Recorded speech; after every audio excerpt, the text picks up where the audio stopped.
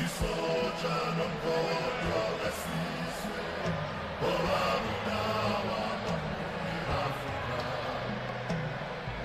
isoja nomgogo wesizwe owawunawa amapuni Afrika Solomon iyo Solomon Solimaka iyo Solomon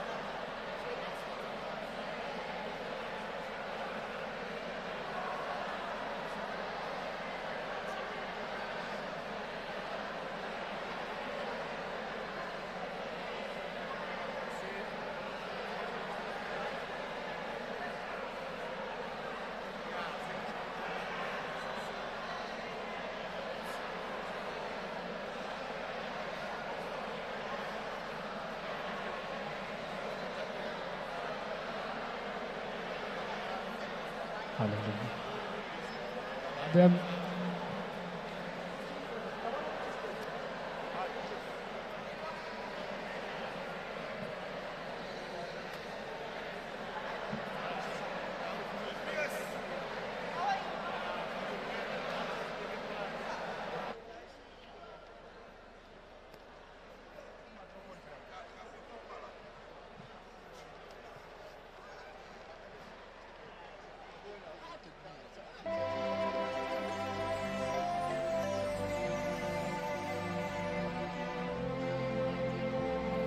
Asamba mfowethu.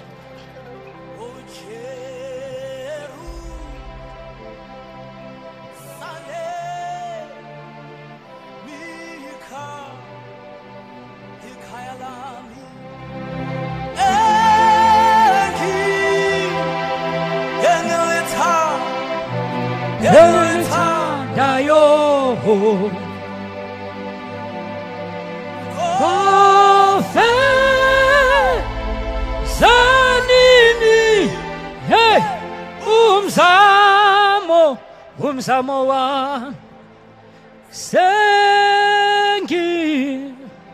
sengiphumle kuwe omina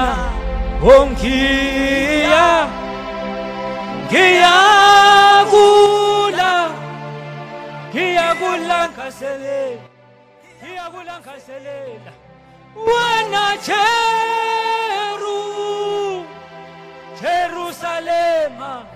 Jerusalema entsha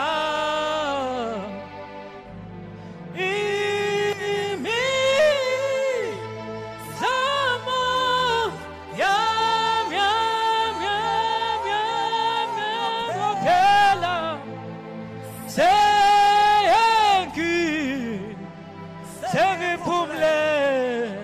sengiphumle kuwe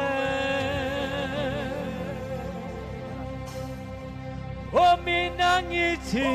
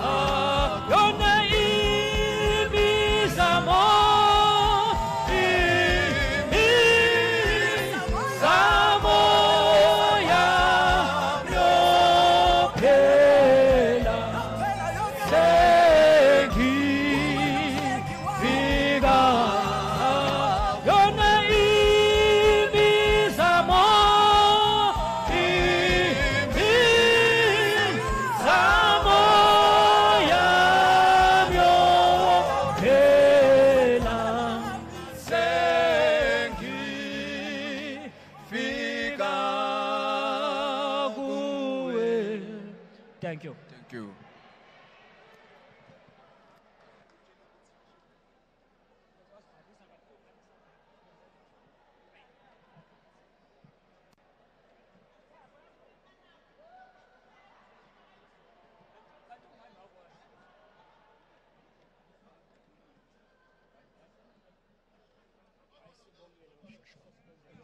sound baba, sound.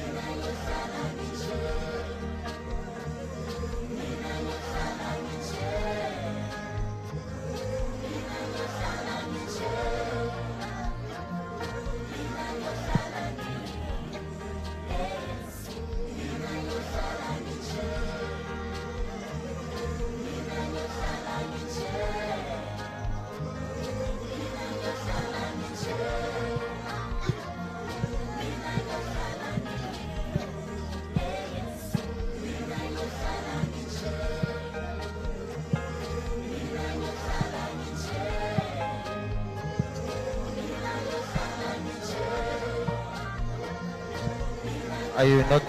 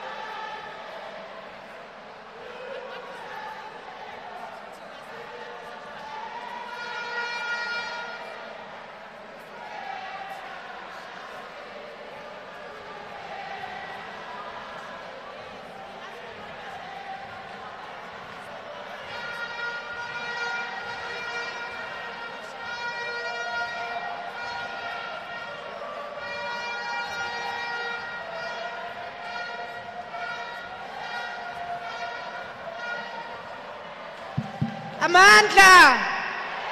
Amandla! Long live the fighting spirit of Comrade Jessie Duarte, long live. Long live the undying spirit of Comrade Jessie, long live. Comrade marshals, leaders of Amazons, ngicela nibize abantu ngaphandle. There is space up there so that we can start with our program.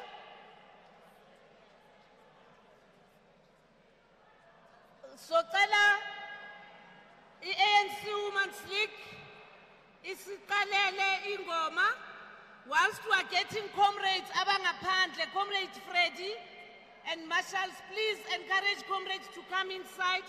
We want to start on time. Amandla.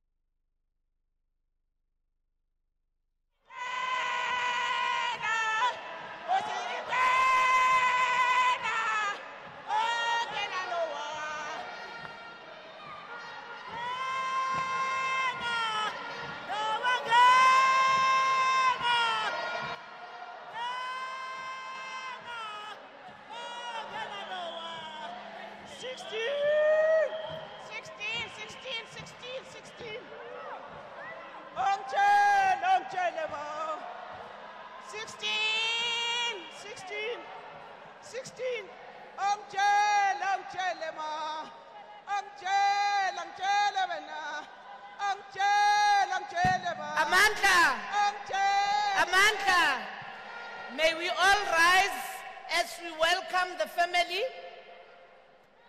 Comrade Winnie, let him pop.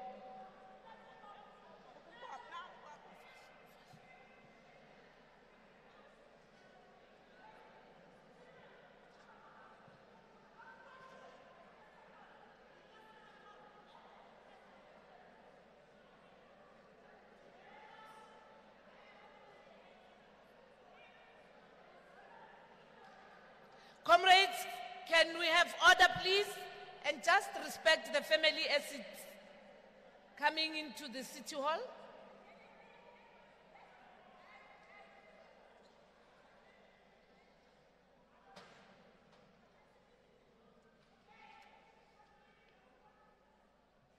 Thank you very much.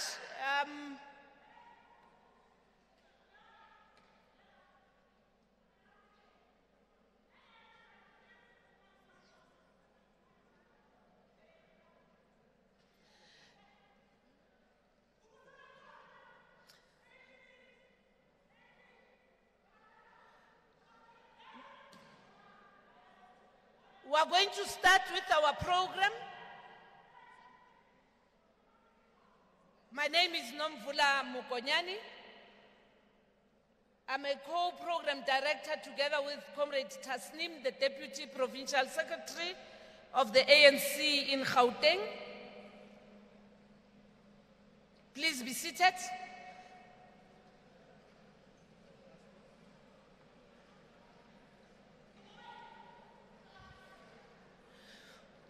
We have a program that is very tight, and we're going to plead with everybody who is a speaker to stick to your allocated time as agreed.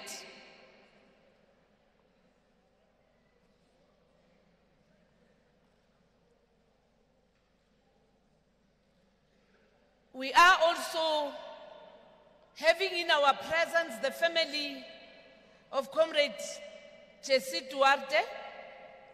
We have the leadership of the ANC and the Tripartite Alliance.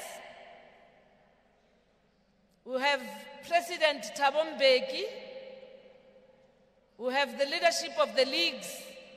We have members of the diplomatic corps who are with us here today. We've got representatives of civil society who have also joined us.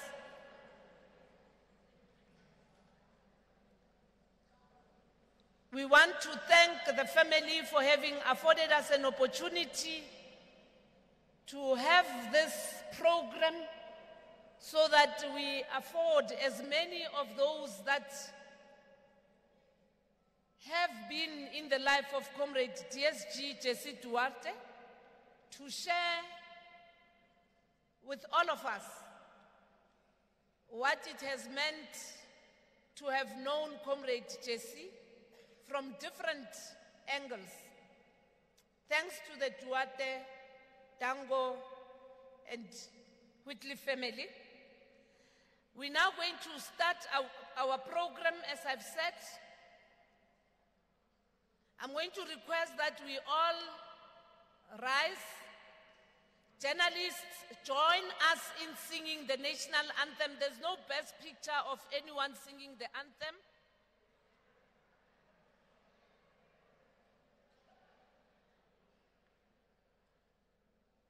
Males who have their caps, their hats on, their beanies, please take them off to show respect.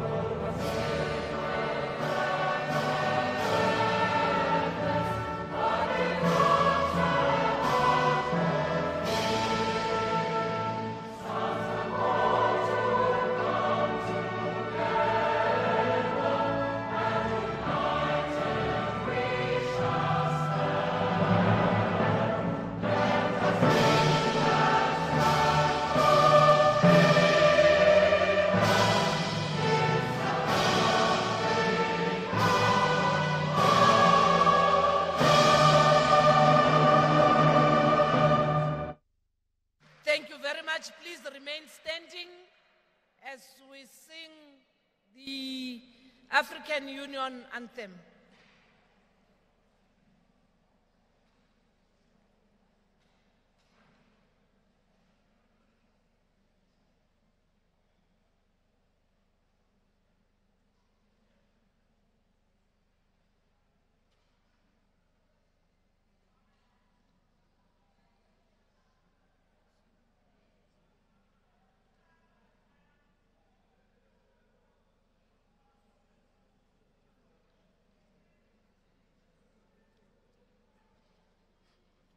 Comrade Amos?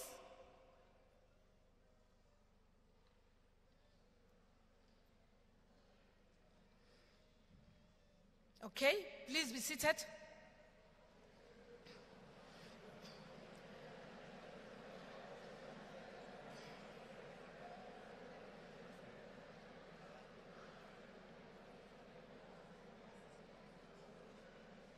No, we won't play it after. Let's move on. I'm now going to invite a comrade, a leader, who is now going to run this session on our behalf. And once more, I'm going to request that we all respect the ceremony that is going to be done now, in honor and in respect of Comrade Jessie. I will invite Comrade Mohammed Tango to come and guide us as we now going to have prayers that are going to be led by different denominations. Comrade Mohammed.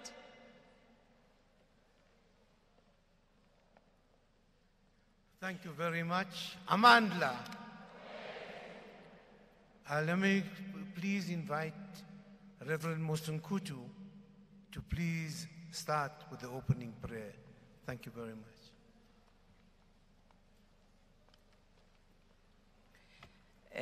Thank you, Madam Chair. and our ambassador, Comrade Dango. I greet you all in the wonderful name of my Lord Jesus Christ.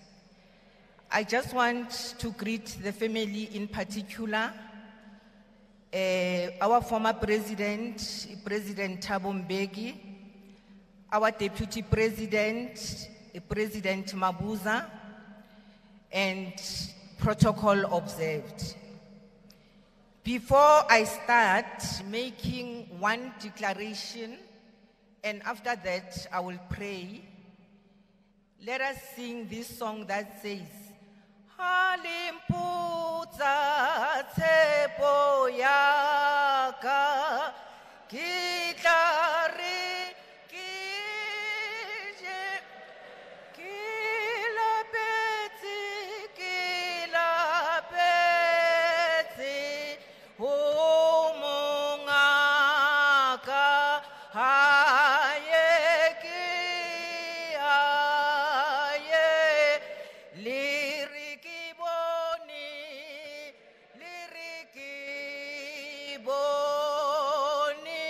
uyena kiboni phumu thabo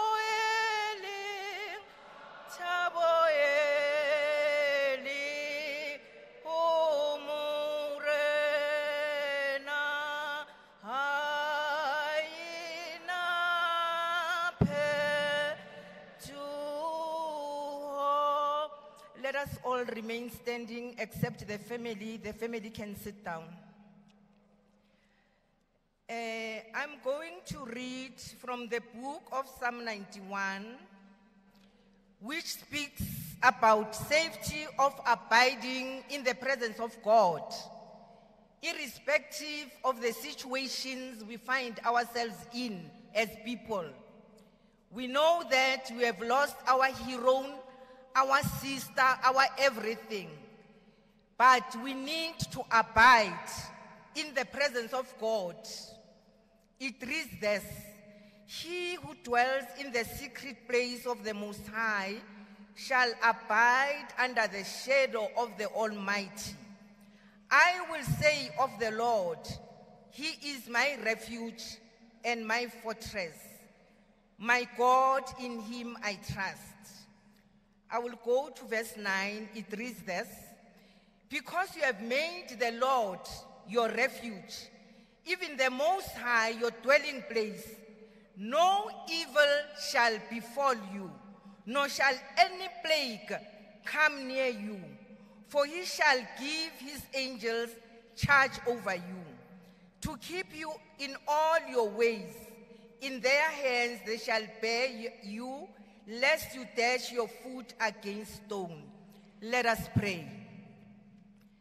Father God, in the mighty name of our Lord Jesus Christ, we come before you this afternoon, Holy Father.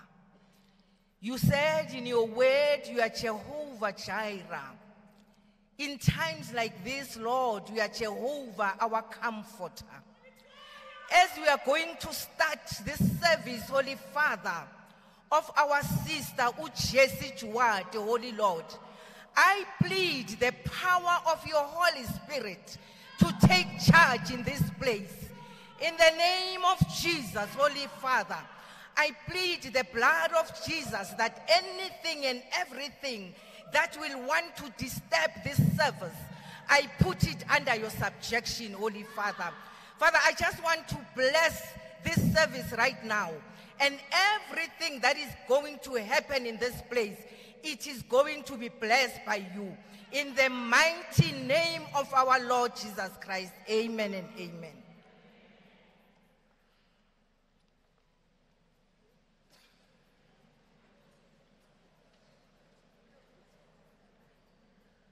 As I invite Maulana Rawat to join us on the platform, he will be followed by Maulana Bobat, who will say a short prayer.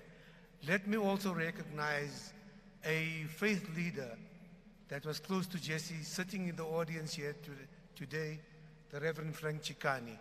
Thank you very much, Reverend Rawat.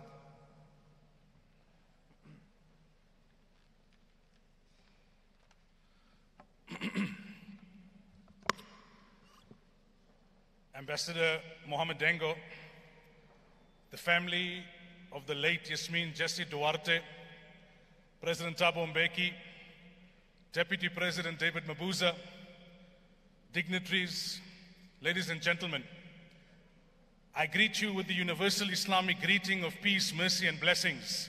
Assalamu alaikum wa rahmatullahi wa barakatuh. I have been asked to say a few words before my colleague would lead us in the Islamic prayer. Let me commence by offering my condolences and sympathies to all the family members and the near and dear ones of the late Jessie Duarte. We know that the Dengo family in particular have not only lost their sister, but in recent months, they have lost 4 of their siblings. May the Almighty heal their pain, and may He grant them strength and fortitude, which is required during such trying times. I want to say to them that you remain in our prayers. Let me begin by asking a question. When someone passes on, why do we pay tribute? We know, and it's an acknowledged fact, no one is perfect, no one lives a perfect life. There are many people, and at times prominent people, who pass on. We may differ with them ideologically, politically, and in many other ways, but why do we then still pay tribute to them? There are many answers that can be given. I'll focus on 2 very quickly. The one is, when the deceased has struggled, sacrificed, and contributed in a way that we are the beneficiaries of that struggle, then we have to acknowledge and we have to pay tribute. Secondly, when the deceased's contribution and struggle can highlight to us the way that we can continue our own struggle against the challenges of our time, then we pay tribute. It reminds me of a statement of the Prophet Muhammad, peace be upon him, when he said, "Remember the good qualities of your deceased." No one is perfect, but we look at the good qualities and we take inspiration from that. So my message this afternoon firstly focuses on this fact, that South Africans are the beneficiaries of the activism and the struggle of the late Cde Jessie and her likes. And secondly, there are lessons to be learned from the life of the late Jessie that can hold us in good stead in terms of the challenges that we face today, almost 30 years after democracy. Jessie dedicated her life to championing the cause of non-racialism, equality, and justice for all. She came from a family where almost every member, if not every member, served the broad liberation movement through different organizations and continued the struggle for justice even after democracy. Talking about justice, this concept of justice serves as the edifice of Islam.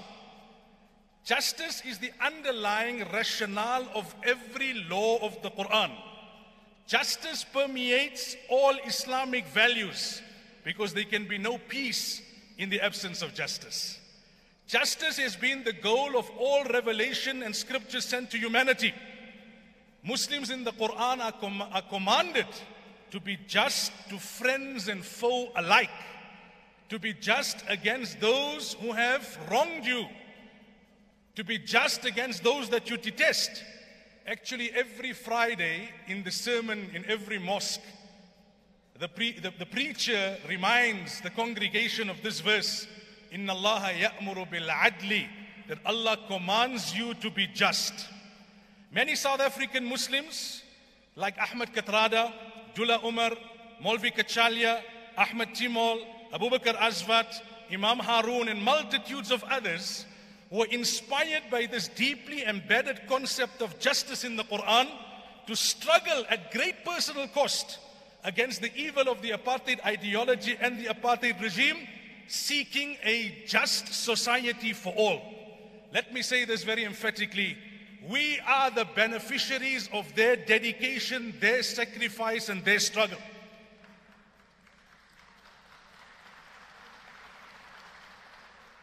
They were true patriots. They had this concept of justice coupled with true love for the country that made them truly committed to this beautiful country of ours. Let me say this, friends, in the midst of a plethora of socio-economic challenges that face us today, in the midst of the scourge of materialism and corruption, each one of us needs to assess and to renew our commitment to this great country of ours. We once again require a generation of patriots who will selflessly rise to struggle for a better country for all. Many have described the late Jessie as a dynamite in a small package. She may have been small in stature, but she was a force who stood her ground. You see, advocating for change is not an easy task. It requires courage. It requires one to engage in campaigning for action. Unfortunately today, materialism, fake news, apathy, obsession with bling culture, social media image obsession, and many other factors have become obstacles on this journey towards a great country. Let me say that we all need to continue the struggle. You don't have to achieve it all. Sometimes it's not realistic to achieve it all. Being a hero doesn't mean you succeed in saving the day. It just means you tried. A hero is an ordinary individual who finds the strength to persevere and endure in spite of overwhelming obstacles. A hero is someone who does what must be done and needs no other reason. Many have commented about how the late Yasmin Jessie preferred to continue her residency in a humble home, in an area of her upbringing, and to remain among the common folk. She preferred simplicity. It was this simplicity that radiated in her Islamic funeral and burial. There has been a lot of interest subsequent to her funeral and burial on Sunday. And let me just say this in passing as I start to conclude. An Islamic burial advocates no unnecessary delay, no prolonged formalities, no exorbitant cost in the shrouding or in the burial. It advocates a simple proceeding arranged within hours of the demise, preceded by the cleaning of the physical body and shrouding of the body in simple white sheets before a short prayer results in a quick burial. An Islamic burial aims to give dignity to the deceased, yet to remain simple, inexpensive, and non-burdensome to the deceased loved ones and to the community. So whilst on the one hand, we require a renewed commitment by selfless patriots to combat the scourges of the day, simultaneously, we also need leaders who are simple, leaders who are servants. We require servant leadership. The Prophet Muhammad, peace be upon him, said, "A leader is only a leader if he is a servant." We cannot prosper as a country if our leaders continue to focus on their narrow interest and continue to be indifferent to the suffering of the people that they lead. Servant leadership should not only be demanded of the leaders of the day, it should be the ideal around which we create and mold the leaders of tomorrow. My time is up. Let me conclude with these thoughts.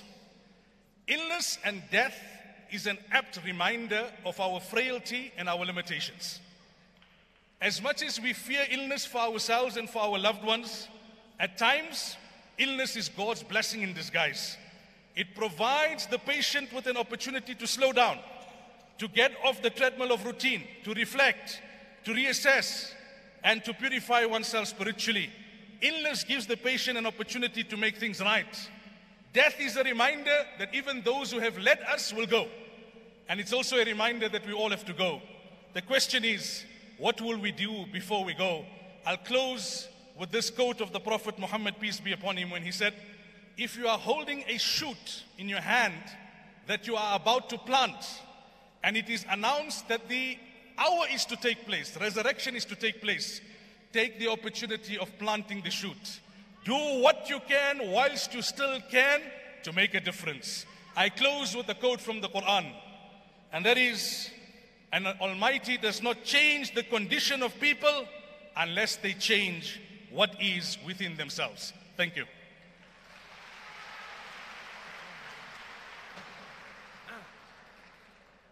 Thank you, Maulana. I'm going to invite the Reverend Frank Chikani to deliver a brief message, and thereafter we'll conclude with a prayer. Thank you very much.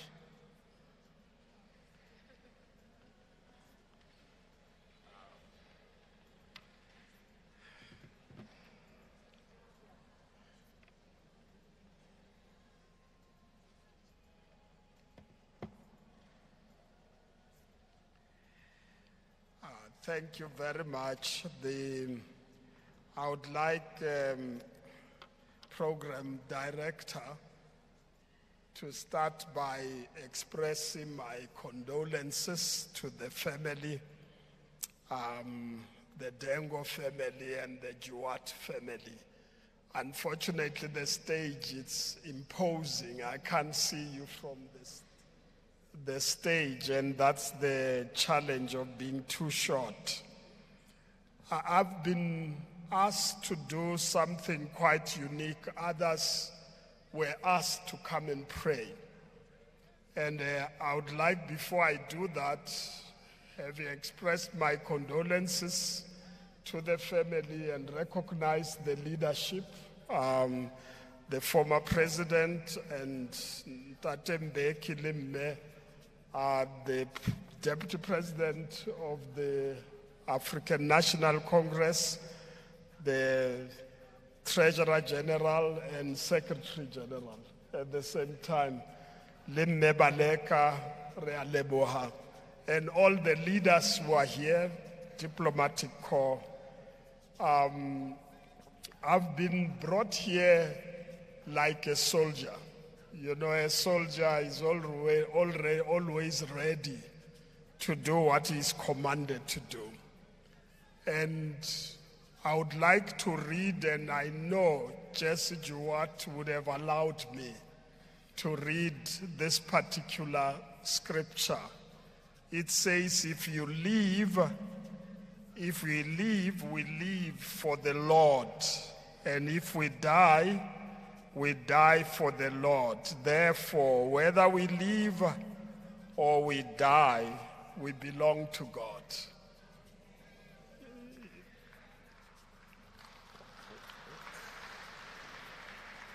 And so I just want to say, Comrade Jessie, I've known Comrade Jessie from the 70s. It's a long time ago. And the next, after working with the women's groups, Lima Masisulu and others, Jessie appeared in the office of Beas Nodi and worked with Beas Nodi. And I just want to say, and this is the only thing I'm here for because it's very important, I just want to say that Jessie Duarte was an ecumenist per excellence. An ecumenist per excellence. She was able to struggle across all the religions without difficulty and work with anybody who was committed on one thing, and it is the issue of justice.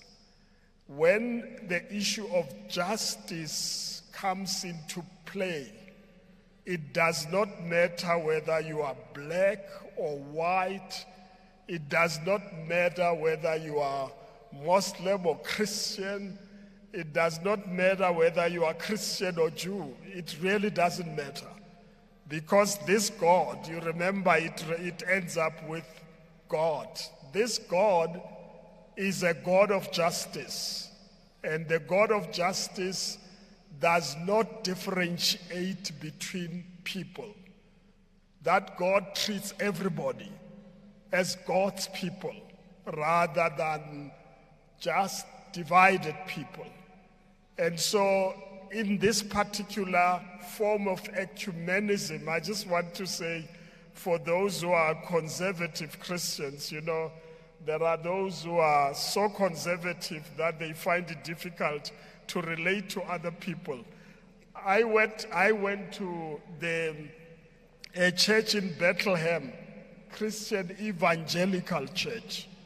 And that church started singing, and there was Allah in it. And then they started preaching, there was Allah in it. And I thought, this is very funny. I must go and check what it means and realize that's how they understand God. And so Jessie Duarte, I just want to say, stood for the truth, worked with everybody, and made sure that we achieve our freedom. And after freedom, she stood again. And it was very difficult, but she played her part, and would like to thank her for playing this extraordinary role that she played. May God bless you.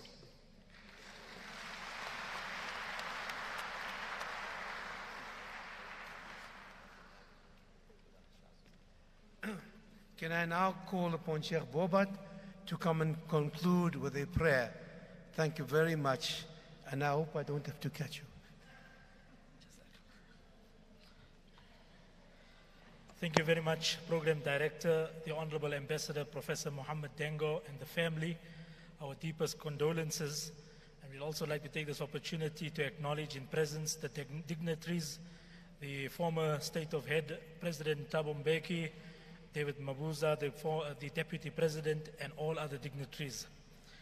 We take this opportunity to pray to the Almighty, and we say, all praises belong to the Almighty Allah, the Lord of the universe, the most compassionate, the most merciful. May His choices of blessings be upon all the prophets and His chosen servants. Allahumma alif bayna qulubina wa aslih dhata baynina واهدنا سبل السلام ونجنا من الظلمات إلى النور وجنبنا الفواحش ما ظهر منها وما بطن. O Lord, unite our hearts, mend our relationships, and guide us to the path of peace. Bring us out of darkness into light, and keep us away from manifest and concealed obscenities. Bless us in our faculties. Accept our repentance. Indeed, you are the most forgiving, the most merciful. Make us grateful for your blessings, so we may receive them with due praise and perfect them for us. O Lord, unite our nation around the principles of peace, justice, love, and abiding faith. Most merciful, we pray for our nation to remain tolerant and loving. Remove prejudice from our hearts. O Lord, most strong, give us the strength to protect and care for our neighbors. Lord, most merciful, allow us to show kindness to those most vulnerable in society. Protect us from evil. Inspire and guide us in defending those open to abuse. Grant us the strength to be selfless, caring, and compassionate in our endeavors.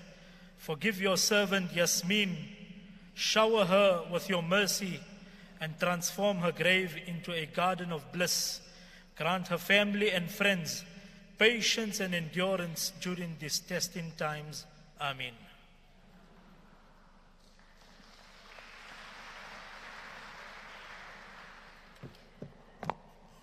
Thank you very much. We now will proceed with the political program. And before I call the Deputy Chairperson of the province, Comrade Nomantu, who will give us welcome remarks, let me take this opportunity to greet the leadership of the country as well as the National Executive Committee. I'll start with greeting the President Thabo Mbeki and Mamzanele Mbeki, the Deputy President of the African National Congress and of the Republic, Comrade Mabuza, who leads the delegation of the National Executive Committee, Comrade TG Paul Mashatile, the National Convener of the Women's League National Task Team, Mam Baleka Mbete, and the entire leadership and membership of the Women's League, the convener of the Youth League, Comrade Nongleba, and the entire leadership and membership of the Youth League. As we proceed with the program, we will acknowledge those dignitaries and guests who have also been part or who are present and will be part of the program. Comrade Nomantu, if I could please call you to the podium to welcome the guests and dignitaries to the memorial service. Thank you very much.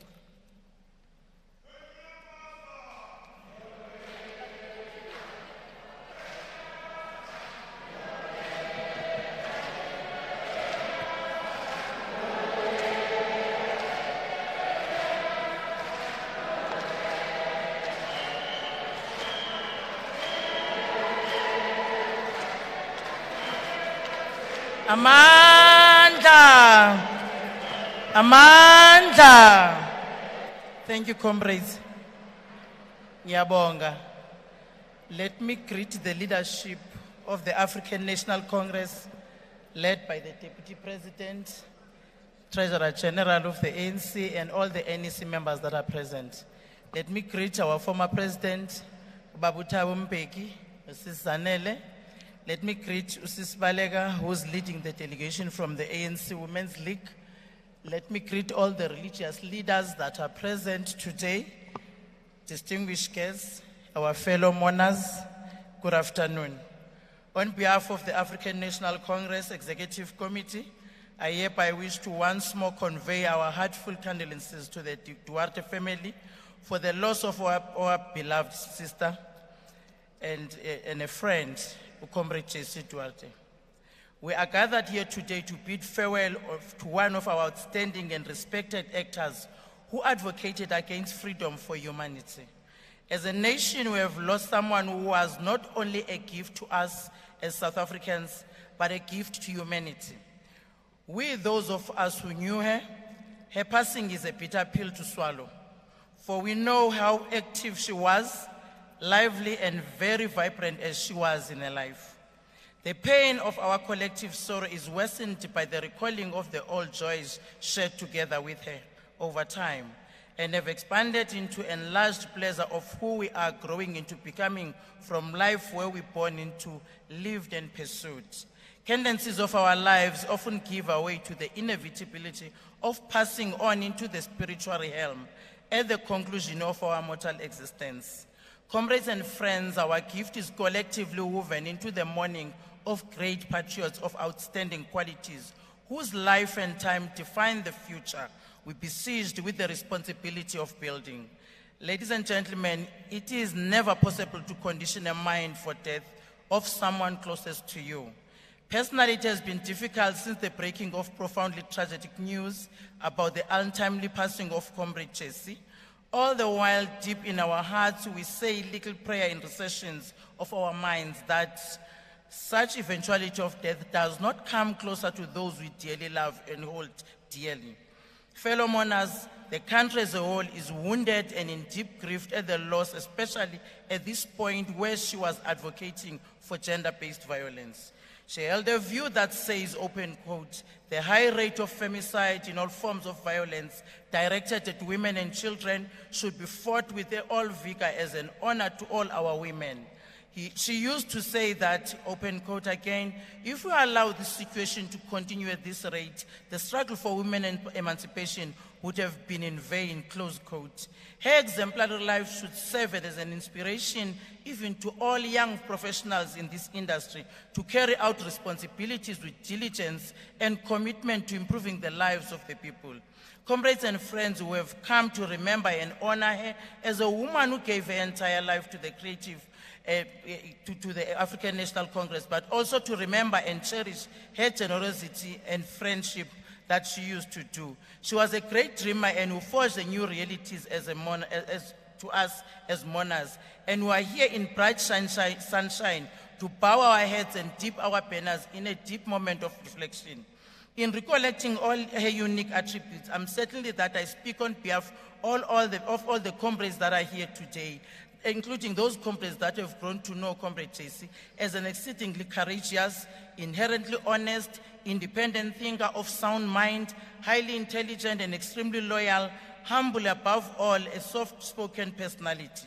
She always kept focus on the results and testimonies of the reality of a kind, an awesome phenomenon in our social political skies, and knitting together the million little things that she did that define her as a friend and a trustworthy comrade, that the biography we have written in our hearts and engraved in our minds tells the story of her in terms of the courage. What we know of her is that her profile and action speaks to us of the finer thinker. It paints a picture of a person of loyal to her cause. It reminds us of personal sacrifice that she made. Informs all who cares to know that she was a humankind. You could laugh and cry. She could rejoice and despair. She could play and work, and you could love and she could hate. But most importantly to us, she came to us as her life characterized by a sense of duty. And as we remember her, I know that in your life you have differed from others in terms of the ideas and opinions. I want to thank you, Comrade Director, Comrade Jessie Duarte, and to the family, our sincere condolences. We hope that you'll find solace, time heals, and all the wounds that we have. Thank you. Thank you very much, Comrade Deputy Chair. I'm now going to call the following speakers who will deliver messages of 3 minutes each, and as they come, if we can greet them with a strong revolutionary song. The convener of the ANC Youth League, Comrade Nongleba, the Commissar Mbulelo Musi of MKLWV, Mam Nanso Kumalo of the ANC Veterans League, and Mayor Baleka Mbete of the convener of the ANC Women's League. Amandla! Amandla! Amandla! Long live the undying spirit of Comrade Jessie Duarte, long live. Long live the undying spirit of Comrade Jessie Duarte, long live. Amandla. Comrade Nongleba.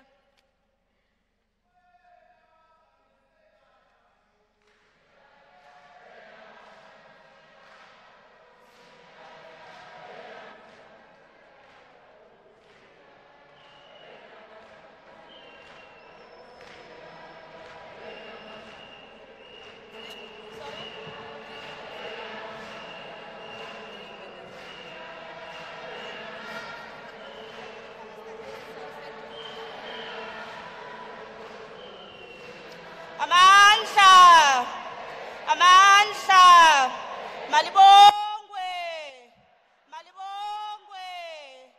Long live the undying spirit of Jessie Duarte, long live. Thank you very much, Comrade Program Director. Greetings to the former President of the Republic, as well as the former President of the ANC, Comrade Mbeki. We greet the leadership of the ANC as led by the Deputy President.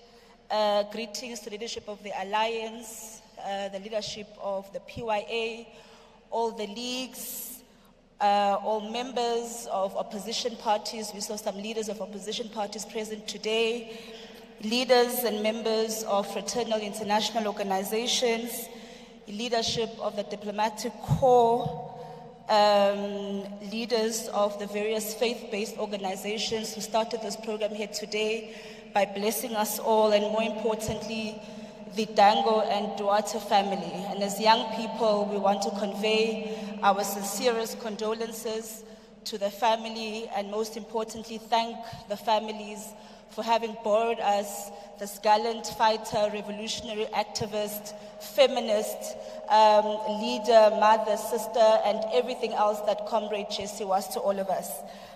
As the Youth League, we stand here today having lost someone who had supported us from day one. Comrade DSG was first and foremost our best and greatest supporter, but she was also our greatest critic.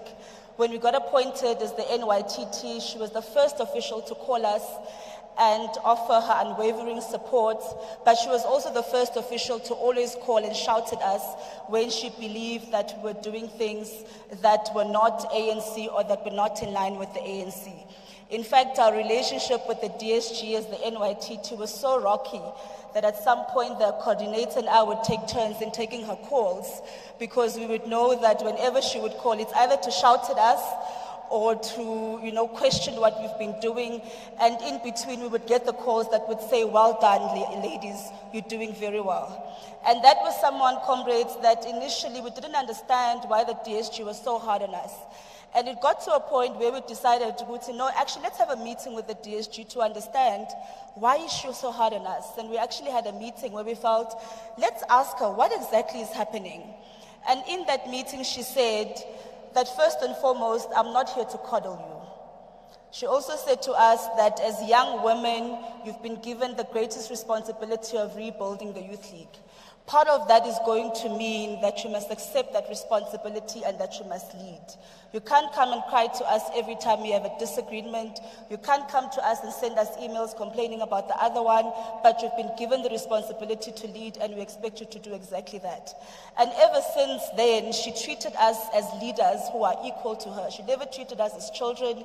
She never treated us as just young women, but she treated us as leaders in our own right. The DSG, more than anything, I think as young people, we all know that she was always a phone call away. The comrades of the Young Women's Desk actually asked us to convey this message as well, to say that she was one person who was unwavering about the principle of non-sexism. And we also know how vocal she was, even within the NEC of the ANC, about the patriarchal nature of the African National Congress. She was also very vocal about the lack of true non-racialism in the ANC. I think we'll all remember the article that went around a couple of years ago where she actually referred to the ANC as a racist movement. And at the time, she was speaking about the lack of our commitment to the principles of non-racialism. And as young people, as we stand here today, and as we continue to do our work of rebuilding the Congress Youth League, we recommit ourselves to the values of the African National Congress, of building first and foremost a South Africa and an ANC which is non-racial and non-sexist, because those are the two values that Comrade DSG believed the ANC was swaying away from. And as we continue to rebuild not only our ANC, and we recommit ourselves to the renewal of the movement and that of the Youth League as well, more than anything, let us continue to recommit ourselves to the values of an ANC that is an ANC which is the servant of the people, an ANC that is true in form to what we speak about when we speak about renewal, and more than anything, an ANC that is building a national democratic society which is non-racial, non-sexist, united, democratic, and prosperous. Amandla! Thank you, Comrade Nongceba. As I call Commissar Musi to the stage, let me acknowledge the YCLSA National Secretary and your delegation, the Youth League National Coordinator, Comrade Joy Mamela, the COSAS SG and his delegation, the ANC Women's League Young Women's Desk National Convener and your delegation. Commissar Musi was also the spokesperson of Comrade Jessie when she was the MEC. And I want to...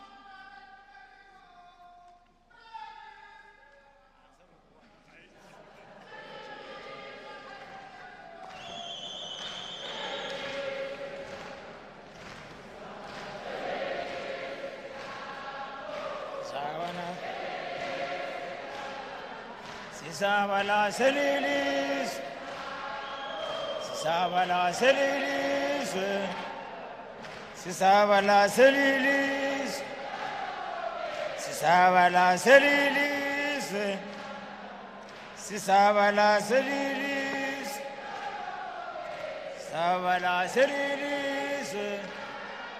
Amandla, Amandla. Long live the spirit of Cde Jessie Duarte, long live. Long live the spirit of O.R. Tambo, long live. Long live the spirit of Chris Hani, long live. Program Director,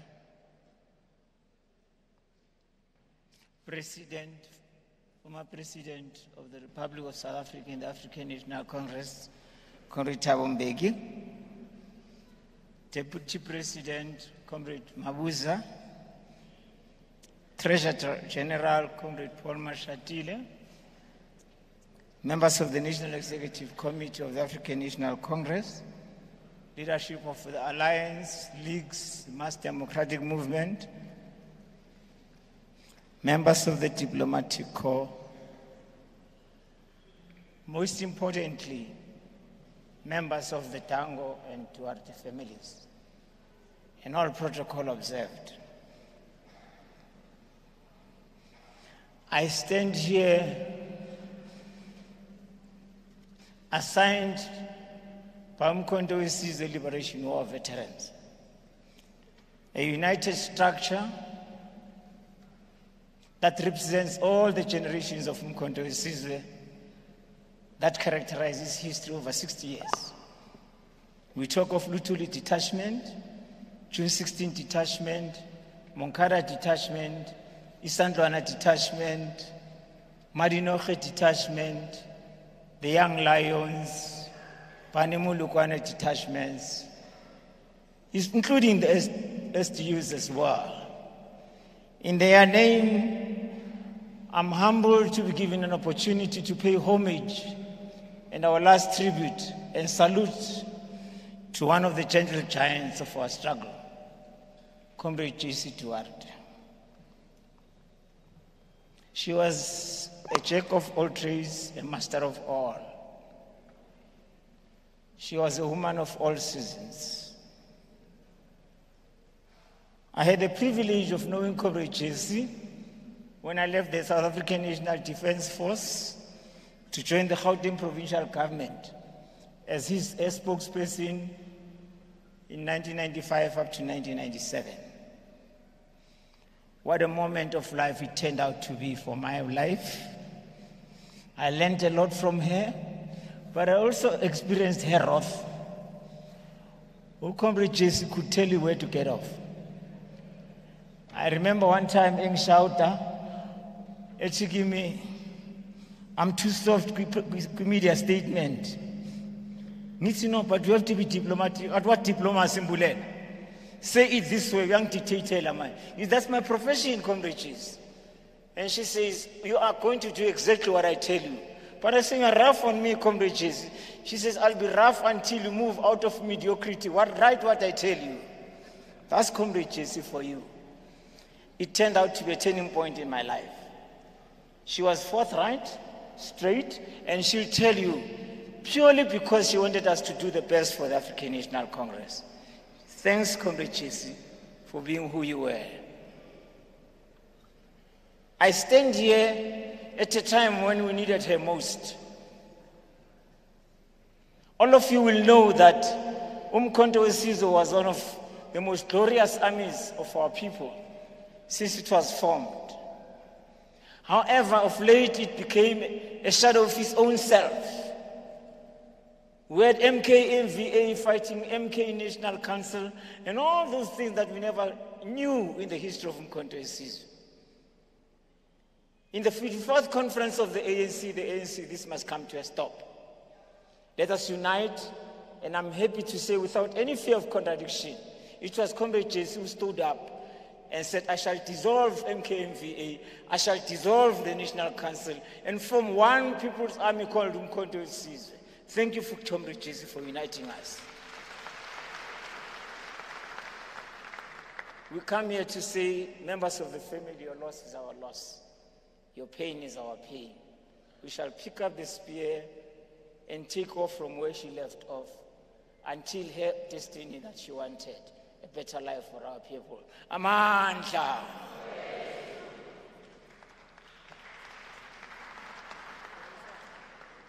Amandla. Matla. Wathinta abafazi. Wathinta ibhokodo. Uzokufa. Thank you, comrade directors. Allow me to give my respect to the leadership, Comrade Mbeki and Mrs. Mbeki, Comrade Mabuza, and allow me to say all protocols observed.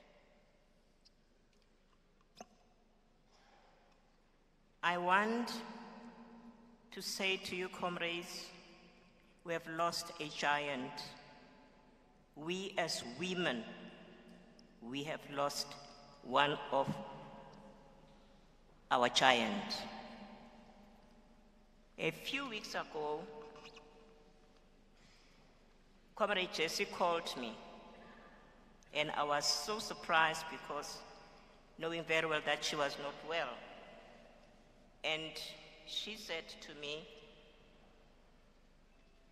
she wanted to be with the Veterans League. And I said, that will be very wonderful, Comrade Jessie, if you come and join us as veterans. I want to say to you that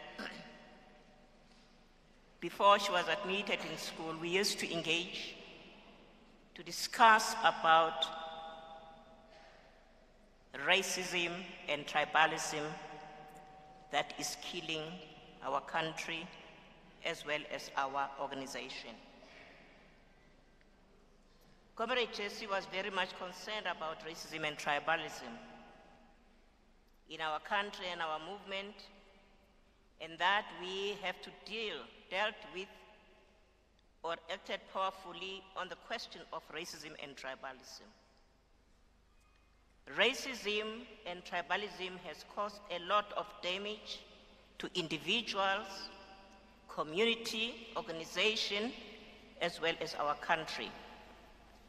As we bid farewell to a great, powerful woman, Cde Jessie Duarte, I want to dedicate some work that I have put together and also to express how she felt about racism and tribalism. On human ignorance, I am almost in despair. Racism and tribalism is around us everywhere, but like as they say, sheer ignorance is a bliss. Just like Judas in the Bible betrayed Jesus with a kiss. Some people carry their honor in a flag of their nationality, language, and they brag. They feel superior, feel different, and discriminate. And this is what Comrade Jessie was against. Many people are still judged by their race, for there never ought to be a place, a fair go. Those untruthful words I do recall there is such a thing as a fair go for all. Though we live in what we call democracy, racism, tribalism still exists. We are not free. We are judged on where we come from, the color of our skin, our language, from which wealthy families we come from, and how rich we are. For many, equality and respect seem impossible to win. It's been a while since the days of Baba Dube, Mandela, Tambo, Mama Lilian Ngoyi, Charlotte Maxeke, Ruth First, Mary Moodley, and Jessie Duarte. And many of our icons, their names to it has a familiar ring. If against racism they did not choose to strive today, those great men and women will be alive. So many holding the reins of power are not spiritually aware that racism and tribalism is around us everywhere. And racism and tribalism only leads to division, hatred, killings, and wars. Racism is deeply seated in our conscious and subconscious that we have long bowed to such annoying ideals. As we bid farewell to our beloved leader, Comrade Jessie Duarte, let us act and fulfill her wishes in fighting against racism and tribalism by committing ourselves to fight the forces of environmental injustice like climate change, which harm our communities. Let us commit ourselves to look inward and pushing progress forward on inclusion and diversity so that great idea can be heard. as we prepare for our national conference, let's work together and ensure to have 50% of all racial groups in all our ANC structures and our movement at large. Let us remember the ANC will that dates from 1955 campaign for the Congress of the People, which drew up and adopted the mighty Freedom Charter, where the spokes represented all national groups in South Africa. Let us act, be practical by fighting against divisions, corruption, and position mongering. Let's work together and fulfill the wishes of Comrade Jessie Duarte. Lala, Comrade Jessie, lala, uphumule, ufezile, umsebenzi wako, amandla.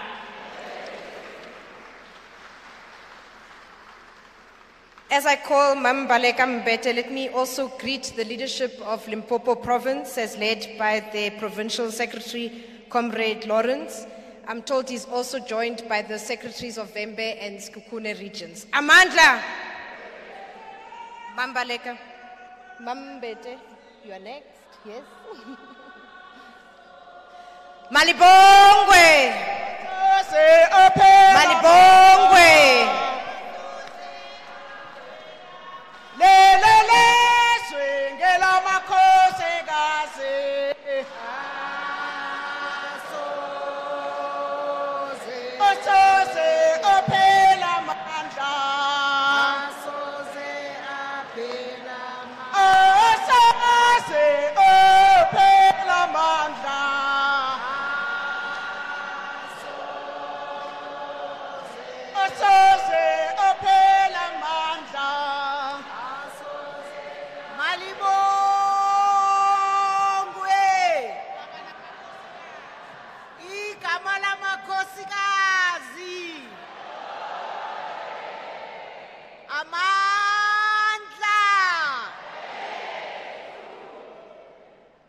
Comrades, let me align myself with all the protocols as having already been set, but I wish to acknowledge the family, to greet them, and to offer them condolences, specifically from the ANC Women's League.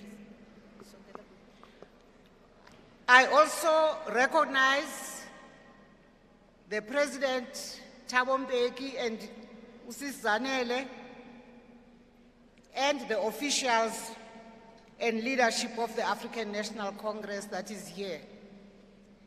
Comrades, I'll just highlight 3 points from what I had prepared. In this year of conferences, Jessie is suddenly not with us. In a time when her skills are sorely needed.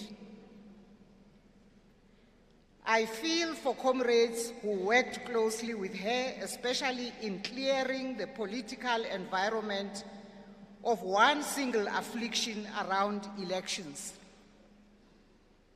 a regular feature in political life, disputes. We get riddled with disputes everywhere, every branch, every region, every province, there are disputes. And Jessie would be dashing up and down, dashing in and out of provinces, settling, helping to resolve the disputes. I really think that the record of the work that she has been compiling as to how best to do this should be brought together into a manual to help the movement in dealing with this permanent feature in our environment, in our structures specifically. My second point is actually the main point I want to make today, because back in February, she sent a message that showed that she was not at peace even as she was lying in hospital. When she was thinking of the organization, she was thinking of what's going to happen in December, she was thinking of the retrogression that was registered in the last conference, whereas the conference before had elected 2 women officials, the last one went back and had 1. So I stand here representing our women and so have a responsibility to convey to us something which preoccupied our DSG, even as she lay in hospital, as I've said, that the correct interpretation of our 50-50 commitments on women should be realized in the December conference.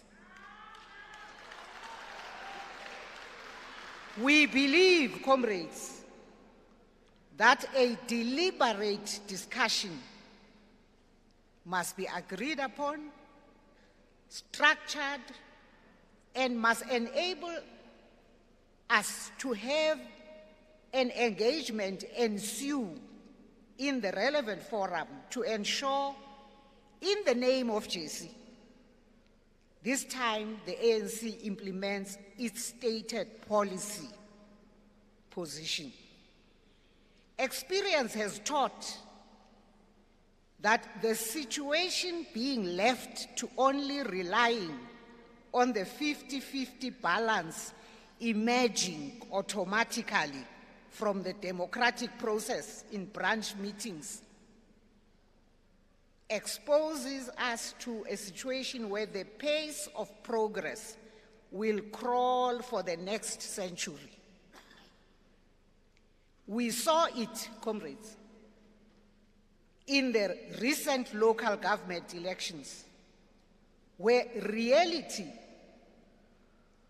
relating to the level of consciousness in the different communities create a situation where our women have trouble emerging because the level of consciousness is not such that it can happen easily and automatically. It's a challenge not facing the ANC Women's League, it's a challenge of the African National Congress as a whole.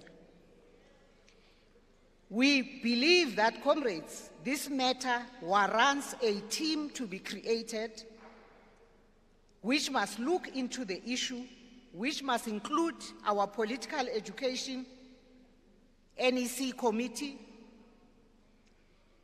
It must include comrades from the OR Tambo School of Leadership. It must have the ANC Gender Committee, and it, of course, must have the Women's League itself. And this team must have tight timeframes and report to the National Working Committee in the next 3 months as to, when we look around the world, what lessons can we learn and how can we apply them in ensuring that the ANC, which has already got policy commitments and constitutional commitments, how do we implement them, not pay lip service to them? So that's the main message I'm bringing here today to the African National Congress, the family for which Comrade Jessie worked very, very hard. Lastly, many people have commented on Comrade Jessie as having had a very high level of discipline, which she lived by. Obviously, this showed up in her daily work ethic she demanded on herself and those around her. As we bid her farewell, let each ANC branch recommit to a code of discipline which will make her smile, her approval, wherever she is in her new world from which she will continue to look over us. Amandla! Malibongwe! Thank you. Amandla, thank you very much, comrades from the structures of the African National Congress. With us today are also leaders from international political parties. We have the Secretary General of the Council for the Defense of Democracy in Burundi, President Philippe Nyusi of Frelimo in Mozambique, the Deputy Chairperson of Unity and Development Party in Somaliland, the Secretary General of the United Party for National Development in Zambia, and the head of the International Department of the Communist Party of China. Amandla! Thank you very much, comrades. We will now get a short video clip, and then I will hand over to Mamnom Vula to take us through the next portion of the program. Thank you very much.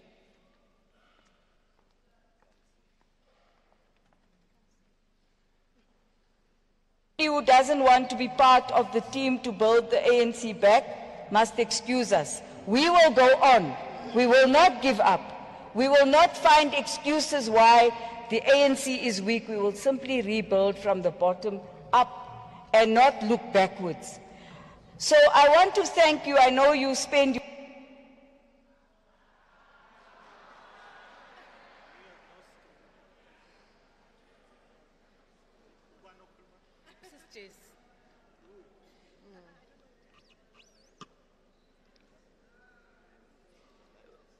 We will continue sharing some of the short clips of Comrade DSG on the ground and the messages. I want to plead Comrade Pule and Comrade Amos, if you could go down there and work together with our team that is dealing with communication. Amandla, long live the undying spirit of Comrade Jessie, long live.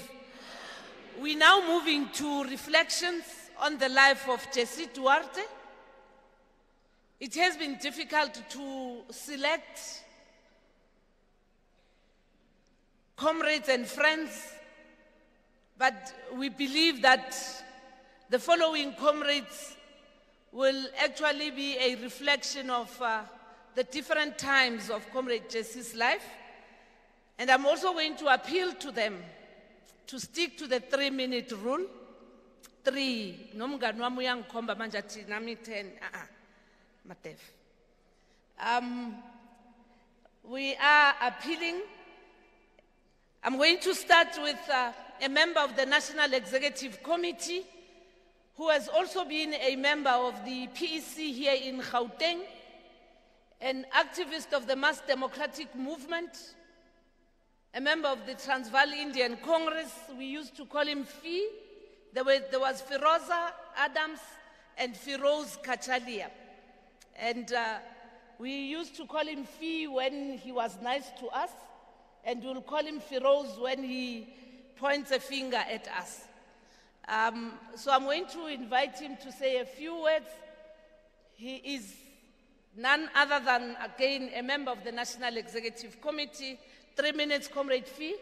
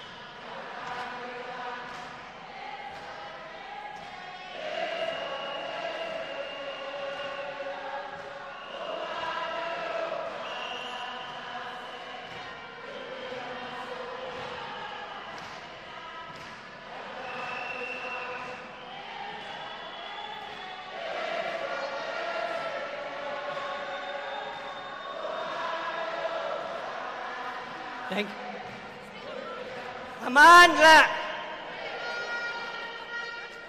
Watinda Bafazi. Malibongwe. Long live the undying spirit of Comrade Jessie. Long live. Amandla. Amandla. Matla. Let me greet our leadership, Comrade Mohammed, Ambassador, Comrade Tam Beki, former President, Comrade Mabuza, Comrade Balega, and of course Comrade Paul, our TG. It is a great honor to be asked to pay this tribute.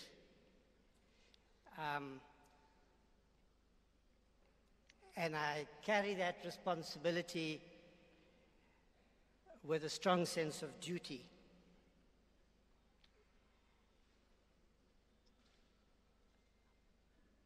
I'm not sure that we can believe that we have really lost Comrade Jessie. She has been such a looming presence in our lives. Even the meetings of the NEC don't feel normal since she has not been able to attend. But her memory will live on in the pantheon of ANC leaders. Mama Sisulu, Sisi Gool, Francis Bart, Bertha Kowa, Zainab Asfat, Ray Alexandra, as she struggled with her life and all her strength to the last. We share our grief, our pain, our enduring pain with this wonderful family who have suffered so much over the last few years. Mohammed, having lost his beloved wife, Nazli, and grandson. The older brother, Suleiman, fondly called Suli.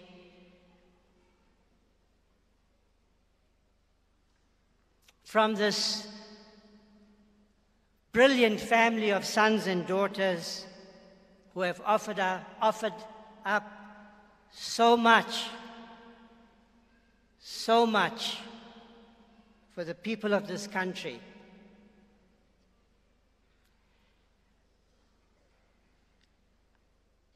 The people of New Clare and Riverlea are in pain today, just as people throughout our country, across the country, there are memorial services to Comrade Jessie.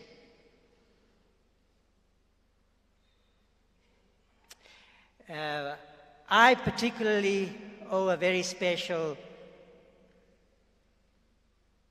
gratitude to Comrade Jessie, Comrade Paul, because of course I would never have been appointed MEC for Community Safety after Namvula had she not been, because she proved, Comrade Paul, that you can be a pint size and stand up to these big police officers. So I was like maybe 1 or 2 inches taller than her, and I thought perhaps I've got a chance also to be appointed. But seriously, many of us have relationships that go back with Comrade Jessie so long. I have a deep, deep respect and love for Comrade Jessie based on an acquaintance with her for what, about 50 years? I don't know exactly how long. Deeply compassionate, extremely loyal to the people who she worked with and whom she trusted. I think perhaps today of Ignatius Jacobs, who in his difficult times could turn to her. And I see many of her comrades in the audience today, another comrade Jessie and Patrick Flusk, people who worked with her. I remember, particularly for some reason, the memorial service to Johnny Issel. I addressed that memorial service, and I was a little, perhaps too forthright in expressing my feeling that things were going wrong in the African National Congress. And I didn't want political rhetoric at that memorial service. I wanted comrades to talk about what Comrade Johnny Issel really stood for. And on that occasion, I remember how patient she was in listening to what I had to say at the time.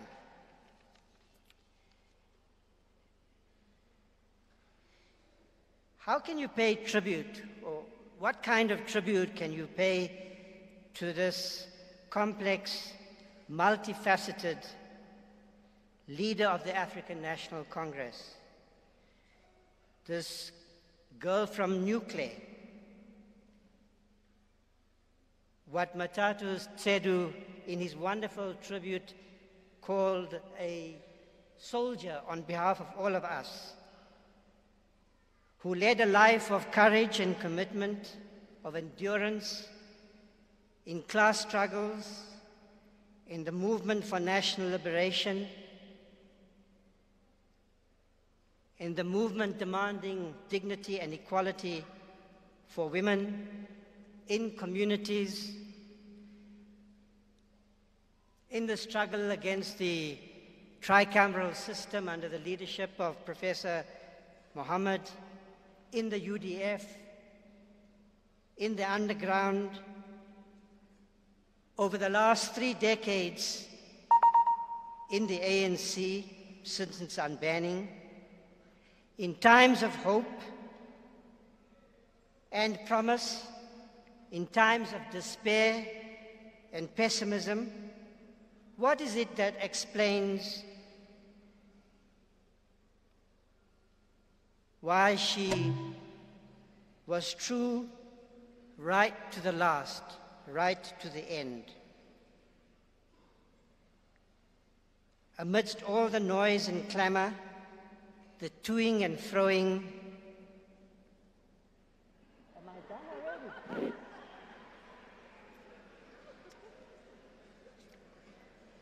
Okay.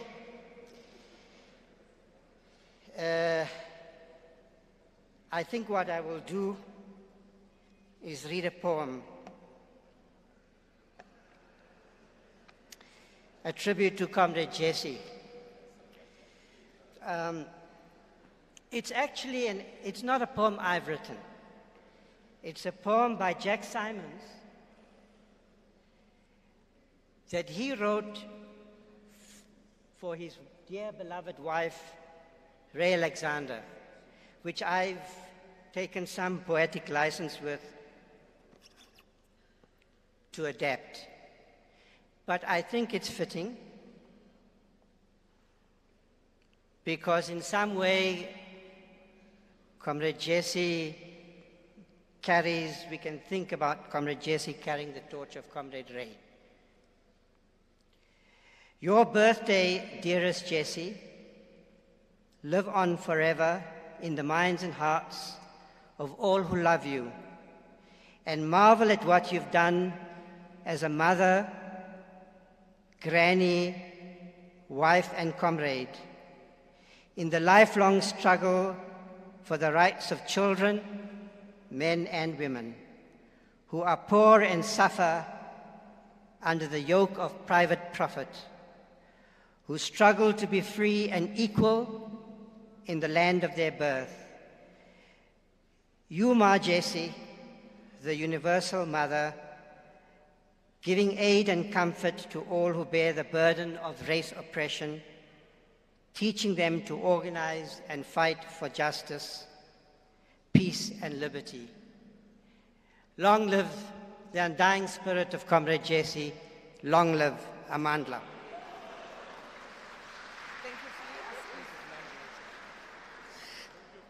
Thank you very much, Professor Kachalia. I'm going to invite the following comrades. Comrade Kerenza Millard. Kerenza comes from Rudiport here in Johannesburg. She was a little girl when Comrade Jessie identified her. She worked with Comrade Jessie. We worked with her in the West Rand. She became a family friend of Comrade Jessie. She's going to be followed by Comrade Keith Bingle. They worked together in the office of Comrade Beas Nodie. And thereafter we'll call Comrade Daphne Mashilenkosi, who also worked with Comrade Jessie as a friend, a sister, and a comrade in the women's movement and in the communities here in the Transvaal. Kerry? Thank you, Comrade Nomvola. I'd like to acknowledge former President Mbeki and the Deputy President Mabuza, the leadership of the ANC, Jessie's friends, comrades, and of course Jessie's family. It's an honor to be here to acknowledge and pay my respects to Jessie. I worked with Jessie when she was first appointed as the MEC for Safety and Security in what was then known as the PWV province. I was part of her strategic management team with Carlton Nkuta, the late Carlton Nkuta, and Ian Robertson. And later I worked with her when I was a member of the Gauteng Provincial Legislature in the Safety and Security Standing Committee. Jessie had a really tough job because for sound policy reasons then and as now, policing was a national competence. The provincial commissioner did not report to her. She could not instruct him to do anything. Her primary role as MEC was to build the relationship between the police and communities at local level through the establishment of community policing forums. And at that time, given our history and given the brutalization of communities by the police, encouraging communities to trust the police was no easy task. Jessie was the public face of policing, and people weren't concerned with the legislative arrangements or the distinction between what was a national or a provincial competence. They looked to her for solutions to their problems. So Jessie worked with the police and community and business organizations to find solutions that went beyond just policing. She worked in every community and in every sector. She worked to combat taxi violence.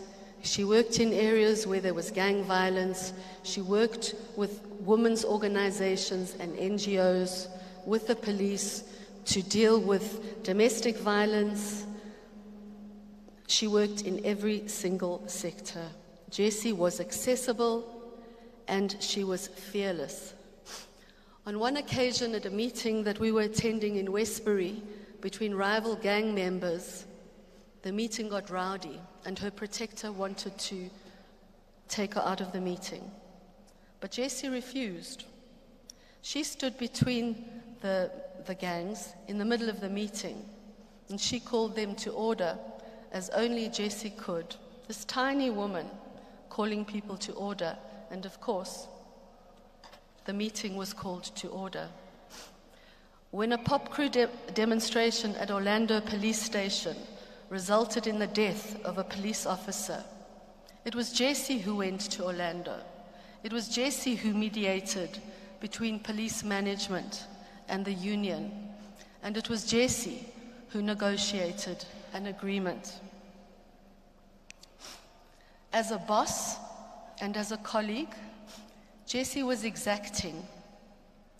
But she never expected anything more from any one of us than she did from herself. She was disciplined and she was meticulous. As a mentor and a friend, she was generous, she was kind, and she was loyal. I had just turned 25 when I started working for Jessie. I had very little experience, and probably not the kind of experience that she needed to support her in her task. But Jessie didn't seem to mind. She took me in hand, she taught me, she mentored me, as she herself had been mentored by Ma Sisulu, she told me many times. In time, we became friends, and we remained friends until her death. Over the years, I came to expect that when Jessie called me, and the call started with, "Karenza, my dear, are you in good standing?"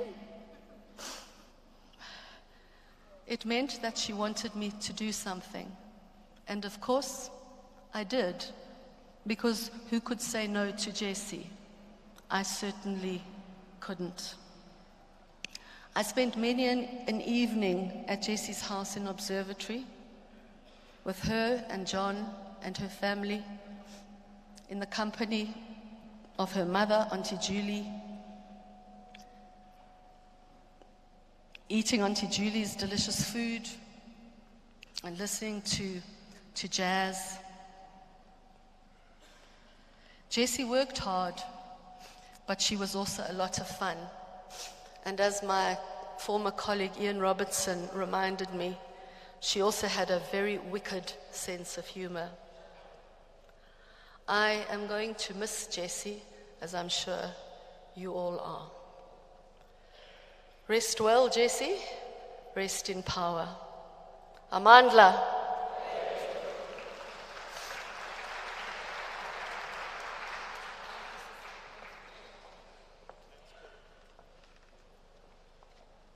Good afternoon, colleagues. Because of time constraints, I will dispense of all formalities except to say good afternoon, leadership. I met Jessie in the early 1980s when I was an unemployed activist struggling to find a job. And Jessie offered me a job at the Ecumenical Advice Bureau with the Reverend Dr. Bayes Nodia. At the time, they had started a bursary fund. Dr. Bayes Nodia would do the ecumenical work. Jessie would be the administrator of the bursary. Jessie took me in without me having very much experience in administration and things like that. But Jessie said to me, the one thing you must know about me is, I don't believe in I don't know or I can't do it. You don't use those words until you've tried. And the day you give up is the day you fail. I must mention, firstly, that Jessie was a friend to many of us and a co-worker. But the fact that we were disciplined activists cemented that friendship and camaraderie. Wombe, as he was affectionately known to Jessie and I, managed to get funds from the Swedish Ecumenical Council for bursaries for students. But the bursaries were for students who were actively involved in progressive organizations and structures. And the bursaries were for students who studied in a specific direction. The feeling in the EAB was that when the ANC gets unbanned, we must have students. For instance, not students who are just lawyers, but we need students who will be able to write the constitution for the country. And we looked at those type of things. But besides activities, our office was a haven for many political activities. Jessie invited everybody. We had meetings there. I recall FETRO, Detainees Parent Support Committee, and other UDF structures having meetings at the office. Many a days, we would sit till 11, 12 o'clock at night, making photocopies, pamphlets of June the 16th and many commemorative days were photocopied at that office.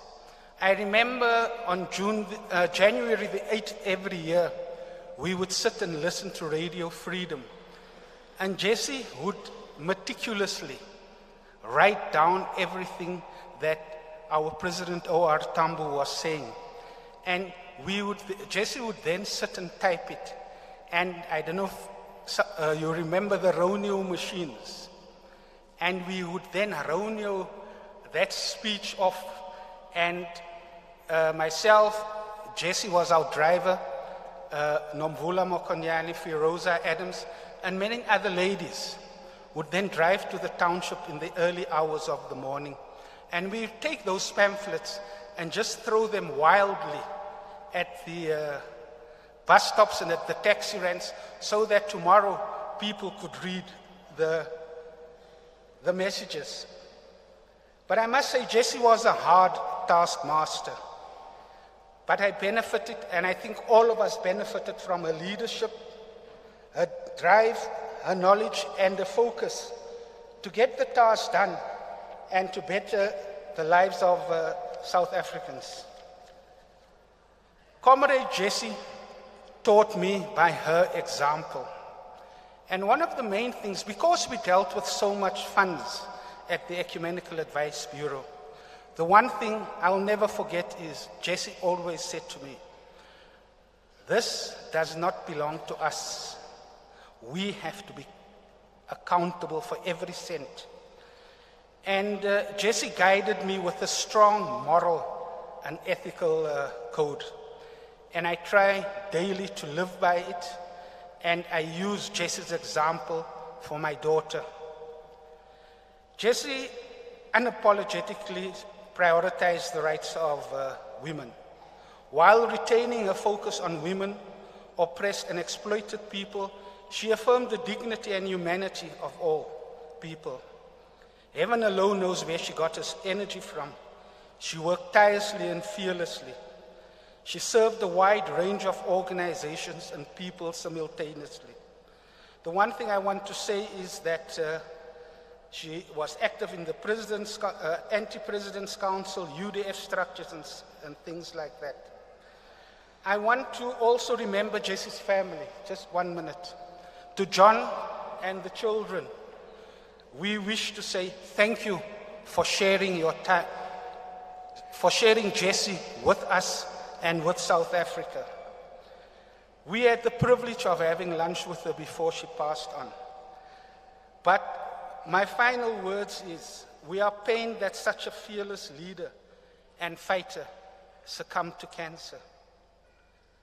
We know about the pain she endured, but I want to ask us to pick up the baton for the struggle against cancer.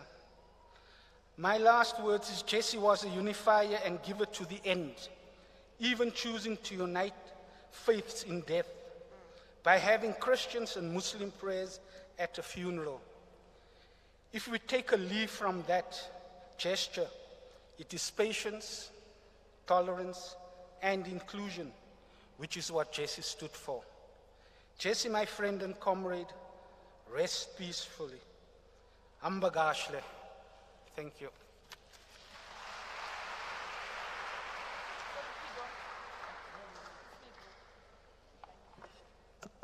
Malibongwe igama lamakhosikazi malibongwe. Malibongwe igama lamakhosikazi malibongwe. Long live the spirit of Comrade Jessie, long live. Long live the spirit of Comrade Jessie, long live. Program Director, the Duarte, Dango and Whitley families, Comrade President Thabo Mbeki, Sis Zanele, Comrade Deputy President Mabuza, Comrade Spokes, Comrade Balega,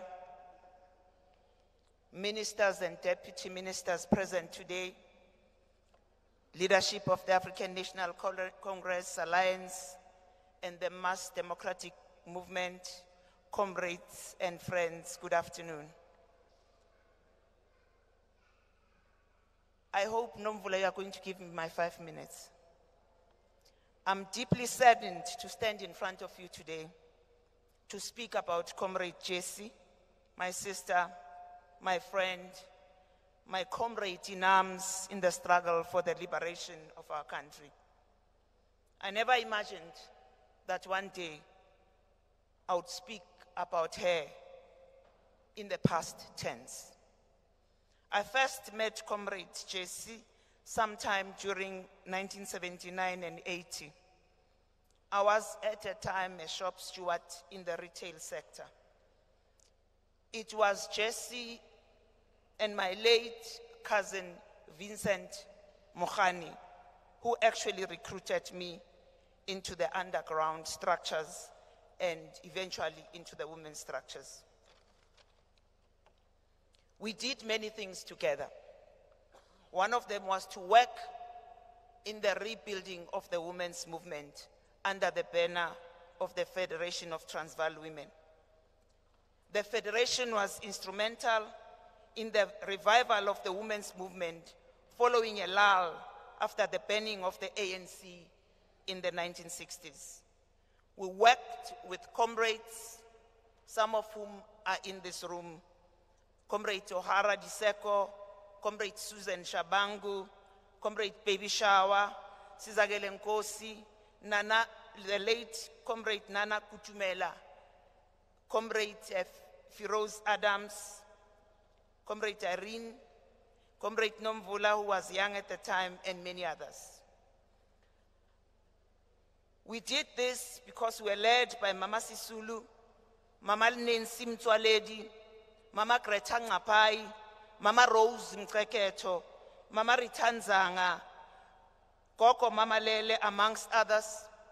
And also, when Sis Esther Malika was released from Kroonstad prison after 5 years, she also led us.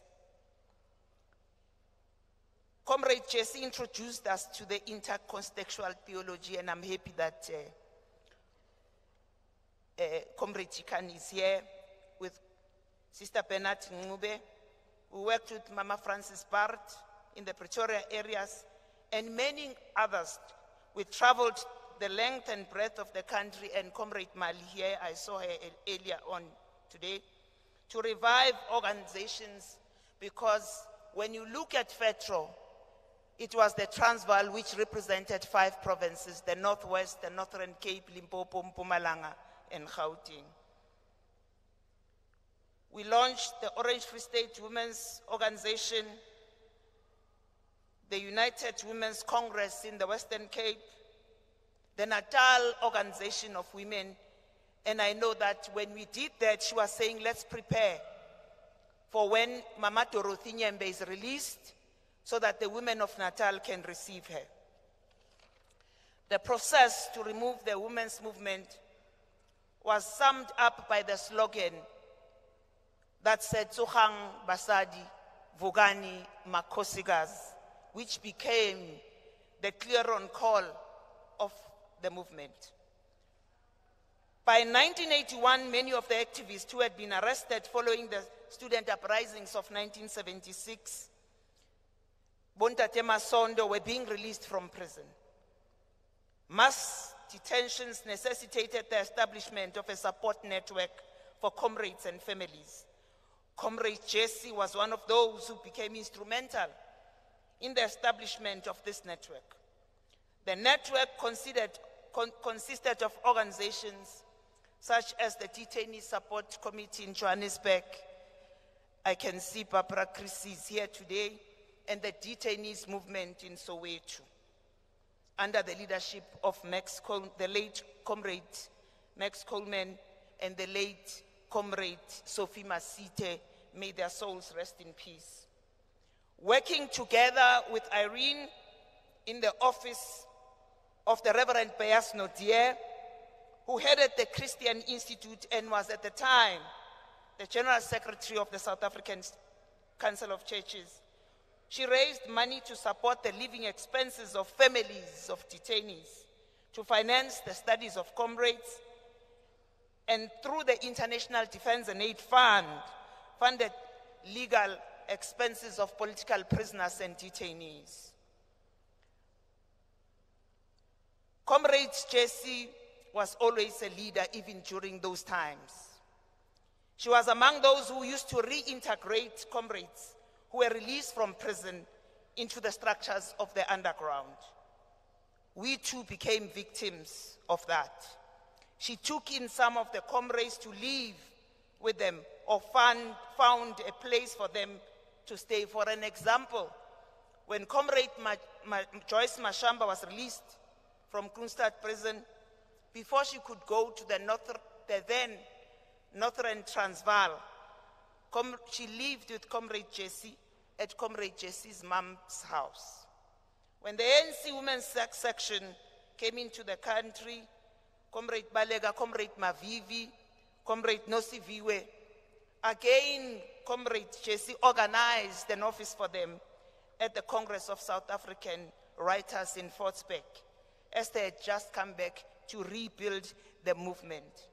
We began to work closely with leaders such as Mama Shope and many others to build the women's movement under conditions of legality. After 1994, Comrade Jessie served in different senior roles in government and in the ANC, but remained who she was. No position of responsibility ever altered her personality and conduct, because she understood that her deployment as positions of responsibility and not of power. Comrade Jessie remained accessible as she was during the struggle. Despite her busy schedule, she will always return your call. In her last days, she fought a brave fight against cancer. We spoke often in the last few months when she was hospitalized. I could see that she was in severe pain, but she wanted to insulate all of us from the pain that she was going through. On the 26th of June, just after midnight, she sends me an SMS. She says, "I can see that you are not sleeping, you're online. I am in pain because of the ANC, and I know you are also in pain." 2 weeks before she passed, she knew and felt that she was transitioning from a world to the next, and yet she maintained her composure, dignity, and above all, her humanity.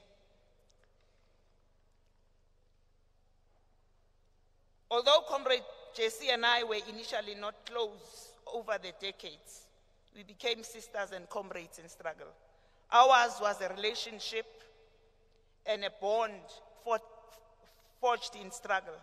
Although death has physically separated us, we remain spiritual companions. In Jessie, we have lost a committed comrade, a friend, and a servant of the people to the end. I hope and wish that we have all learned the value of service to the people, because Jessie loved serving the people. To the children, to Yusha and Zoe, to the grandchildren, Ian and the family, I'm so sorry for your loss, and thank you for always understanding that Jessie is also ours. To the siblings, Ambassador Mohammed, Musa, Abbas, and Zain, thank you for sharing your only sister with all of us. To Comrade Jessie, whom I used to call Shoti, because in the underground we used to call her Shoti, I want to say, farewell, dear comrade and friend and sister. You have fought a brave fight. I'm proud that our path crossed, because you fertilized my own life and the lives of others immeasurably. You have been a loyal and dependable friend, sister and comrade, and for that I will forever thank you. May your beautiful soul rest in peace.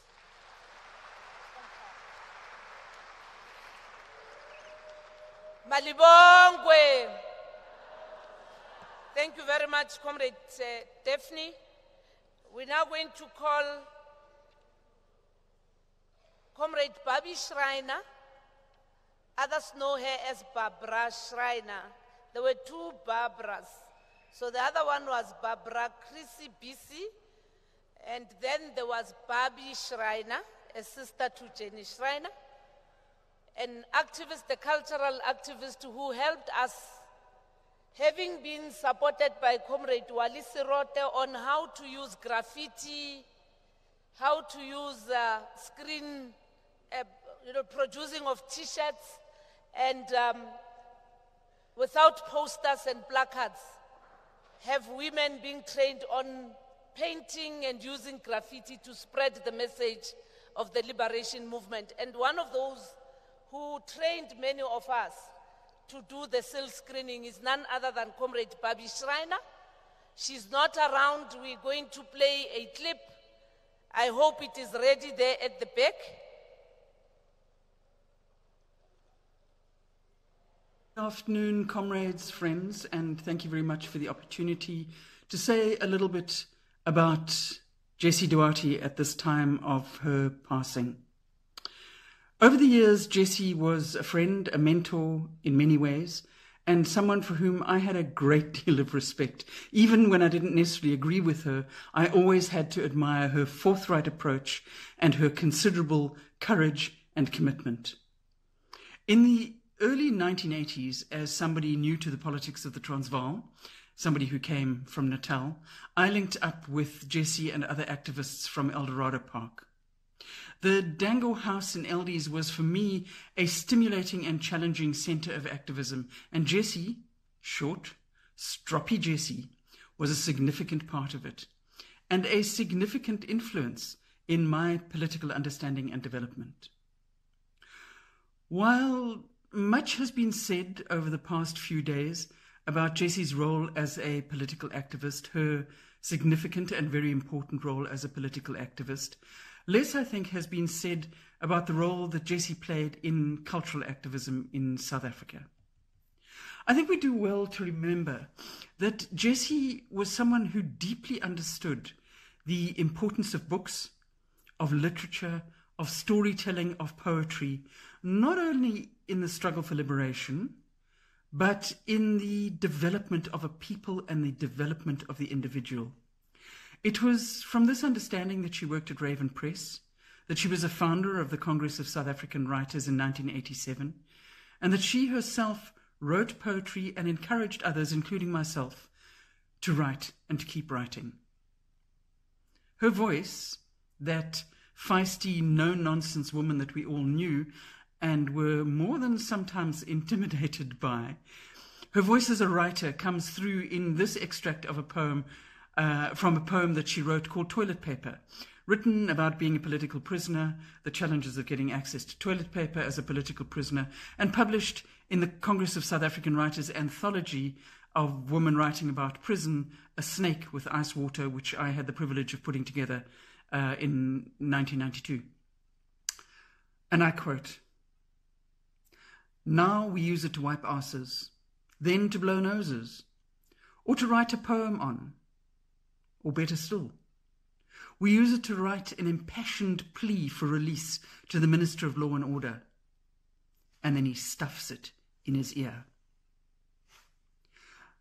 Post-1994, I cannot imagine that she had much time for writing poetry. I imagine that the writing she did was mainly confined to reports and speeches and reports and speeches. Important work indeed.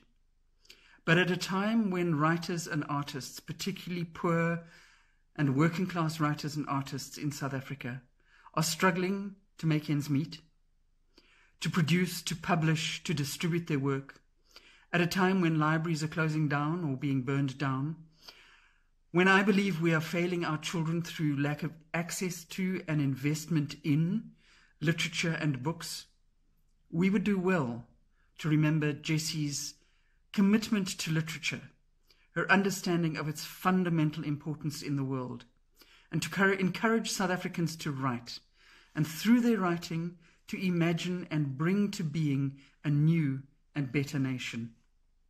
As a writer, as someone who believes in the power of the written word to shape the world, I can think of no better way of honouring Jessie than in building libraries, writing books, holding poetry sessions, honouring the word in all of the glorious languages of South Africa. I know that Jessie would be glad to see that. Hamba kahle, Comrade Jessie.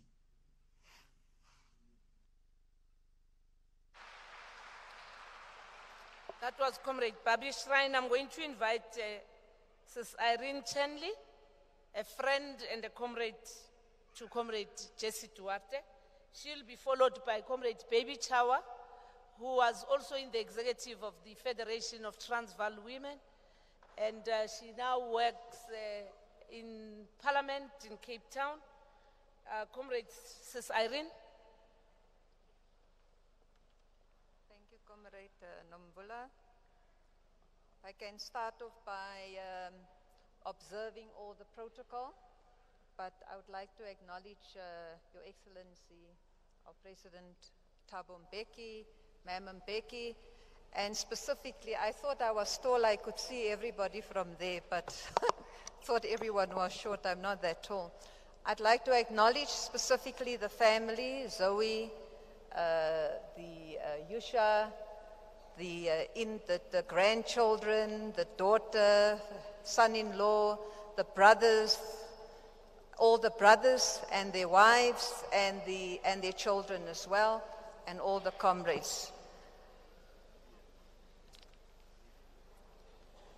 I must say that this past week has been a very sad week for me. Like many people here, our hearts are filled with sorrow. And our sorrow and our pain are deep. And it is personal. I first met Jessie in the mid-1980s when I was at the National Union of Mine Workers. And this was during a mine worker strike at Goldfields, when striking workers were evicted. And they were then accommodated and supported for over 1 month by civil organizations and the SACC in Lenasia. I must say they were supported with food and clothes, which was fantastic in terms of the unity in all the surrounding areas of all the activists. I must say at least those workers were reinstated because they were able to, with help, and they were strong, and they came back from the strike. I also engaged with Comrade Jessie at the time when I was still a branch secretary, Comrade Paul and Aldous. Then already I knew that this woman is somebody I could go to war with. Our friendship and sisterhood, however, developed only over the past 15 years. I must say that our lives are empty without Comrade Jessie. I am honored here today to tell you a little of the fond memories I have about this remarkable human being.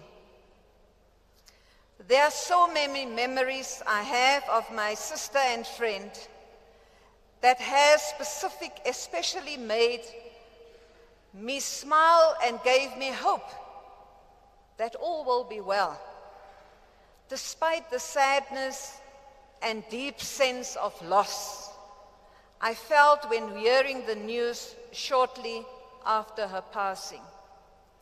Even though we walk this difficult path of cancer for 9 months with her, I can honestly say that I was not ready to say farewell. She had so much to offer to all of us, and her passing has left a void that will be very, very difficult to fill. All the tributes this week consistently tell us a story of a giant of a leader who was selfless and deeply understood and loved humanity regardless of stature. A person I am honored and proud to call my sister and friend. Whilst I relate and can witness to many of the tributes and contributions that has been made to our nations and the world at large, I would like to center my tribute on our special private moments as family and friends around the dining room table, and thereafter relaxing on a couch, chatting about our daily lives, dreams, and even sharing deep secrets. She was a remarkable listener and even a greater confidant. There was always warmth, love, tolerance, deep respect, and lessons taken from these moments, often over a hearty stew or lamb roast, which she fondly prepared for her children, grandchildren, and those whom she loved. She's the only person who made me eat a tomato stew, because I don't like tomato stew because it was her mother's tomato stew. She was an amazing cook, and one could see that she was not used to small meals, given that most of her life she housed many activists who today plays very prominent roles in society and business at large. Her meals were simple, yet always thought out for those she hosted, always preparing a favorite or two. I see I've run out of time, Comrade Nomvula, but you will allow me this piece? Yeah. Okay. I must say this, I particularly enjoyed the home she created for her and her loved ones, which was simple, loving, and a safe place to express all fears, concern, successes, and secrets. She was a gracious host that ensured you were fed well and left with a positive outlook regardless of what troubles were around. Now, Comrade Nomvula, I'm going to do what the Rose did. I just want to read something that Jessie posted on the 25th of July, 2021, for those who haven't received it, and this was immediately after the, how should I say, riots or trying to take our economy down. And she wrote this, and this is what she was all about. She says in the message, "It is important that in the aftermath of the calls to burn our economy down and divide us racially as well as start tribal discord, we reassert who we are as a nation. We are made of strength that only diversity can bring. We have all lost battles, and yet we must make war against poverty, hunger, and joblessness. This is the battle we must wage together. We must stand firm to change the structure of our economy and give land to our people. We must respect women and love children. We must end all forms of gender-based violence, femicide, and child abuse. We must respect the beliefs of each other. We are human. We are South Africans, where our youth is the fountain that will change us to be better. This is us. So, comrade, let us continue with the legacy of Comrade Jessie. We will dearly miss her, but we love her, and she would look at us and guide us. Even, I know we all need her now. It was all said. She's most needed at this time. But what she has said here, let us follow through on this and make sure that we have a country where we eradicate poverty, it's non-racial, and that women, this I mustn't forget, that women own 50% of our economy. Thank you all.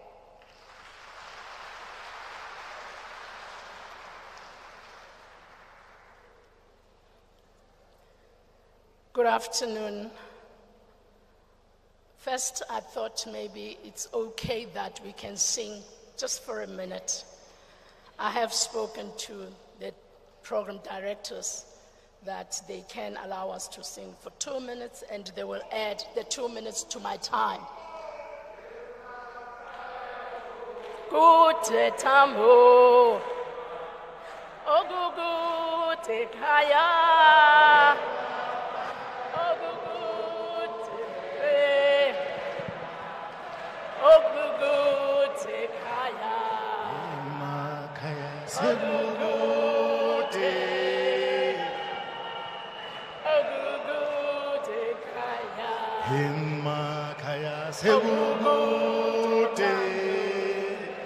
Amandla, comrades.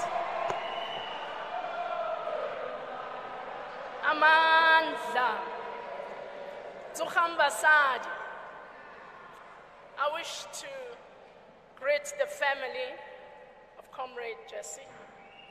And I want to confess, when we grew up, I thought Dango was the name, so we used to call Comrade Mohammed Comrade Dango. Then we realized, no, actually it's the same name. I wish to acknowledge the leadership, President Thabo Mbeki, Mambeki, Deputy President, Mambaleka, and the rest of the leadership of the ANC. What Daphne has actually said about the re-emergence of the women's movement in the 1980s constitutes what Jessie told us before she passed on, to say we have to write that book. And I will say a little bit about it. But I want to start from almost like the beginning. I thought somewhere we should just explain and share in this forum that at the height of apartheid, a tricameral parliament was established. And this was 3 houses, 1 for whites, 1 for blacks, 1 for Indians, 1 for coloreds. And that the black people were excluded from political involvement. Instead, the cordon of bills allowed for black people to vote for town councillors who were meant to look after their interest. What came out of this was very interesting, because it allowed us space to interact and link with activists who were banned in the various racial groups. So the apartheid system wasn't that clever. We were then able to link up with Ahmad Dango. We were able to link up with Jessie and a whole range of other comrades. This opened the gap with activists underground or banned. In the same year, the space was created to access and rebuild the struggle, underground cells, networks. And in fact, it is during that time that we then worked very closely with Comrade Jessie. She emerged with the energy, the conviction, the vigor, the commitment, and the most, as the most have actually spoken about. In all of this, Comrade Jessie was actively involved, reaching out to women stalwarts who were banned and restricted to their homes. Women who, if you were found visiting, you would be arrested and put away for a long time under the state of emergency. Of course, Daphne, you've spoken a lot about FETRO. I'm not going to waste time on that. I'll move on to say what FETRO did. The Federation of Transvaal Women looked and intervened on the inadequate childcare facilities and the lack of time to devote the needs of communities and family. It also focused, there's echo.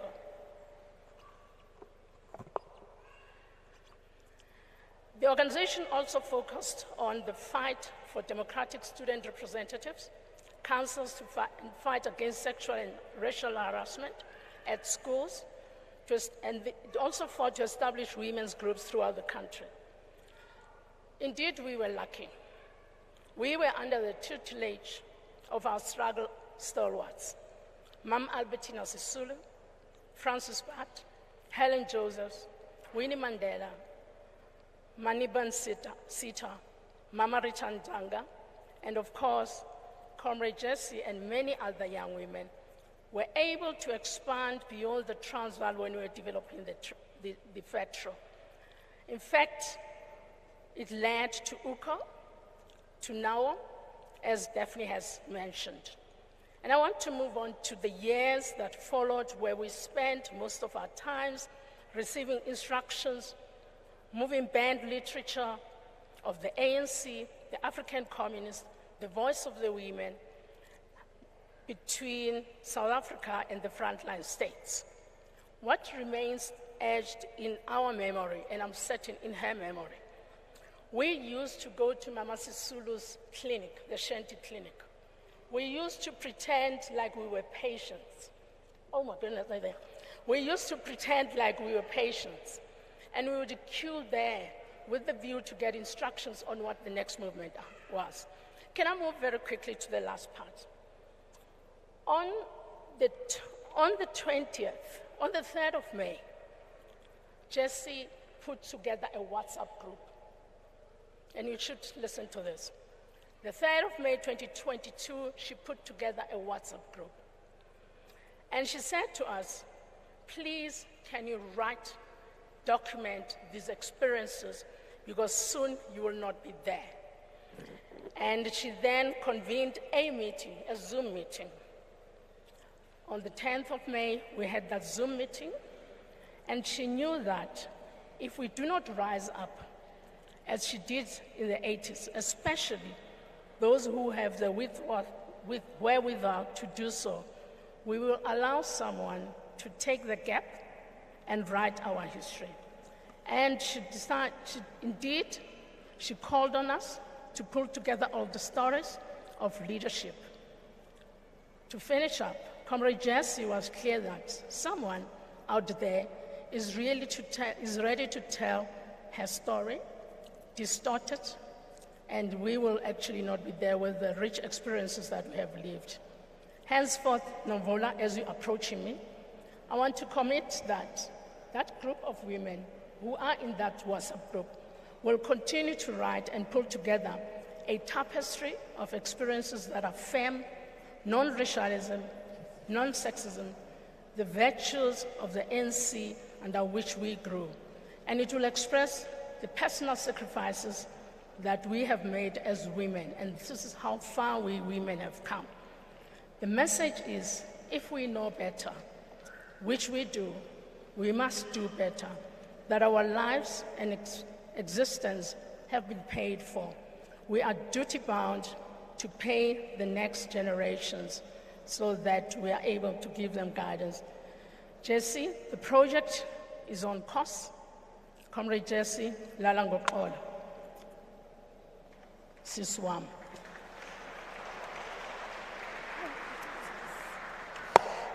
Thank you very much, Comrade Baby Chawa. I'm going to invite Kamelihle Mbuyane.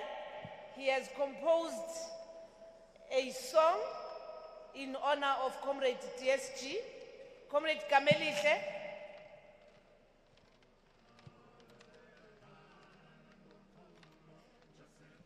Shasha fast.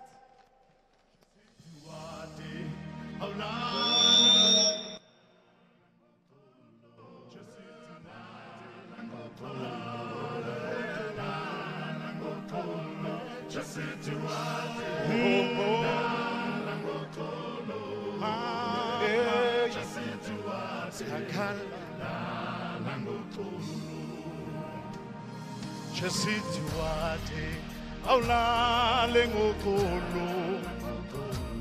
Jessie Duarte, awulala ngokolo. Lala ngokolo. Jessie Duarte, awulala ngokolo. Jessie Duarte, awulala ngokolo. Jessie Duarte, lala ngokolo. Jessie Duarte, awulala ngokolo. Lala ngokolo. Jessie Duarte, lala ngokolo. Jessie Duarte, awulala ngokolo. Jessie Duarte, awulala ngokolo. Jessie Duarte, awulala ngokolo. Jessie Duarte, awulala ngokolo. Lala mama wethu. Jessie Duarte, mama wethu. Awulala ngokolo. Hey, hey. Jessie Duarte, awulala ngokolo. Can I see those t-shirts moving up? Hey, awulala ngokolo. Jessie Duarte, awulala ngokolo. Mama Jessie Duarte, awulala ngokolo. Hey. Jessie Duarte, awulala ngokolo. Lala ngokolo. Jessie Duarte, awulala ngokolo. Lala ngokolo. Jessie Duarte, awulala ngokolo. Hey. Jessie Duarte, awulala ngokolo. Jessie Duarte, mama. Jessie Duarte, awulala ngokolo. Hey. Jessie Duarte, awulala ngokolo. Jessie Duarte, awulala ngokolo.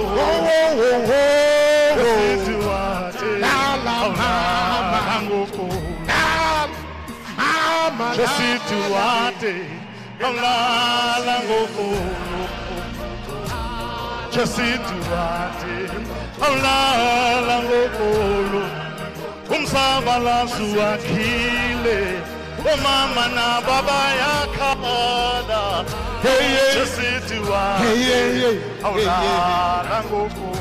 Jessie Duarte, ufike ekhaya ubatshele la ushiye khona. Uhlukunyezwa izingane, uhlukunyezwa bomama. Thina sithi mama. Jessie Duarte, awulala ngokolo. Ufike ubatshele awulala ngokolo. Awulala mama lala, awulala ngokolo. Mama Jessie Duarte, awulala ngokolo. Mama Jessie Duarte, awulala ngokolo. Lala mama, lala mama, lala mama lala, lala mama lala, lala mama.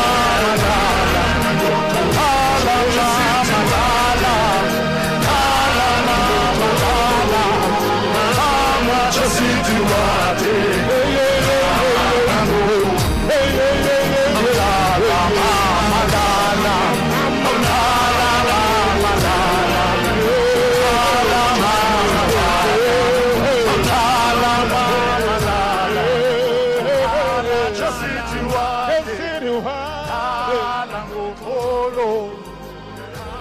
Jessie Duarte, awulala ngokolo.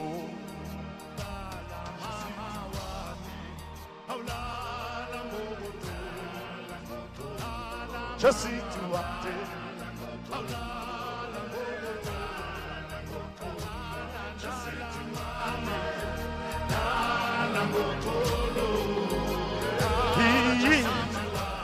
la mama.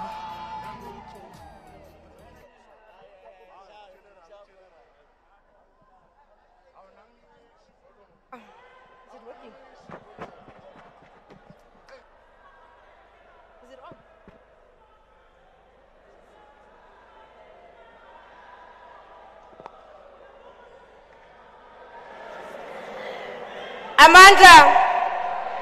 Amandla. Thank you very much for that beautiful tribute to our DSG. We have ambassadors here as well today.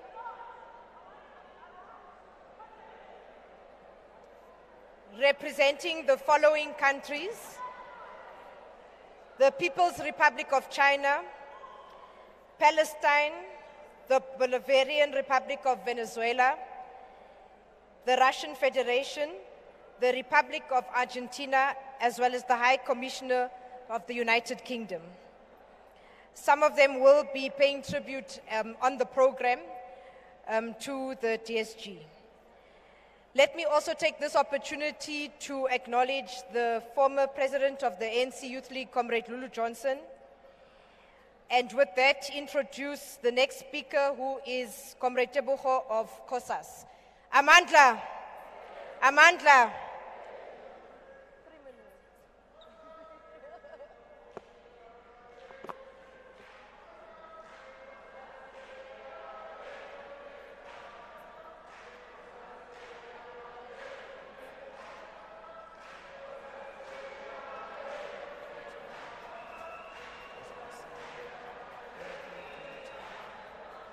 Amandla! Amandla! Economic freedom in our lifetime. Viva President Peter Mokaba, viva! Viva President Zuma, viva! Viva President Mbeki, viva! Viva President Ramaphosa, viva! Thank you very much. Family of Comrade Jessie Duarte, leadership of the ANC that is led by President Didi Mabuza, and the peace of Gauteng. Comrades, today we are here to celebrate the life of our mother, Comrade Jessie. We must ask ourselves that, do we still have comrades like Comrade Jessie in the ANC who love ANC more than anything? Today, comrades, the ANC is in crisis because individuals who don't love ANC, but they love factionalism.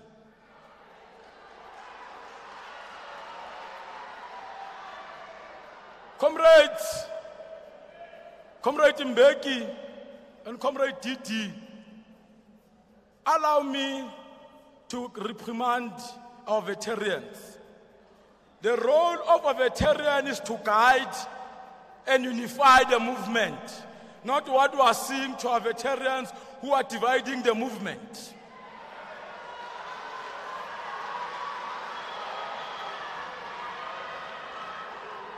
Comrades,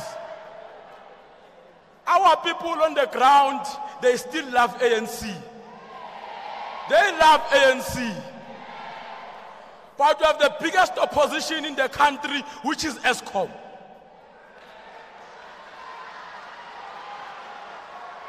And if we don't speak about ESCOM, those smaller parties, they'll want to behave as if they care about our people, while they don't care. Comrades, we can't have the CEO of ESCOM who says, I don't report to the ANC. The ANC is the ruling party here, comrades. The way they expelled Brian Molefe, he must go, that person. Comrades, we are saying to young people, let's unite and fight for the ANC. The ANC of factionalism, the ANC of positions, we don't know it. We know the ANC that serves our people on the ground. Comrades, let's honor Comrade Mama Jessie by uniting the movement. We are going to the policy conference. We'll be there. We'll be there, comrades. We need to review policy of our movement. The ANC spoke about free education. Where is that free education? And comrades, We must also tell COSATU that workers are being retrenched. They must stop sleeping with agents. They must represent workers. So, comrades, even those who are using money to buy our people to vote for them, they don't belong to the ANC, they belong to hell, comrades. That money, it must go and service our people. Our people need ANC more than anything. Thank you very much. Amandla! Viva Cosas, viva! Viva Cosas, viva! Viva Sasco, Sasco, Sasco, Sasco, Sasco, viva! Comrades, I'm going to call Comrade Luvuyo Barnes, a member of the PTT of the ANC Youth League, but he will be representing Sasco. Sasco has lost their deputy president, Comrade Buyile Matiwane, who will be buried this weekend. We send condolences to Sasco and say to the leadership and the membership of Sasco who will be traveling to travel safely. Comrade Luvuyo Barnes.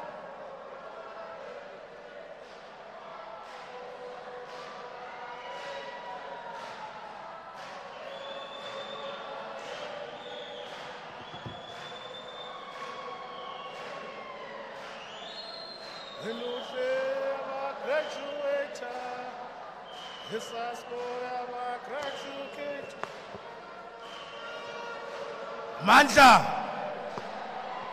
awethu Matimba Aina Matla Keruna all power, all power. Thank you, comrades. Former President Thabo Mbeki, the leadership of the ANC is led by Comrade Titi, the leadership of our alliance, the leadership of the PYA, fraternal organizations, the family of Comrade Duarte, comrades and friends. It has been a difficult week for the MDM. As the student movement, we will also be burying our now late Deputy President, Comrade Buyile Sangolekaya Matiwane, who was the 21st Deputy President of the South African Students' Congress in Angcobo this Saturday. So we'll be leaving this evening for the Eastern Cape. So we say it has been a difficult week because death has been relentless, plucking away at the ripest of fruits of our movement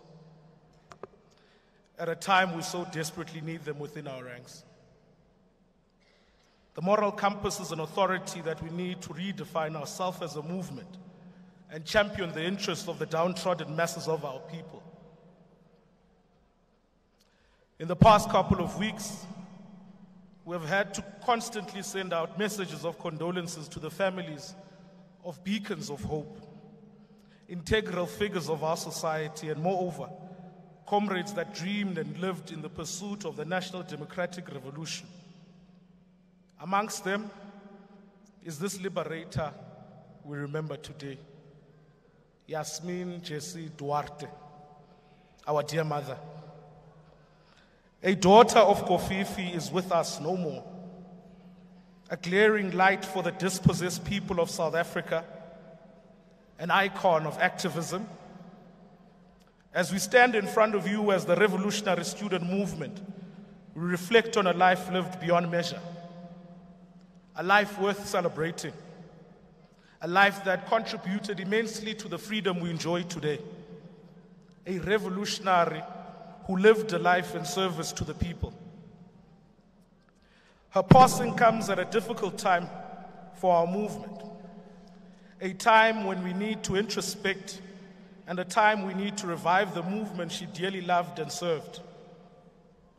Her passing leaves a vacuum, a moral authority that kept the ship afloat when all doomsayers declared that it was falling apart. She leaves us at a time we go through difficulties as a people. Rising fuel prices, the austerity measures that impact higher education and the poor, the retrenchment of our people in workplaces, a projected increase in the repo rate. We only ask ourselves, who will fight this injustice in our absence? Let us celebrate this great leader of our movement by recommitting ourselves to the struggles of our people. Our movement must ensure that no student is denied an education simply because they cannot afford.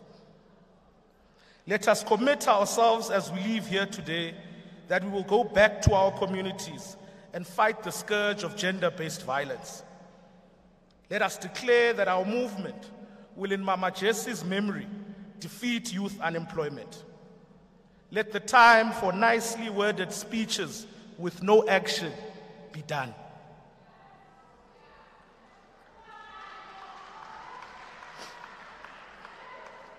Let us unite, as our DSG told us to. Not in electing each other into positions, but unite in action to uplifting all our people and giving them a truly better life.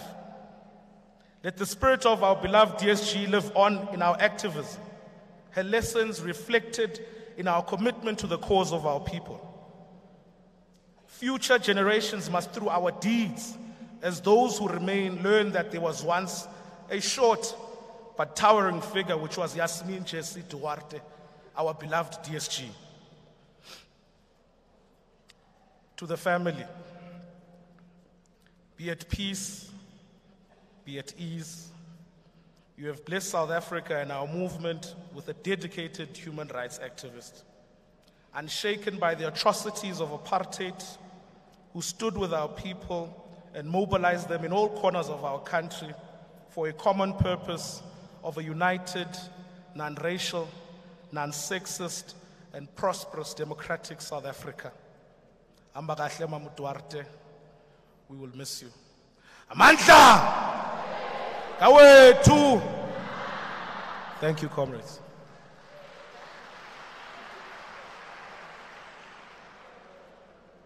Thank you, Comrade Luvuyo. We next have Comrade Steve Letsike of the LGBTQI plus community.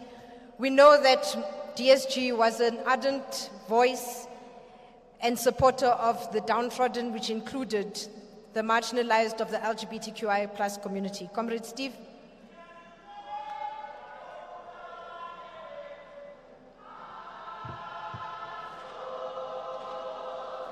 Asoze saphela mandla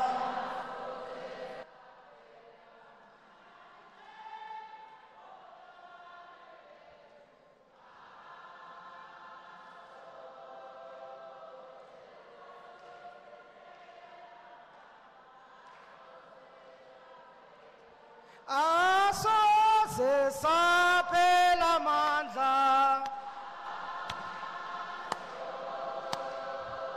Asoze saphela amandla amandla long live the spirit of DSG, long live the spirit of DSG, long live phansi ngehomophobia phansi ngetransphobia phansi. Program directors, let me also recognize our former president, Comrade Mbeki. Let me recognize Deputy President, Comrade Mabuza, who's leading the NEC, PECs, REC, BECs that are here. Recognize the convener of the ANC Women's League NTT, Mambalega, our Treasury General, the convener of the Youth League. I want to also appreciate the family of Duarte and Denga. I want to appreciate the LGBTI desk and the Young Women's desk. Comrades and friends, good afternoon. We are all gathered here, united in our desire to grieve the loss of an extraordinary comrade, mother, auntie, sister, and visionary leader. As we reflect on the life and the time of DSG Comrade Jessie, our duty in paying tribute, we should recognize and reflect on her selfless courage. We must do so with the approach for all of us to go forward with renewed mandate, renewed vigor, dedication, and self-sacrifice. We must do so with characteristics which will consistently move us with the hallmark of the ANC values. But we must reflect, how much of these values do we possess today? How much of these values that were crafted by the many struggle heroes that we all celebrate, how much do we guard these values? Or how much do we possibly squander these values? Throughout Comrade DSG's life, she has served the people. She served our country and the cause for which she has lived for, which is the cause and the struggle for liberation and the cause for justice. There are many individuals who have greatly influenced her, and many people who she has influenced. Comrade Jessie believed in transformation, inclusivity, and diversity. We used to engage on valuable information as to how we advance inclusivity and development agenda, but mostly prioritizing vulnerable people, marginalized, the poor, in order to improve their plight. We come a long way with Comrade Jessie, as she has been a supporting and a collaborating partner with many LGBTI people before me, the likes of Comrade Simon Nkoli, Comrade Phumi Mthethwa, Comrade Paddy Nhlapo, and many others. Comrade Jessie did not stop. She worked for many of us. We understand that the global challenge of criminalization of people who yearn to love and to be themselves. Comrade Jessie also stood with us a few years ago on cases that grabbed the global attention, the case of Caster Semenya, who is still battling in the international fora. Many have shown up and many did not show up, but Comrade Jessie showed up. Comrade Jessie stood with us in the battle of conversion therapy, which today, even in South Africa, we must still ban. You cannot try to convert people just to be heterosexuals. Comrade Jessie stood with us in solidarity to address the many hate crimes. Comrade Deputy President, hate crimes is still not law in South Africa. Have we disappeared the struggle of hate and prejudice? We need to have hate crime legislation. Comrade Jessie would question even SAFA today and the outcome of presidential election. We are quiet today. Banyana Banyana qualified for the finals of AFCON. Banyana Banyana even qualified for World Cup next year. But we continue to actually sponsor the bunch of losers. Comrade Jessie was a remarkable woman who championed and paid special attention to young people, promoted the interest of women and vulnerable community. She understood the assignment, the calling, and the responsibility. She understood that many people have struggles in understanding, recognizing LGBTI people. She committed to the education of LGBTI people. She committed to the education of ANC members who are still homophobes and transphobic. We must get rid of homophobia within ANC. It is important for us to recognize the two desks in the ANC Women's League, the LGBTI desk and the Young Women's desk. Who knows that we have lost a giant, we have lost a mother, a friend, we have lost a leader who supported our work, who believed in our work and our programs. She was fearless, and we mourn her passing. Comrade Jessie was a seasoned cadre of our movement, and she leaves an incredible footprint in the story of our country to build a better life for all people. We need to remember her guidance, her friendship, her frankness, and most importantly, her infectious sense of humor.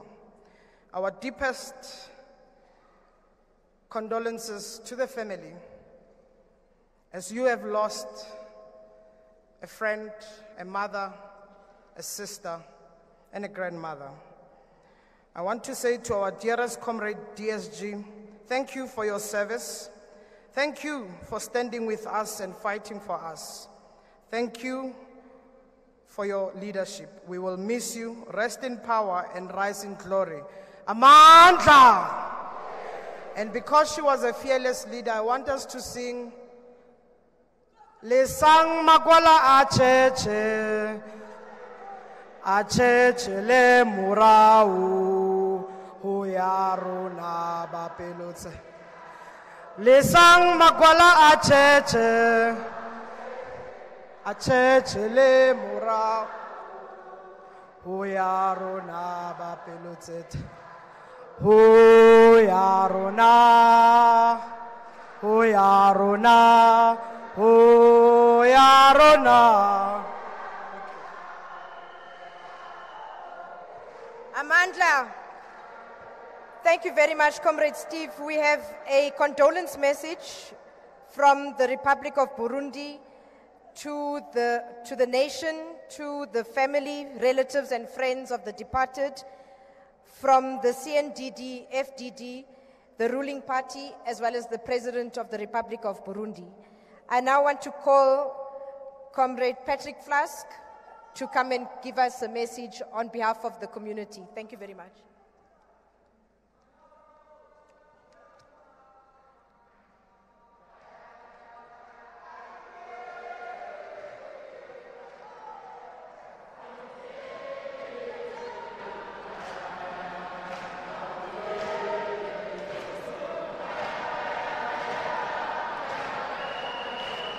Amandla! Amandla! Comrades, all protocol observed, but of course, I need to obviously greet our former president, Thabo Mbeki. The leadership of the ANC is led by our deputy president. All of you, my former branch, JB Marks, and my existing branch, Becky Mkize. I'm glad you are here. I feel strong because of you. But of course, we are especially here for John Duarte, Yusha Duarte, and Zoe Whitley, and of course all the Dango family. Comrades, let me begin by thanking the ANC for making this Jessie Duarte Memorial possible, as you know, under very difficult challenges facing the mass democratic movement, and at the difficult time of mourning as we are losing a number of our comrades. We are, of course, most pleased that the ANC has called on the leadership of our movement to keep the legacy and memory of Comrade Jessie Duarte alive, and this memorial is evident of that clarion call by our glorious movement. We are equally pleased that her life was closely intertwined with the lives of young people, as we heard, the poor, unemployed, our glorious women's movement across the length and breadth of our country, and indeed all of our people. In other words, we as the ANC are not biased to the working class. We are part of the working class as far as Jessie is concerned. Since her passing, commentators, analysts, and in particular the leadership of our movement, as we have heard today, have emphasized Comrade Jessie Duarte's fight for non-racialism, gender equality, eradicating poverty, unemployment, and for the transformation of our economy. Yes, not the restructuring of our economy, the transformation of our economy. However, we must not all forget that she has also emphasized the unity of our organization and our movement. Now, as you all know, disagreements have always been part of the ANC. For example, during the days of the UDF, there was the issue of the two-stage theory versus a seamless revolution to a people's democracy, and many other debates. All those debates were to enrich us and to come to a commonality. It wasn't about division and factionalism, but it was for us to move from mass mobilization to education to organization. In other words, unity in action. I met Comrade Jessie 42 years ago as a young student from Rivoli High School in 1980 in Rivoli, where we started the school boycotts. A number of us went out to speak to parents, teachers, pastors, sports clubs, etc., to convince them to support us. Without our knowledge, Jessie was also busy organizing all those people, not just because Abbas and Zain were students who were also participating in the boycotts, but also because she understood this was the moment to deepen the ANC within our organization.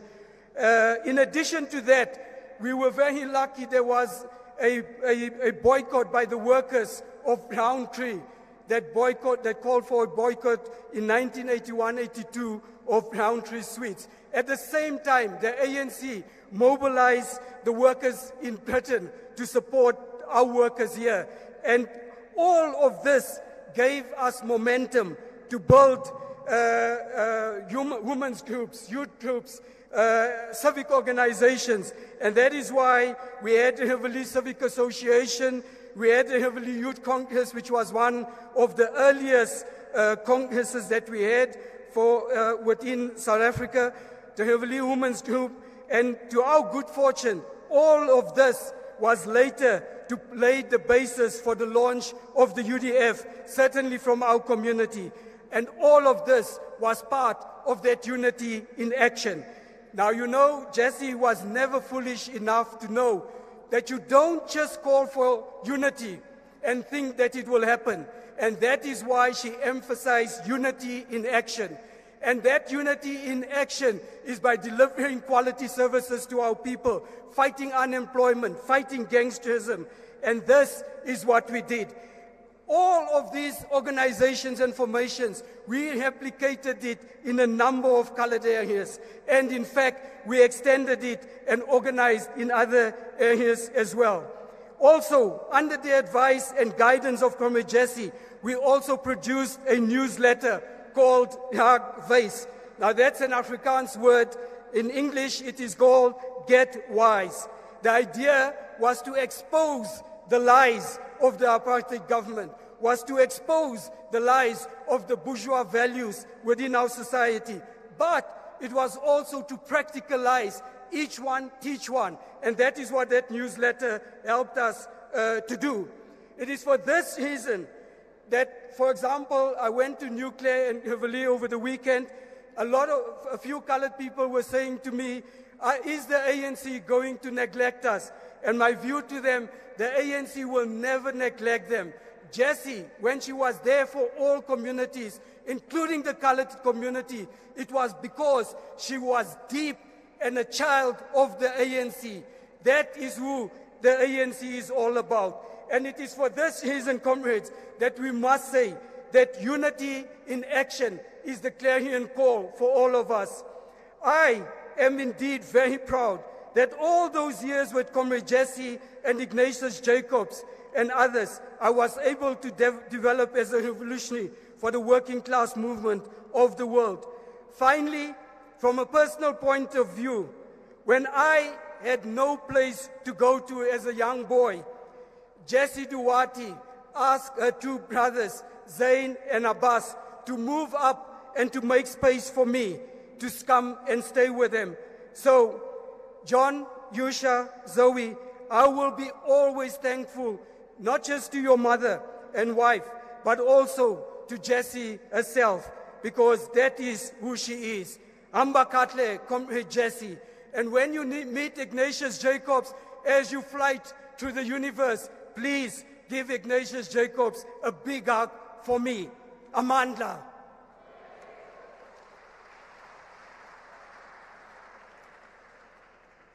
Thank you very much, Comrade Patrick. We've also received condolence messages from the Syrian Arab Republic, and we'll forward those to the family as well as to the African National Congress.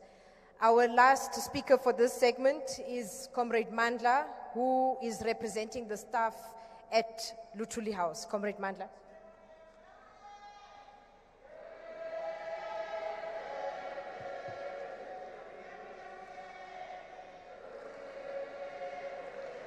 Amandla, matla, aluta, aluta, matimba, aina, matimba. All protocol observed.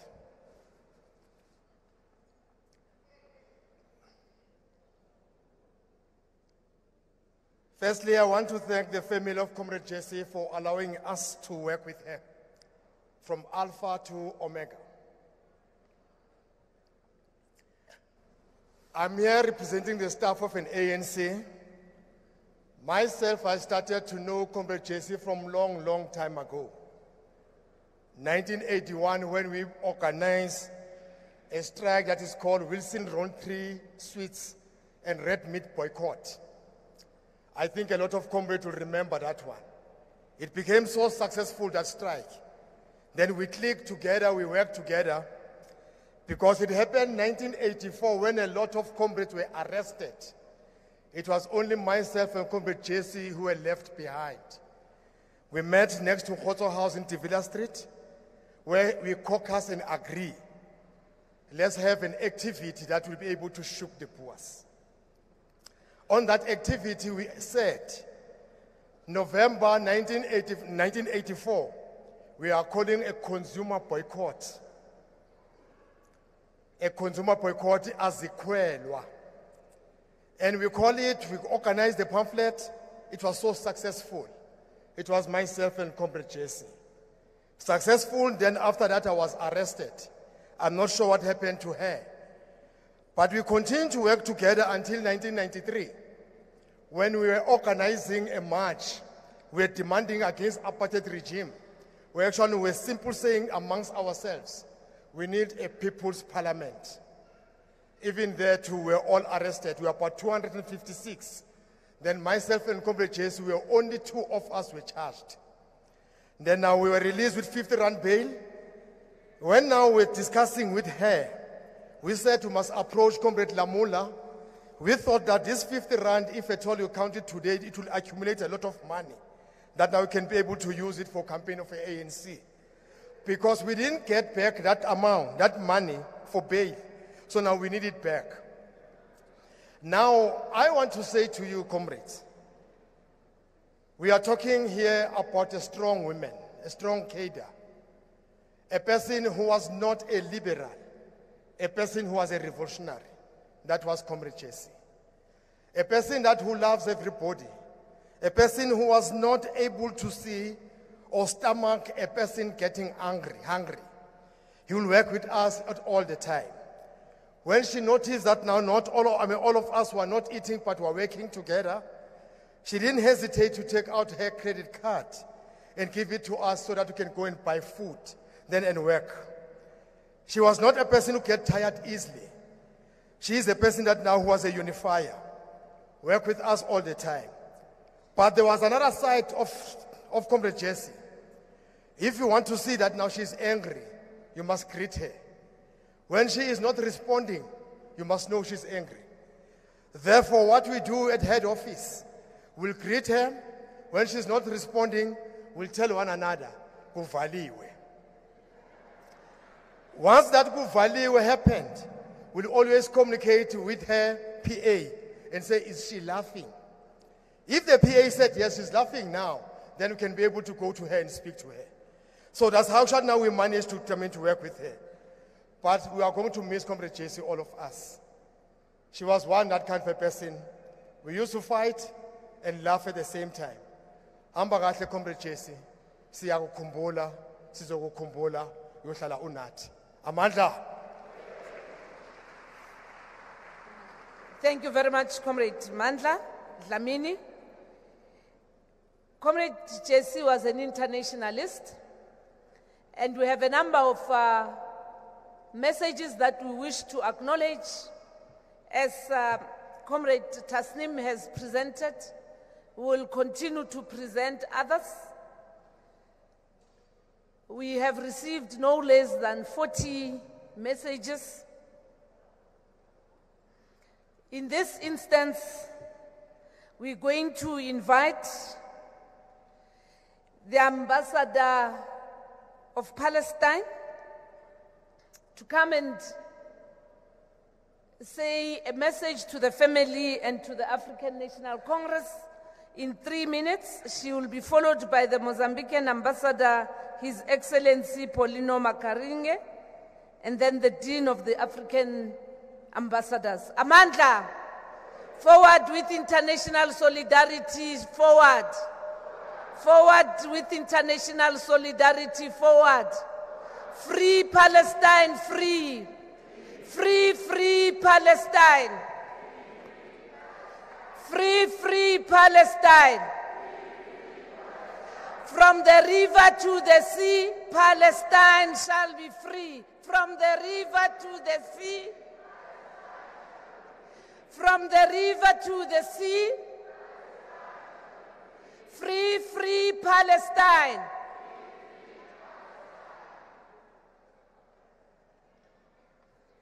Amandla! Amandla! Long live freedom fighter, long live! Long live the spirit of Jessie Duarte, long live!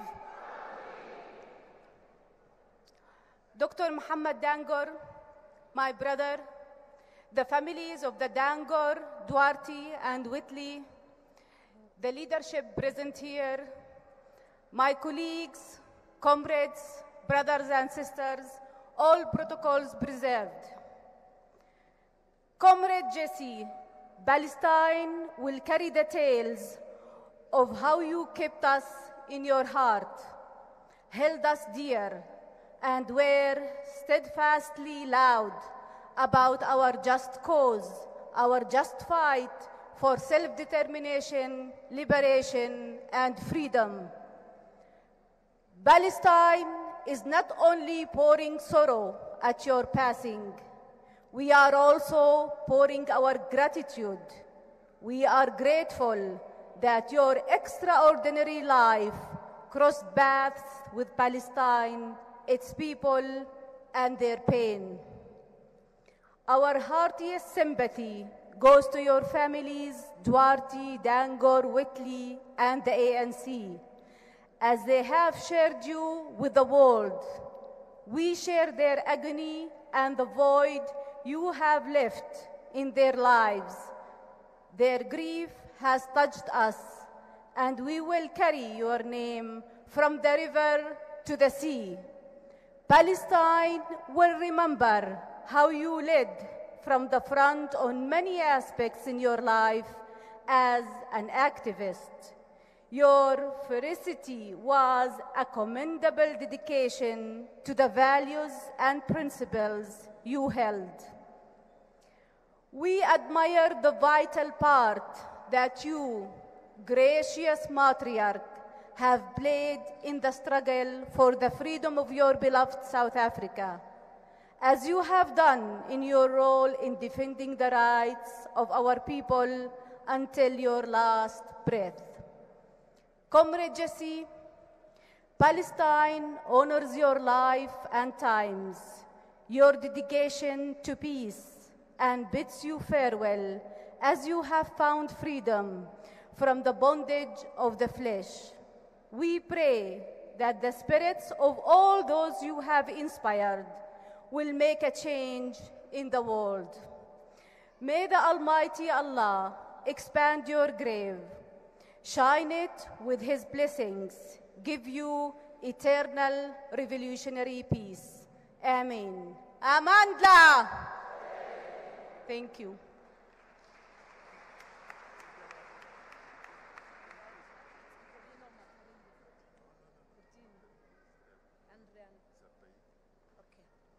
Thank you very much, Ambassador. I'm going to invite His Excellency Andrian Zapaike, the Dean of African Ambassadors. Amandla. Good afternoon.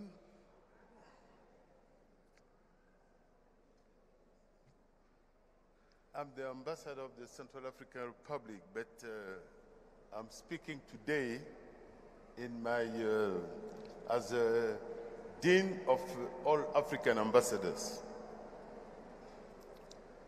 I would like to send my greetings to former President Thabo Mbeki and his spouse, Vice President David Mabuza of the Republic of South Africa,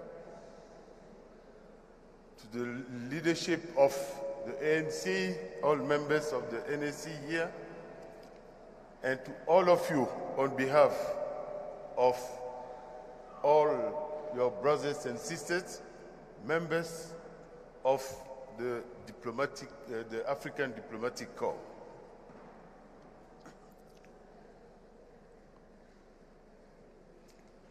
I'm here to present to the African National Congress and to the entire people of South Africa the heartfelt condolences of the African Diplomatic Corps for the passing on of Ambassador Cde Jessie Duarte, the one who will be remembered as an outspoken liberation fighter, the diplomat, and the one I will call the best among us. Our thought and prayers go to her family, especially to the children, Yusha and Zoe, and the siblings. May God give you strength. I have read Zoe's moving letter to her mother. I could see through it how loving she was.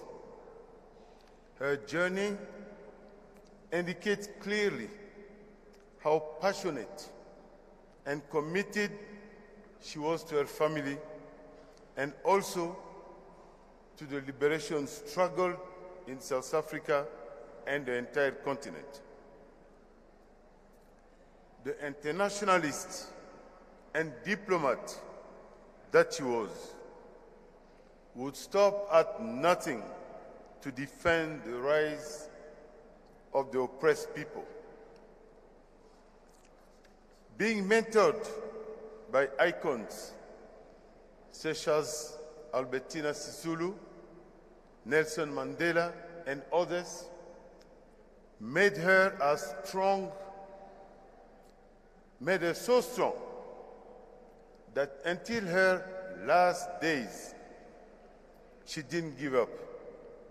She continued to fight on for the liberation of the people of South Africa and the continent. As ambassadors, we will remember the exemplary role she played as South African ambassador to Mozambique and as the Deputy Director General responsible for African affairs at the Department of International Relations and Cooperation. In that capacity, Jessie Duarte contributed a lot to shape the South African diplomacy with the rest of the continent, particularly at a time that experienced diplomats were highly needed to shift Africa from the organization from the OAU to what we know today as the African Union. We are grateful to this amazing, relentless fighter who will be counted among those who have pushed and contributed towards the building of the African agenda. Before I conclude, please allow me, on behalf of my colleagues, to also pay tribute to the other ANC leaders who passed on in the past months. It has indeed been a difficult year for the party and the country. Africa will remember them. It is our responsibility now to make sure that future African generations do not forget their struggle. Ambassador Jessie Duarte, you have done your part,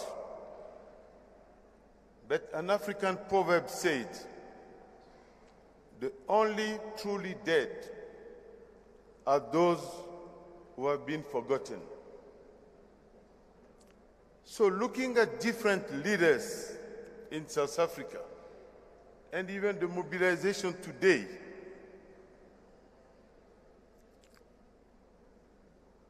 looking at our civil society on the continent, at our youth in South Africa and on the continent, looking at the resilience capacity of Africans,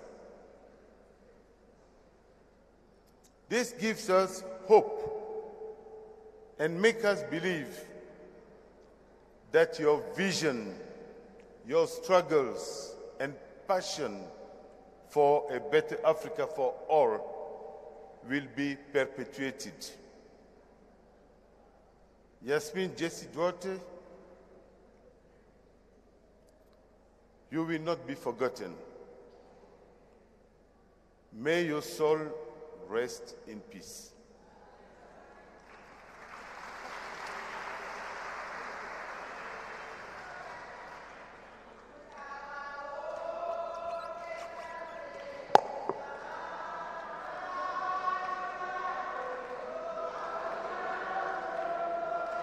Amandla! Amandla! Amandla! Amandla! Amandla, Amandla, high discipline, high moral. Sizoyiqula indaba ye-socialism, comrades. I'm going to invite His Excellency, Mr. Paulino Makaringe. I said it properly. Amandla, Amandla, high discipline, Malibongwe.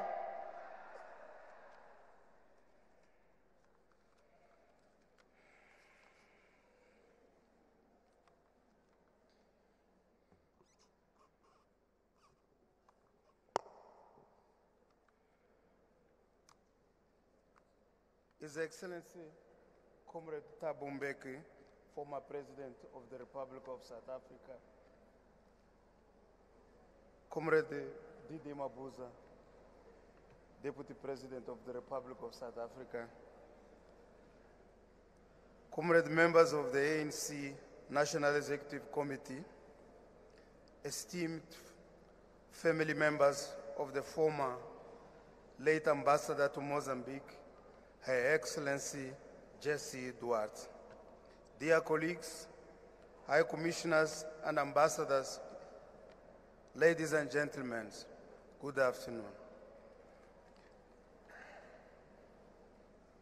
Once, a man more gifted in writing and messaging than me, Mark Twain, said the following: "Let us so live that when we come to die, even the undertaker will be sorry."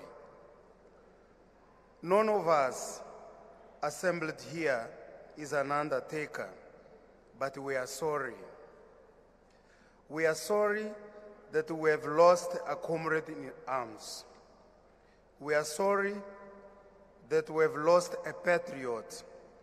All of us here and outside, in South Africa, in Mozambique and SADC region, we are all sorry that a great woman, Comrade Jessie Duarte, a committed and passionate anti-apartheid fighter, an example of what it means to stand for a cause and be ready to sacrifice oneself to accomplish it, is now on her way to becoming an ancestor, so that from where she may be, she will watch over us, support us in our endeavors, and continue to do what she has done all her life: stand for justice, equality, and national pride.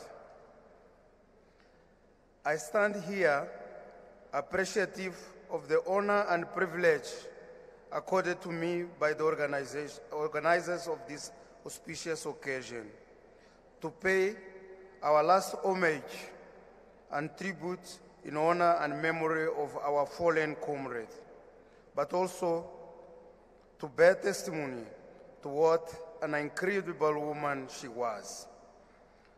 I rise as the High Commissioner on behalf of the government and people of Mozambique to join hands with the people of South Africa in passing our sincere and heartfelt condolences to the family, comrades and friends of the late Ambassador Jessie Duarte. We say to the family, your loss and pain is ours too. Comrade Jessie Duarte and the Duarte Association with Mozambique runs for decades. I can say without any fear of contradiction that the late Ambassador Jessie Duarte was as much one of the finest daughters of South Africa as she was a sister and true friend of the people and government of Mozambique and Frelimo.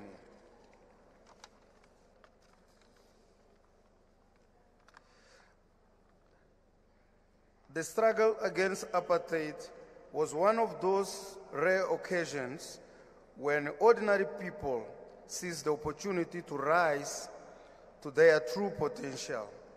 I do not think I would be desecrating the monument she was become, if I say, she was a plain, ordinary woman who was made great by the struggle because she had the willpower to respond and find in that response her calling. Cde Jessie Duarte's contribution to the struggle has been and continues to be spoken about by one speech and messages after another. It is well documented. Nowhere else were these unique traits and great attributes as well as character of hers clearly demonstrated than when she served as the ambassador of South Africa to Mozambique from 1999 to 2003. During that stint, she built a multiplicity of growing relations between Mozambique and South Africa in a manner perhaps unprecedented before her tenure. She built sound state-to-state relations between the two countries. She strengthened the party-to-party relations between Frelimo and the ANC. She built an inextricable bonds of people-to-people relations. Many of you might not know, but Jessie's hard work is part of the reason for the success of the implementation of the natural gas pipeline from Teman to Secundia.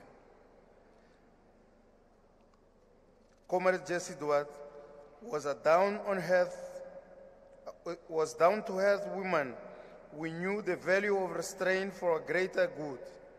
On one occasion, when Jessie was chatting with one of the cabinet minister, she struggled trying to find the right words to describe the disruptive actions of then one of the stakeholders, a concessionaire, I'm just finishing, who seemed to be undermining the progress of the project. The word she was looking for was not going to be a nice one. Everyone could feel it. So one of our officials standing behind her said loudly, "Those guys are bandits." Close quote. Jessie turned back and said to that official, "Thank you very much." She definitely knew when to seize the occasion. That was her. Her departure is indeed a great loss to South Africa, Mozambique, and the region, as it is as great a loss to all peace-loving people of the world. The passing of such a woman, a true human being and comrade, is to be mourned, of course. But perhaps, and against Mark Taekwin, we should not be sorry. We should be proud that we were lucky to have her to enrich our lives and help giving meaning to living life well. We that remain have to follow her giant footsteps, emulate her, and carry the baton of the finishing line, a finishing line of a better South Africa and Mozambique, a regionally integrated and prosperous SADC, a better Africa, and a better world, truly at peace with itself. We bow in respect. May her beautiful soul rest in peace. A luta continua. Muito obrigado. Thank you very much, His Excellency. We've also received a message coming from Auntie Sophie de Bruins. De Bruins, one of the living Isitwalandwe of the African National Congress. All the messages, including the ones that were presented here today, we'll appreciate if they could be shared with us.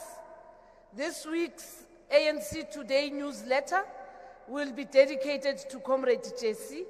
So everyone who had a speech prepared, please share it with us so that then for this week we are able to disseminate this information as well as distribute it to all other structures of the Alliance and the mass democratic movement. Comrades, we're going to gallop here and invite our President of the Congress of South African Trade Union, Comrade Zingiswalosi, to come and convey a message on behalf of the workers under the banner of COSATU. Amandla.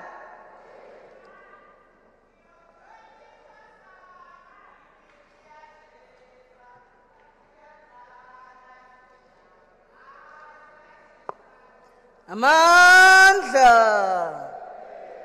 Long live the Revolutionary Alliance, long live. Long live the undying spirit of Mama Jessie Duarte, long live. Malibongwe. Gama lamakhosikazi. Thank you very much, program directors. Let me acknowledge the family of Comrade Jessie, the Dango and Duarte family, the leadership of the Alliance and its structures, the former president of the ANC, President Thabo Mbeki, the deputy president of the ANC, President Cde Mabuza, and the NEC, political organizations that are present here today, international friends. Comrade Jessie, we waited eagerly for your comeback, but you could not. You could not come back, not because you did not want to, but because death stood on your way. It has indeed robbed of the final chapter to conclude your term of office. Today, as different speakers take platform, the temptation will be to shower you with praises, some of which are genuine, while some are concocted. But we want to tell you the truth about you. Our truth of the first-class encounters with you. Comrade Jessie, we have learned that you are one of those brave women leaders who contested a space predominantly controlled by men. You represented the aspirations of women who wish to be politicians and continue to inspire the confidence of an honest leader amid the bleakly tainted political terrain. You emerged against the detractors of factionalism, factional politics to represent our movement to the pure form you learned from serving Ubaba Rolihlahla Mandela. While in that office, Comrade Jessie, you were trusted with key and sensitive information, and you did not use it for wrong motives. Hence, we waited for your comeback to finish the final chapter. You stood true to your convictions and represented the African National Congress even the toughest moments in history. When the detractors expected you to talk back and condemn the movement, when the pressures from the media wanted you to take sides against your very own comrades, when there was attempts by capital to buy your soul and your loyalty, you stood true to the principle of protecting your own.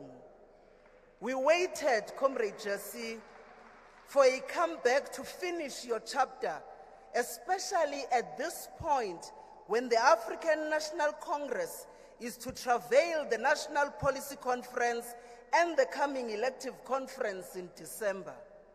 Comrade Jessie, your voice of reason is needed most at the point when the secretariat desk is naked, when your office is expected to deal with politics of factional battles.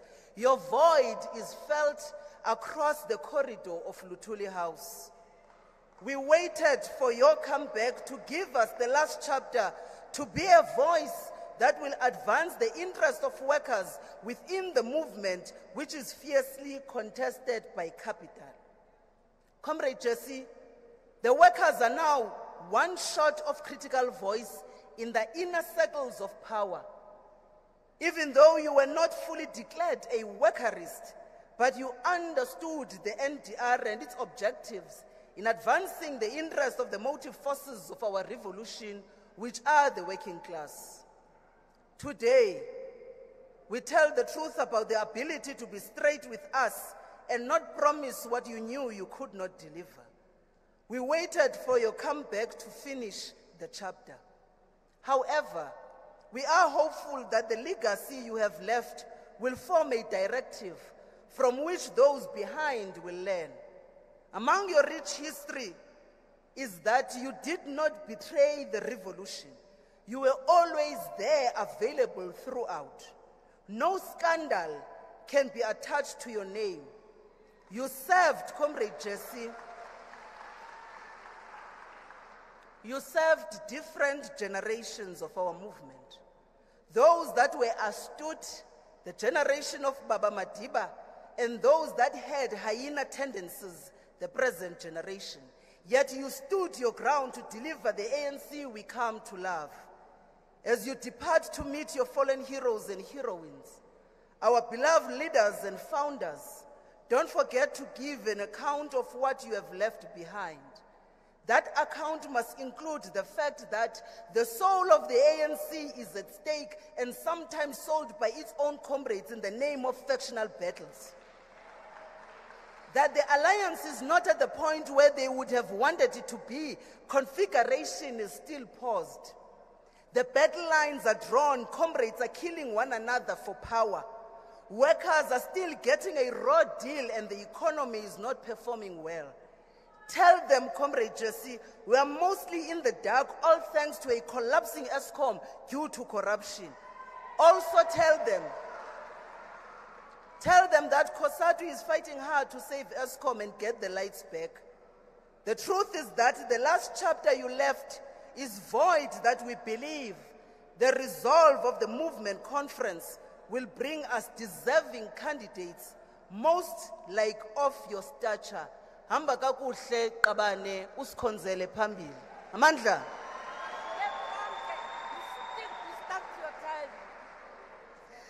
I was saying to Comrade Zingiswa, ngithi mawukwamqasha ungena nge-clocking card.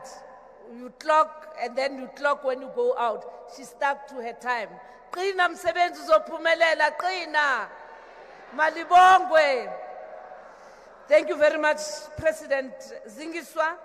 We're now going to invite Comrade Madala Masuku, the first Deputy Secretary of the South African Communist Party, fresh from the box. They were showing off about STG and DP, saying they adopted their credentials in their conference in less than 15 minutes. But they took 2 days, to elect their office bearers. So they perfected something, but they took 2 days. Congratulations, Madal.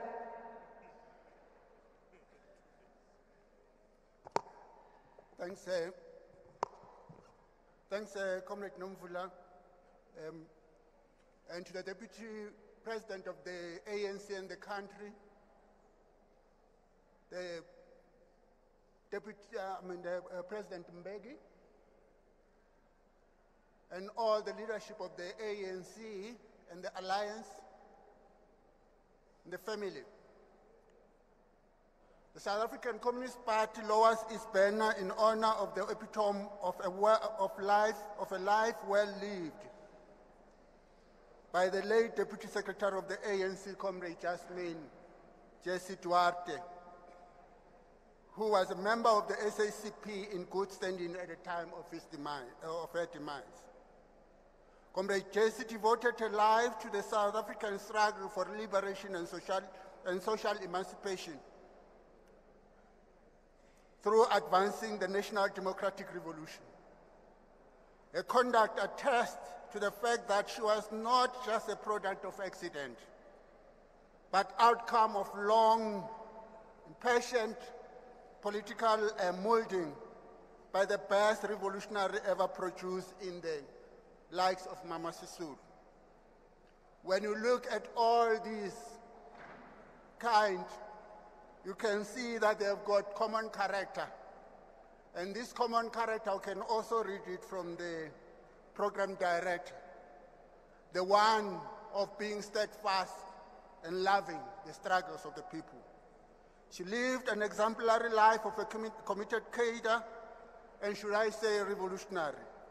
Her contribution goes back to the people's struggles against apartheid for just, non-racial, non-sexist society.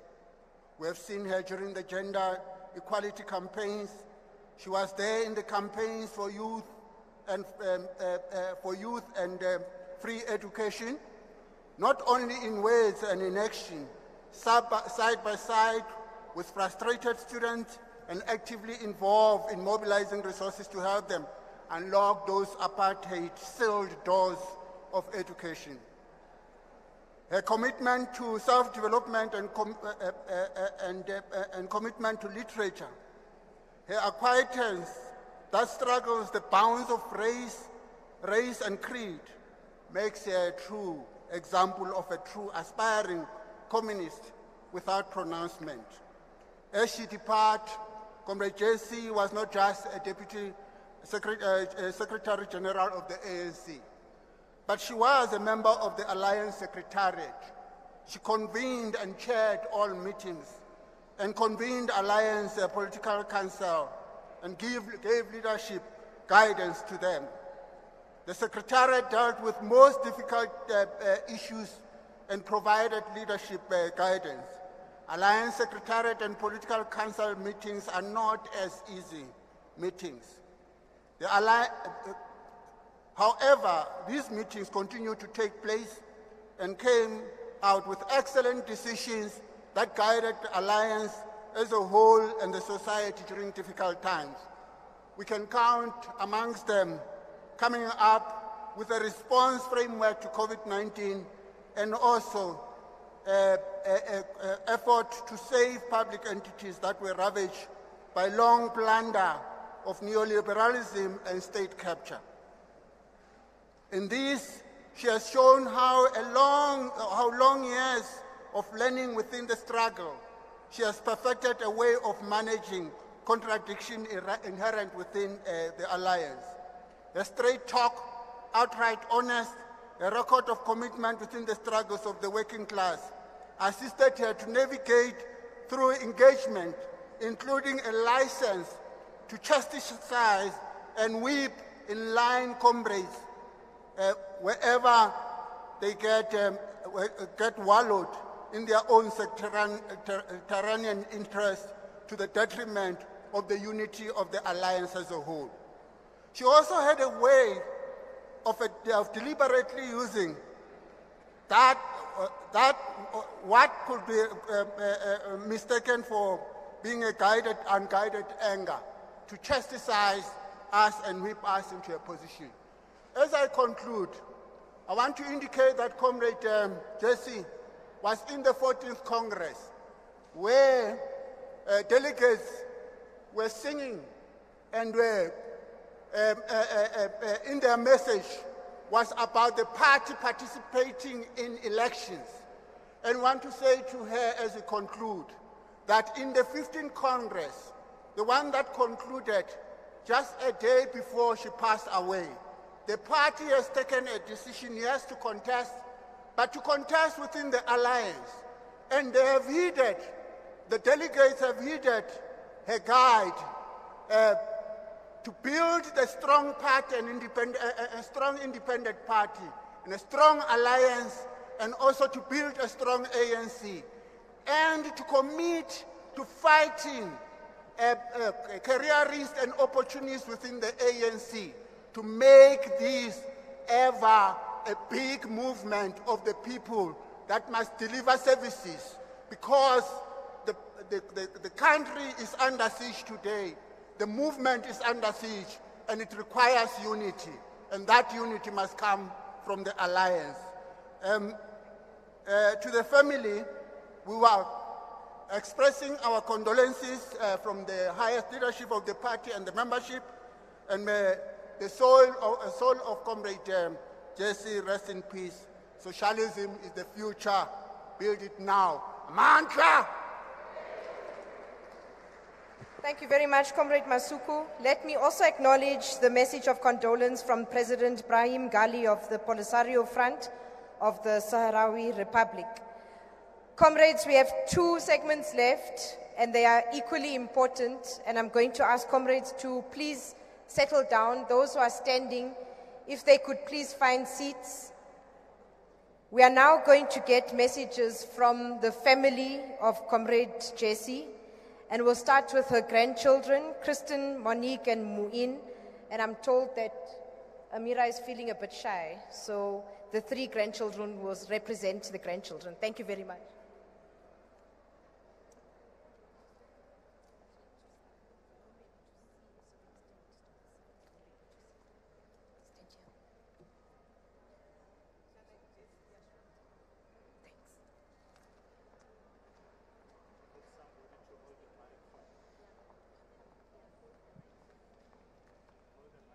Warm greetings to you all. Warm greetings to you all. In the spirit of my amazing grandmother, my name is Monique Wickley, and I'm the 3rd eldest grandchild of this amazing soul, my grandma. There is so much good memories that I would like to thank my grandma Jessie for and the clip you just saw is but a moment in time as we share one of a very few holidays together as a family, given a commitment to the people of our beautiful country and world. Thank you, Grandma, for teaching us to be humble, strong, committed, non-racial, kind, disciplined, funny, resourceful, and good human beings to others. Thank you for guiding us in all that we need that had to go through, and always doing this with love and respect for us. Thank you for taking us into the kitchen and teaching us to do the basics for cooking and baking, even though today we rebel and gladly allow others to do that. Thank you for the value you lived and taught us. This will accompany us in our life, and we know you will always continue to guide us and protect us. Thank you for raising my awesome mother Zoe to be strong and amazing in every sense. You see you in her always. Rest peacefully, Grandma. We will continue your good works and live a good, honest life.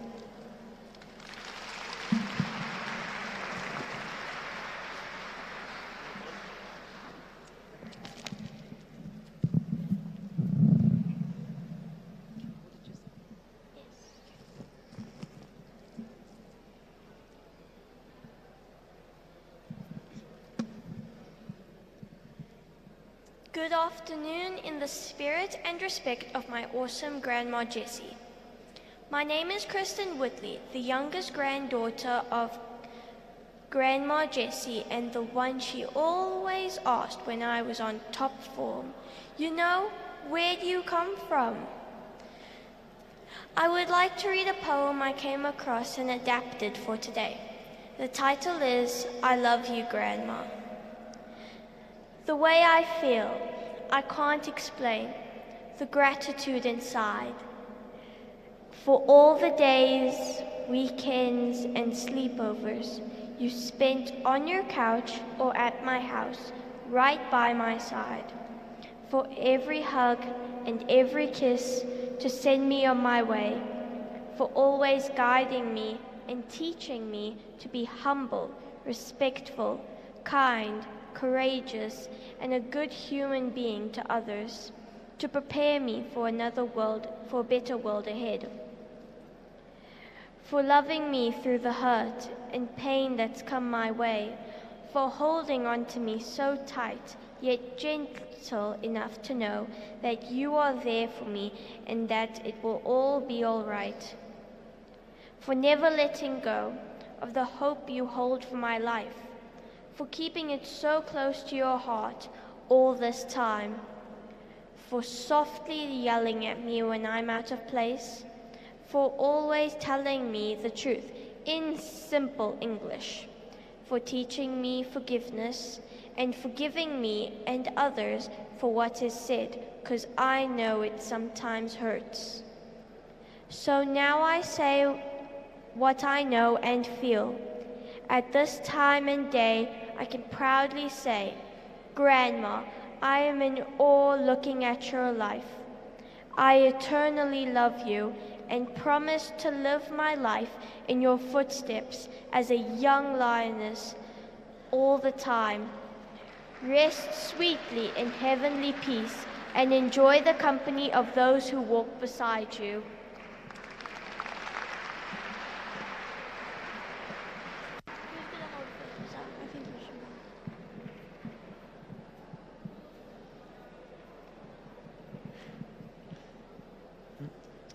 Good afternoon. My name is Cde Duarte, and I will be speaking on behalf of my sister Amira and I, as she would prefer not to be on stage at this time.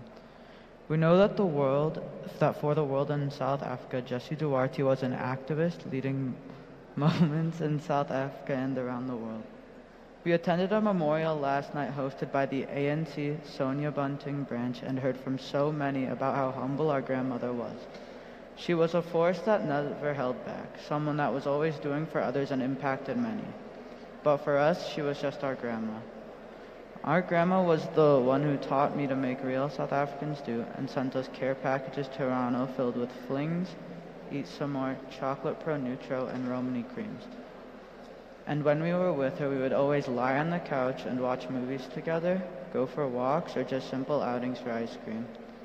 Amira has spent hours talking to our grandma about our grandma's past, and we realized we still don't know all of it. So thank you to all the tributes this week, which have allowed us to learn more about her. Amira's activism grandma's activism and her life is part of the passion that drives Amira to fight for social justice issues, which continue to rise in the United States and Canada. She feels like this part of our grandma's legacy will continue to live in her. We miss our grandma every day. Walking into her house this week after arriving from Toronto has not been easy. And even as we have been there this week, you can feel there is a presence missing. It doesn't feel the same. We don't know that coming to South Africa will ever feel the same without our grandma here. But we have the best memories with her and will keep these close to our heart. Thank you to everyone who have shown us so much support as Jessie's grandchildren. We hope that the paths we choose in life will honor the person she was to all of you and to us.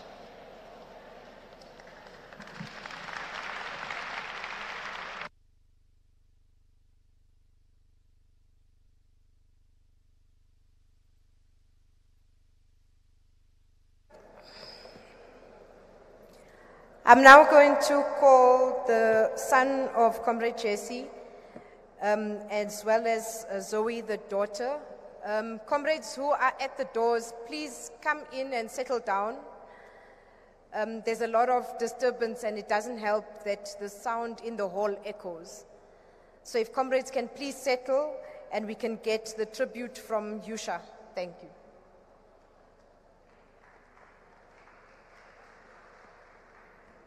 Good afternoon, delegates, and good afternoon, comrades.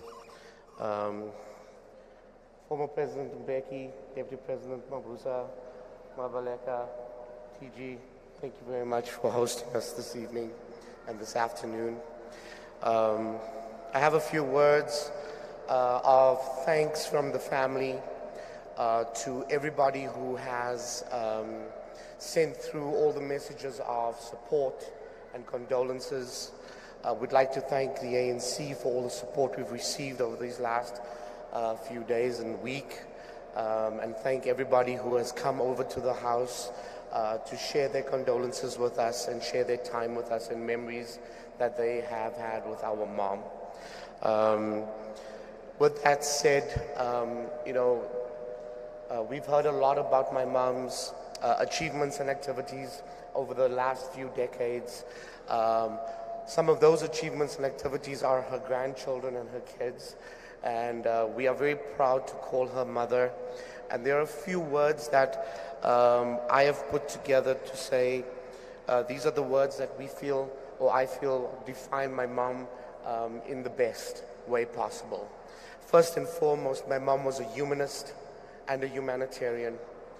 She was an internationalist, an activist, a comrade, a cater, and above all, a mother. Not in the traditional sense, as everybody has heard. We have shared our mom over the decades with the nation and with the world. However, she did do something for us that, we cannot forget, and that is she allowed us to watch her live without restriction. And those are the lessons we will carry for a very, very long time, and also lessons we will pass on to our children. For myself and my sister, we are eternally grateful to our families. Ian, my sister's husband, my wife, my kids, and my nieces, who sacrificed the last 9 months of us being around all the time so that we could be with our mom on a daily basis, has given us an opportunity to share some of the most special moments with her, some of the best moments we have had over the years. Instead of watching her on TV, being able to sit next to her, hold her hand, and have long, meaningful conversations about her life and our lives. With that said, also my mom, listening to a lot of the speeches today, one of the things I could hear my mom saying while the youth was speaking is how passionate she is about the youth of this country, how passionate she is about where the youth will be taking us. And I could hear her screaming from heaven going, "Roar, young lions, roar! Roar, young lions, roar!" And that was my mom, and the last word to define her would be radical, because she did have the streak and would always bring that forward whenever it was most required. I'd like to thank everybody for your time, and we will be healing together with you through your words and through your messages. Thank you.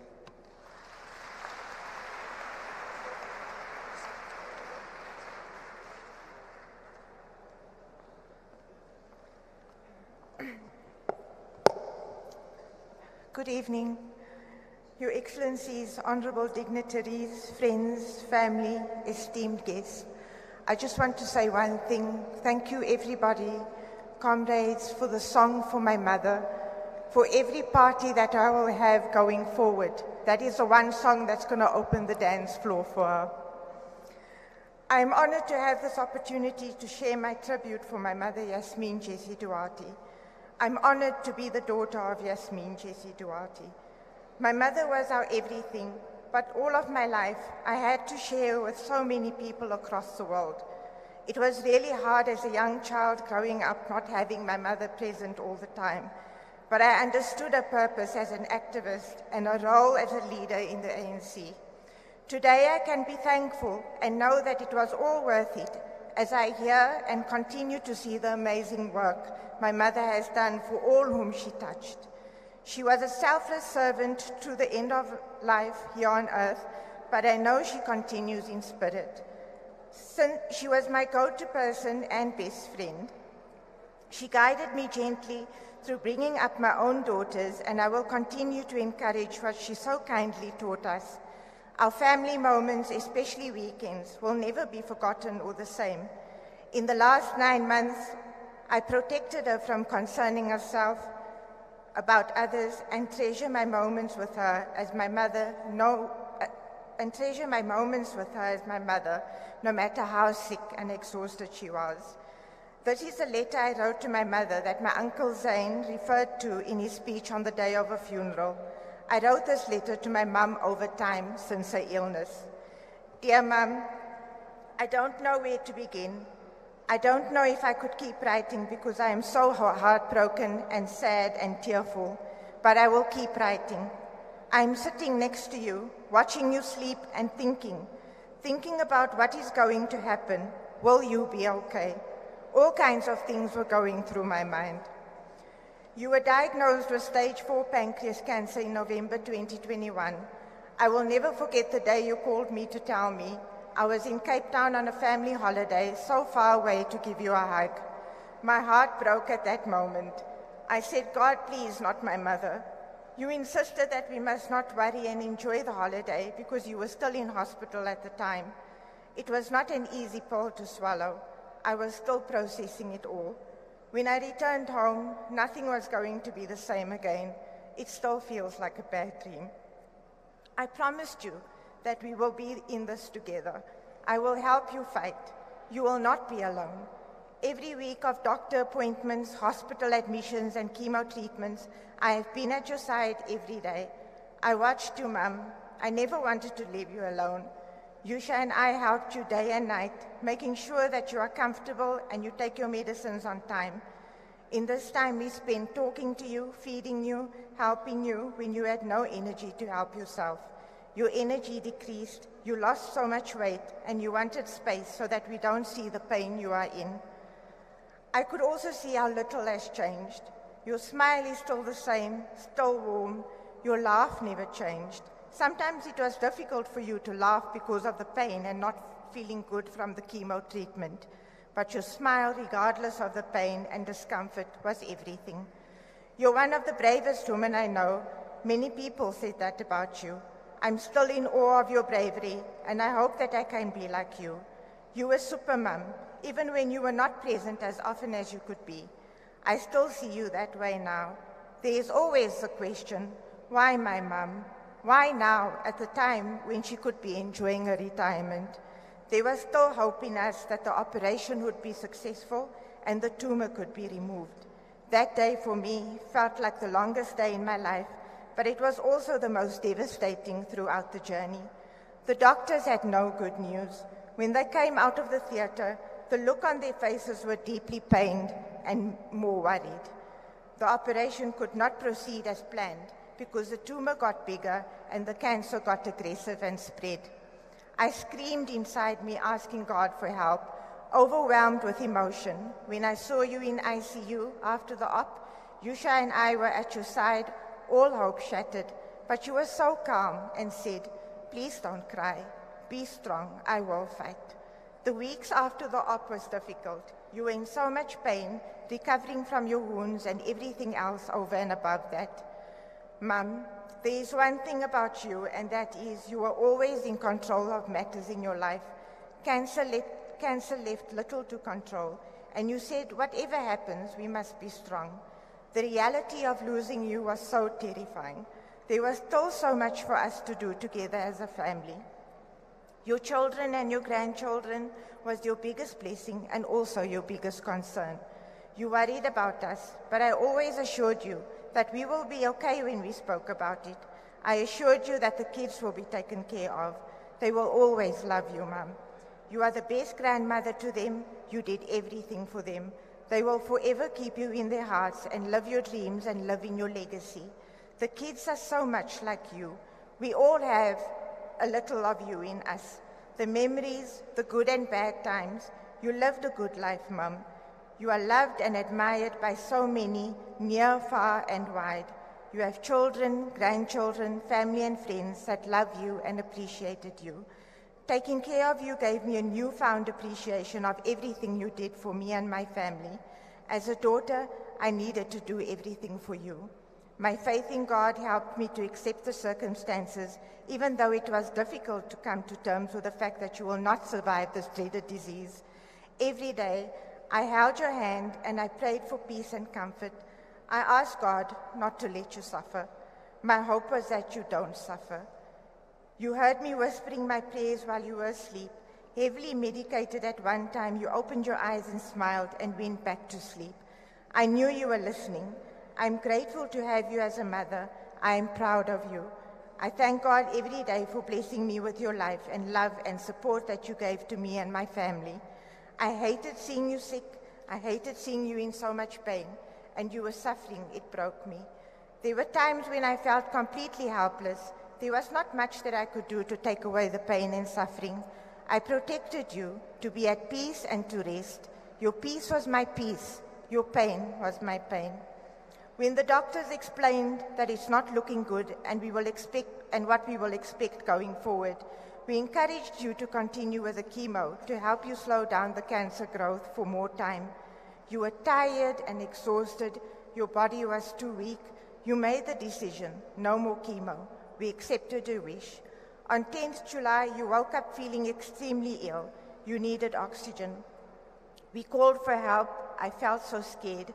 You were deteriorating so quickly. I could feel it. You held my face in your hands and asked me to let you go and be strong for everyone. You said that I'm the strongest woman you know, and for me, you are the strongest woman I know. I told you that I'm ready to let you go because I don't want you to suffer anymore. You said, I know, and your voice was so soft like you were drifting. I cried bitterly that morning because I knew we're running out of time.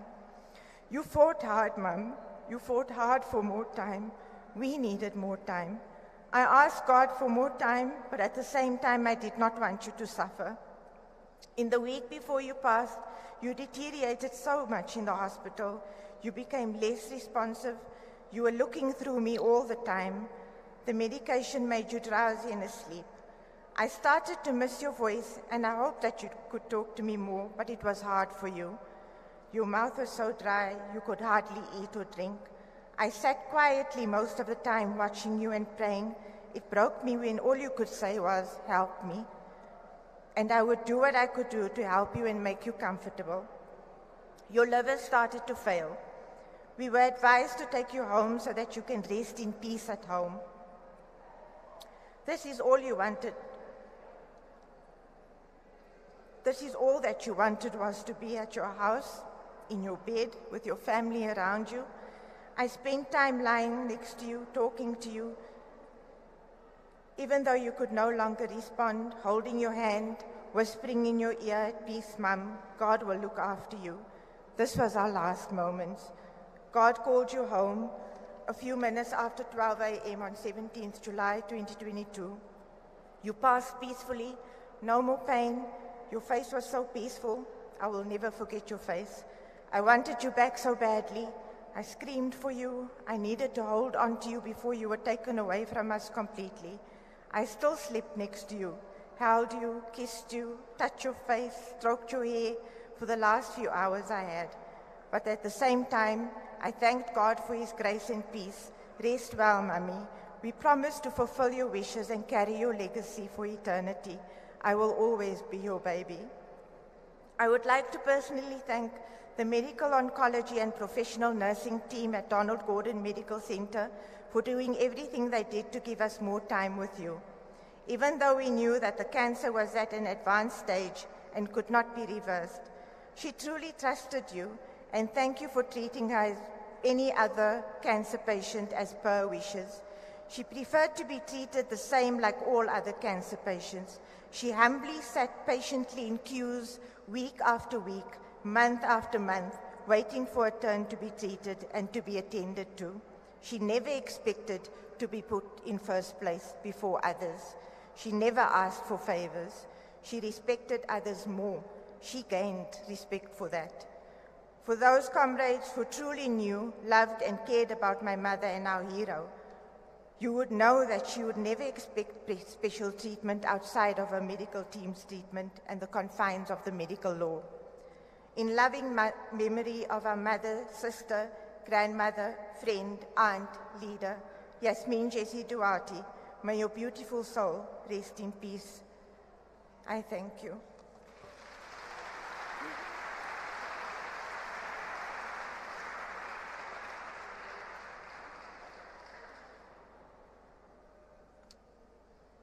Hi, my name is Abbas Dangle. I'm Jessie's second youngest brother.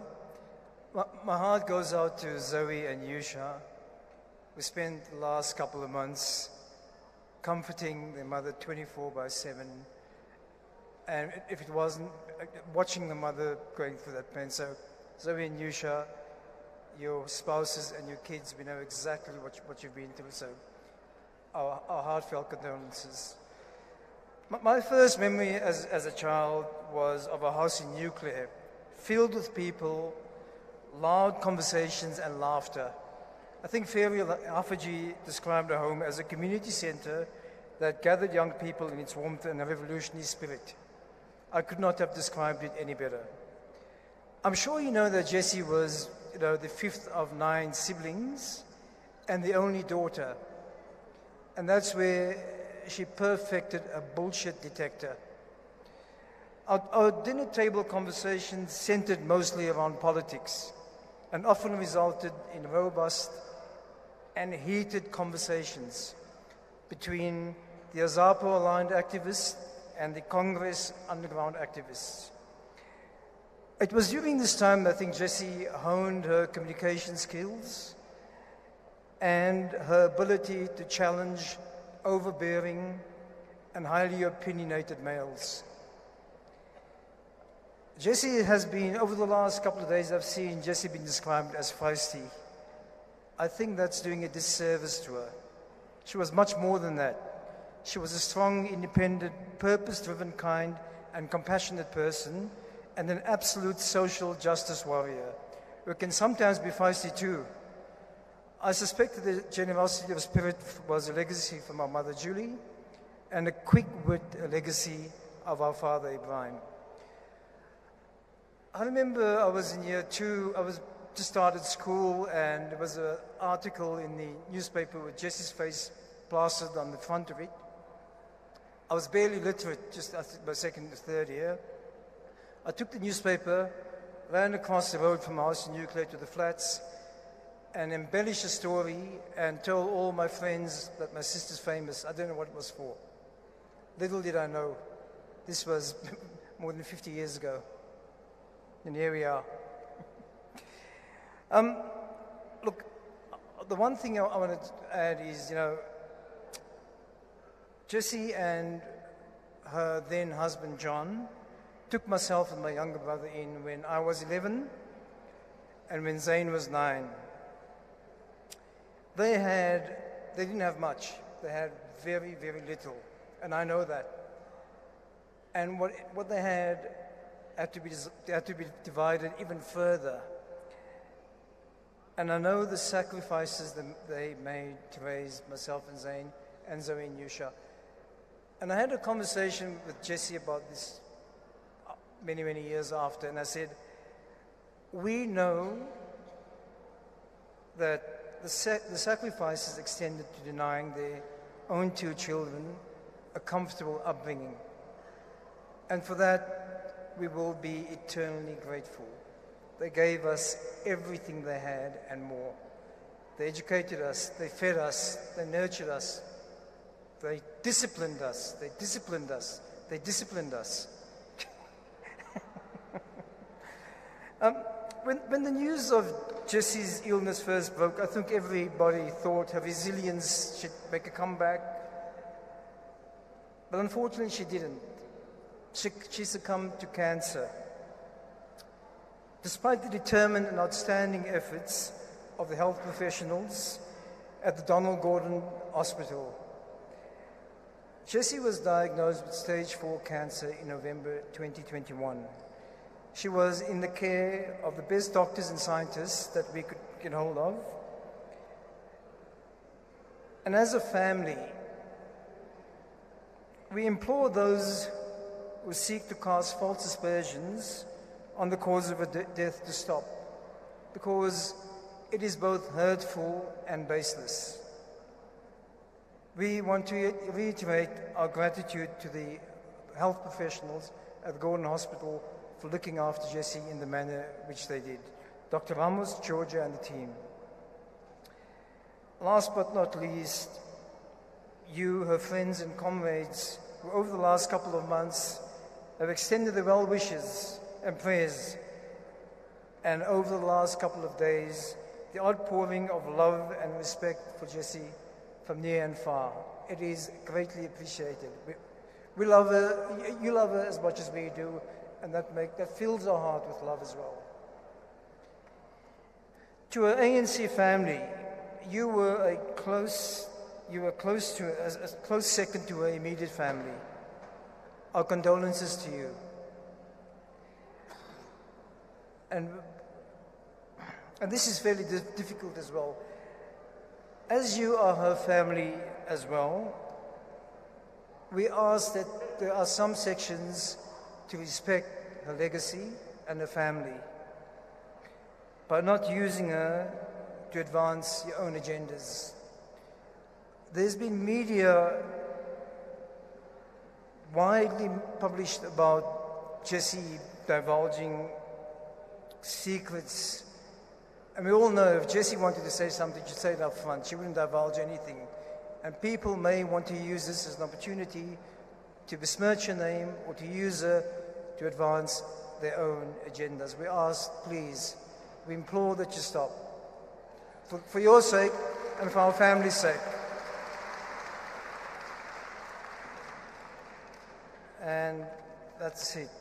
Ambakala, my sister, your legacy will remain forever in the books, but more importantly, forever in our hearts. Thank you.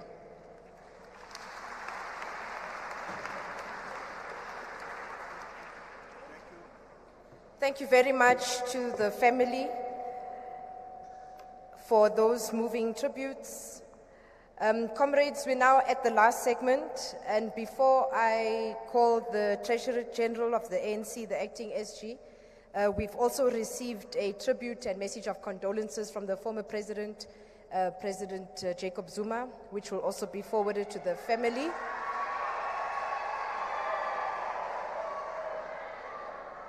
Now let me thank you, comrades, for allowing myself and my co-program director, Comrade Nomvula, to preside over the program. Will not be returning. I will now hand over to Comrade Mashatile, who will introduce the President and the Deputy President, and then Comrade Dango will come and deliver a vote of thanks on behalf of all of us. Thank you very much, comrades. Amandla! Amandla! Long live the undying spirit of Comrade Jessie, long live. Long live the undying spirit of Comrade Jessie Duarte, long live. Amandla. Thank you so much. Igama lamakhosi ma libongwe. Igama lamakhosi ma libongwe ma libongwe. Libongwe ma, libongwe ma, libongwe igama lamakhosi ma, libongwe igama lamakhosi ma, libongwe ma, libongwe ma, libongwe.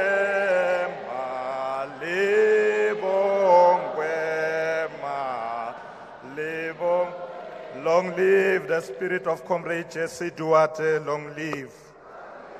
Phela kunaphakade, Comrade Jessie Duarte, phela kunaphakade.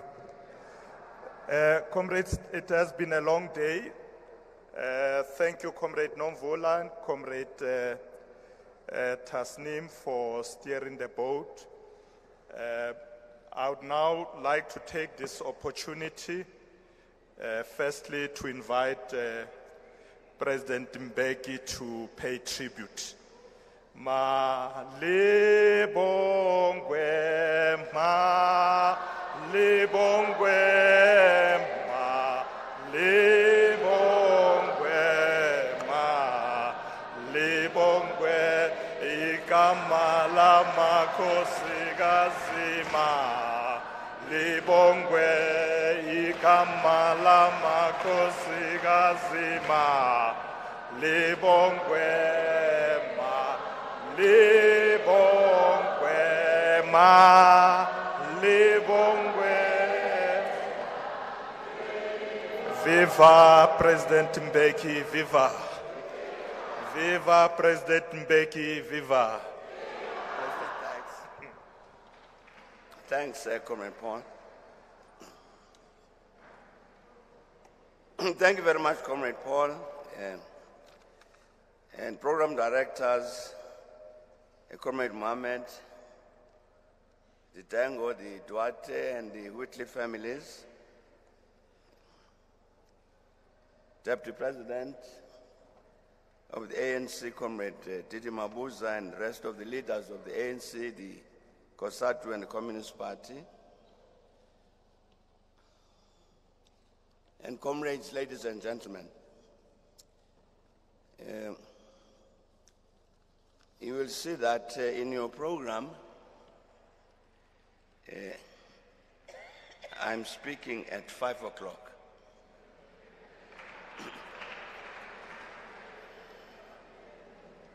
So it's 5 o'clock.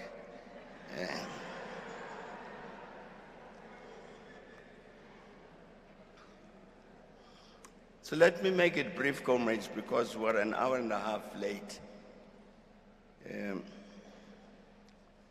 We've convened, of course, here to say, to pay tribute to a revolutionary and to say the final farewell to her.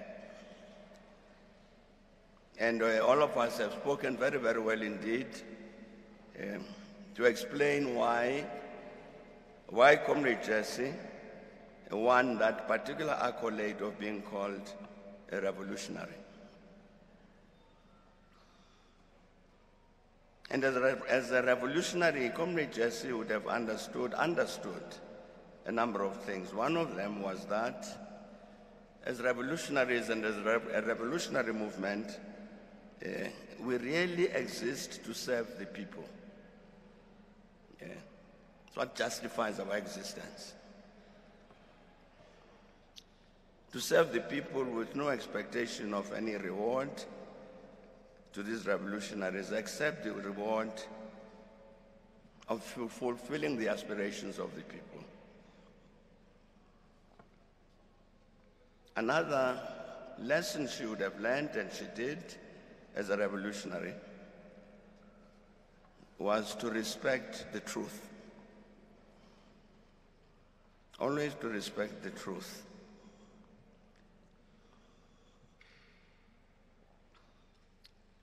So today we pay this tribute to this revolutionary who, among other things, as a revolutionary is identified by those two factors: service to the people and respect for the truth. Now, I'm quite certain that many of us today and other days have made the correct statement that we need to honor the legacy of this revolutionary, Comrade Jessie Duarte. And indeed, we would all of us be saying, long live the spirit of Comrade Jessie Duarte, quite correctly.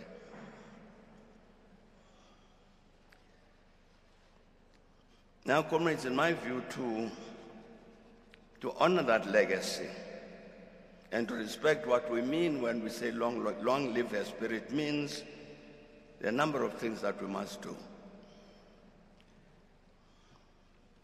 I'm talking particularly about the comrades in the ANC and maybe even broadly in the alliance.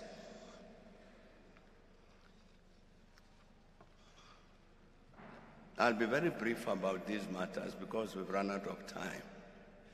But they are important to respect what we ourselves say when we say we honor the legacy of Comrade Jessie Duarte.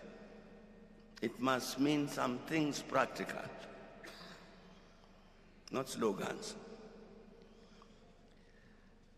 The last ANC National Conference in December in 2017, it took an important decision.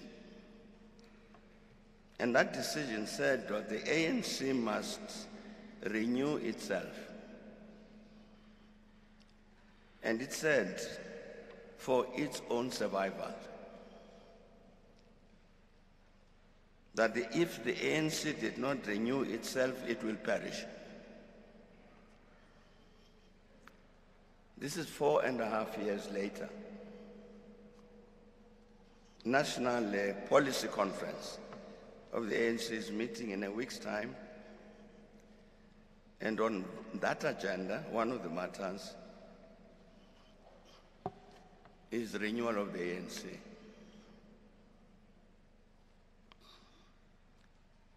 A very, very simple, straightforward matter.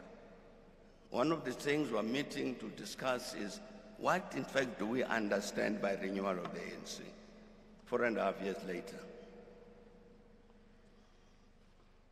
So I'm saying, comrades, that's one of the things we must address. Yeah. It's a challenging task, it's a challenging job,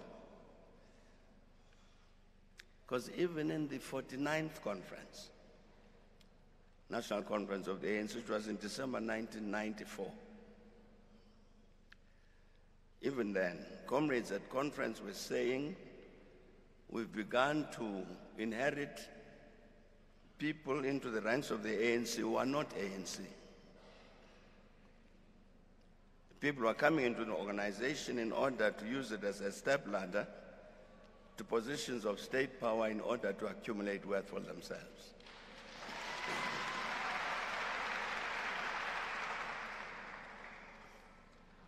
That statement, that message has been made in all conferences of the ANC since then. So I'm saying renewal is going to mean, among other things, ridding ourselves of these people who've joined the movement for self-service, to serve themselves, to enrich themselves. It's a very difficult challenge. We will have to go beyond deciding what is the definition to acting on the renewal. That is to honor the legacy of Comrade Jessie. Correctly, the movement says that we're faced with challenges of unemployment, of poverty, inequality. Very correct. In terms of our commitment to serve the people, we have to address those issues. But the fact of the matter, comrades, is that as I'm standing here, as we're sitting, all of us here, we do not have an agreed national plan to address these challenges. We don't have it. There is no national plan to address these challenges of poverty, unemployment, inequality. It doesn't exist. I'm saying to serve the people, it requires that we address this. The Comrade President Cyril Ramaphosa, when he delivered the State of the Nation address in February, that's why he said, in 100 days, there must be agreed a comprehensive social compact to address these matters. Nothing has happened. Nothing. Yeah.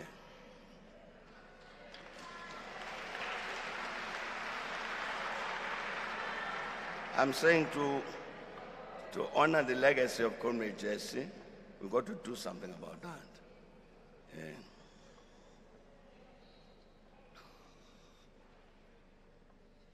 We must address local government.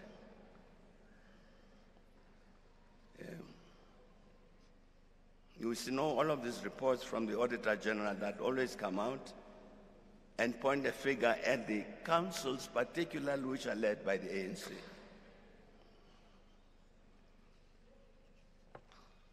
That level of government which is directly in contact with the people every day. What message are we communicating to these masses?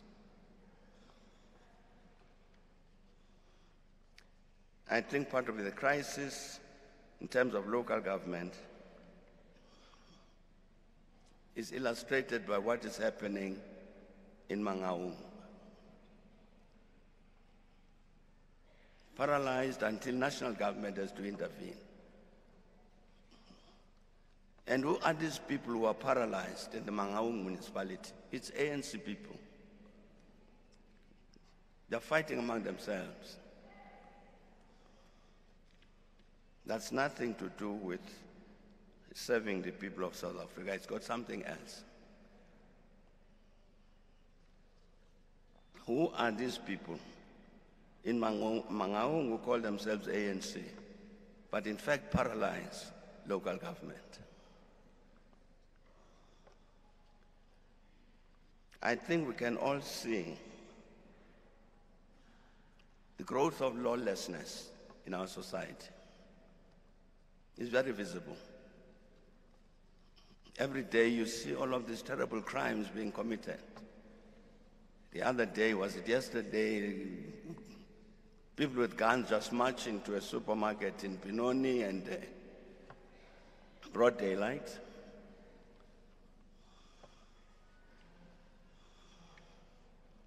What are we doing about that?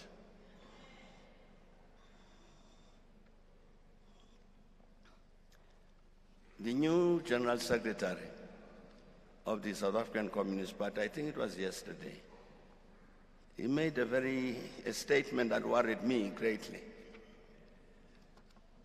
And he said, our leadership is failing to discharge its responsibility to lead. He said the country is on autopilot. And went on to say that one of his fears is that when that leadership wakes up to these responsibilities, it will be at the moment when the plane is about to crash. We may differ with that statement, but I think that it was made by General Secretary of the party means there is something that is wrong. We can't just dismiss that statement.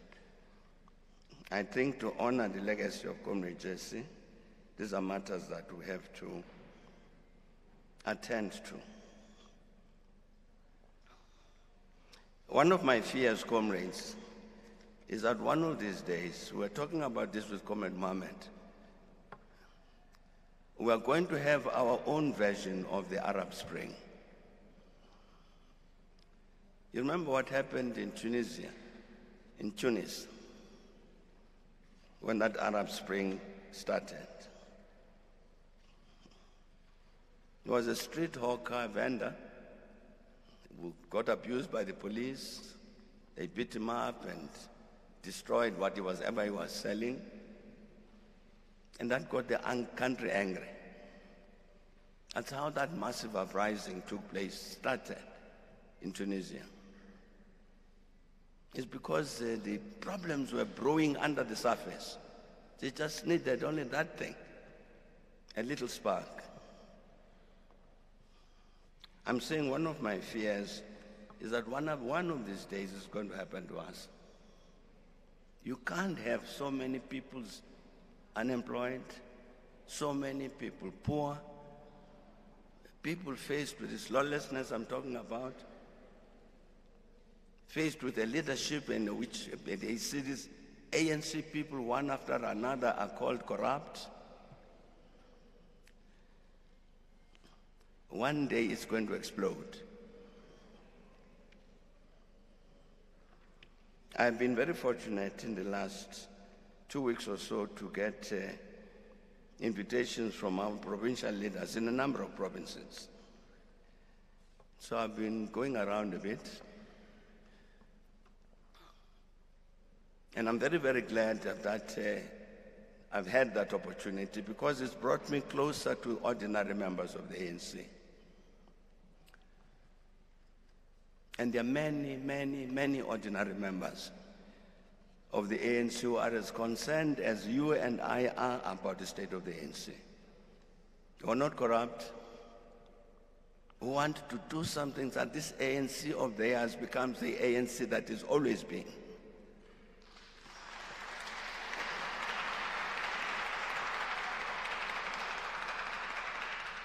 That gives hope, comrades, hope that we can indeed do the things that would show our respect for the legacy of Cde Jessie Duarte. So we reposition ourselves so that this process of the renewal of the country, of service to the people, of doing all of these things that are going to mean truly a better life for the people, that they happen. That even for the movement, we address one of the things that Cde Jessie addressed very correctly. when we're sitting there talking with the Deputy President and Comrade Mohammed, we're saying we're very, very glad that we've had this attendance here. But there are many, many South Africans who are not here. Comrade Jessie raised this thing very sharply. Non-racialism is very, very fundamental to our movement. And that victory against racism in South Africa to produce that non-racial South Africa must also reflect itself in us. We have to be a non-racial movement, but we're not.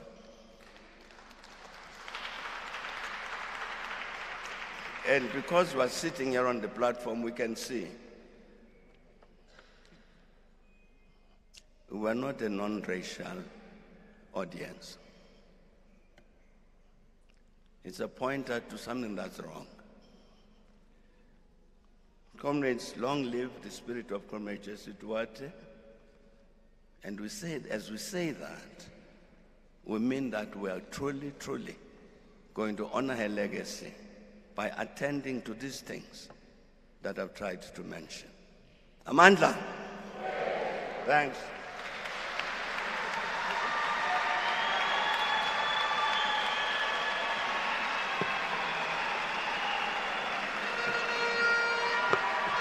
Thank you, President Mbeki. Thank you very much. Comrades, I'm now going to take this opportunity to invite Deputy President of the ANC and the Republic, Comrade Tabete Mabuza, to address us.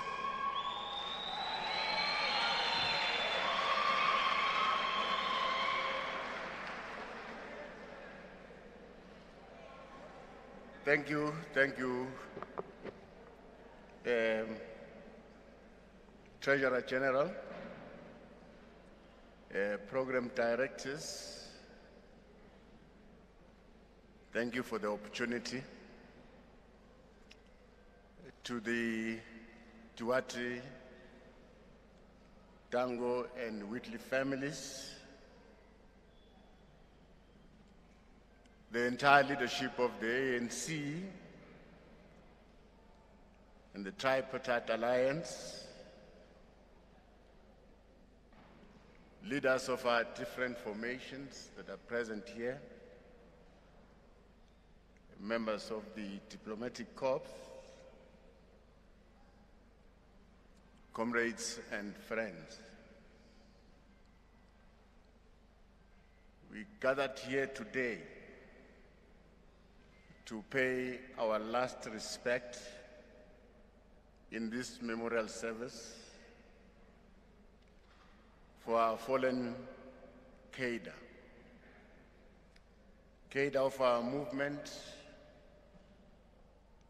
Comrade Cde Jessie Duarte, whose name and legacy will forever remain synonymous with that of the African National Congress.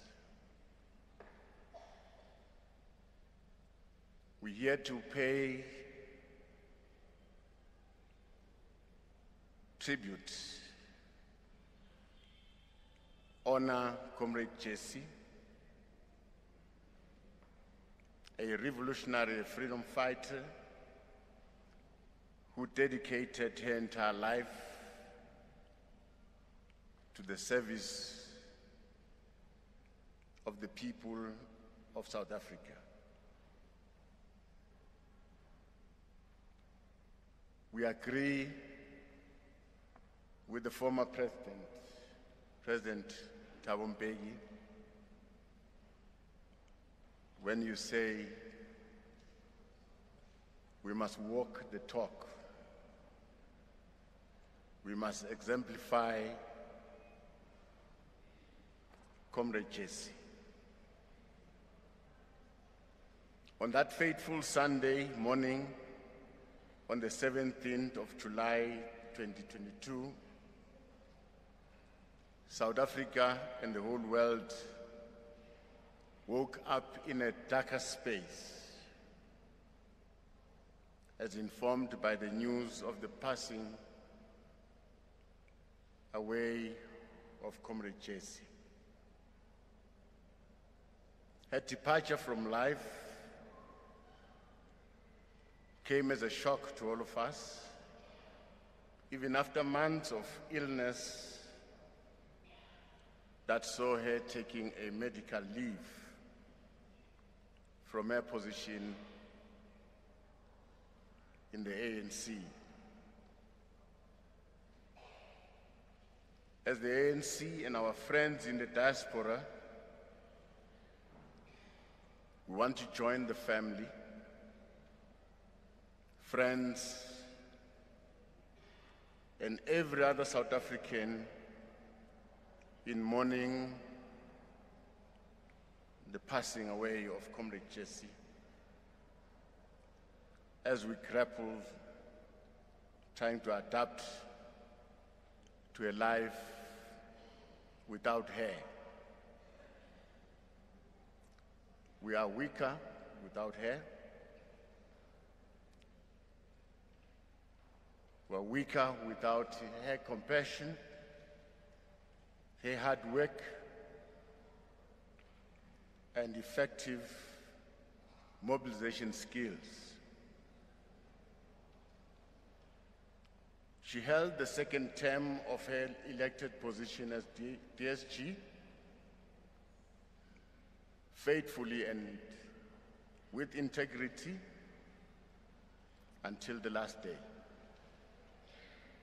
Her passing is therefore a great loss, not only to her family and the African National Congress, but also to the whole country and the continent of Africa that continues to fight underdevelopment. Her sad passing has left a void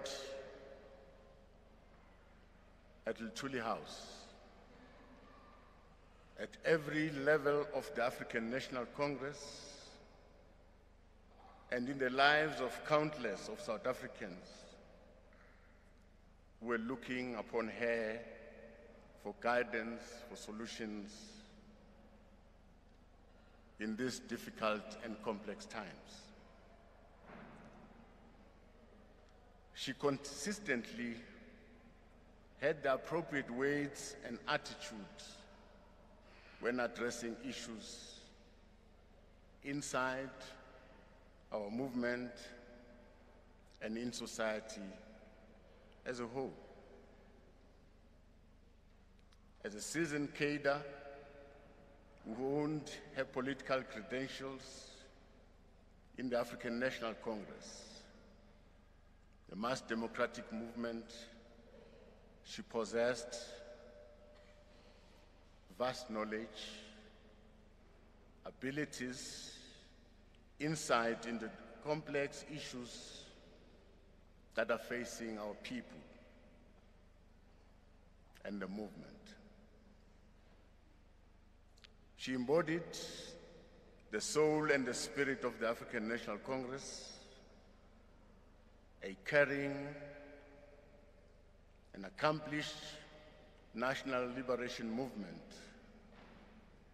and a leader of society.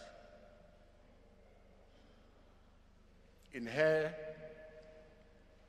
many compatriots, many of our fellow comrades found a sister and a mother.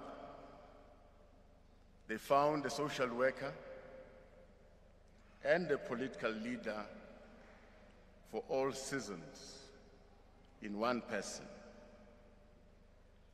One of her distinct traits as a leader was that she loved the people that she was entrusted to lead, especially the poor and those who are vulnerable. She diligently immersed herself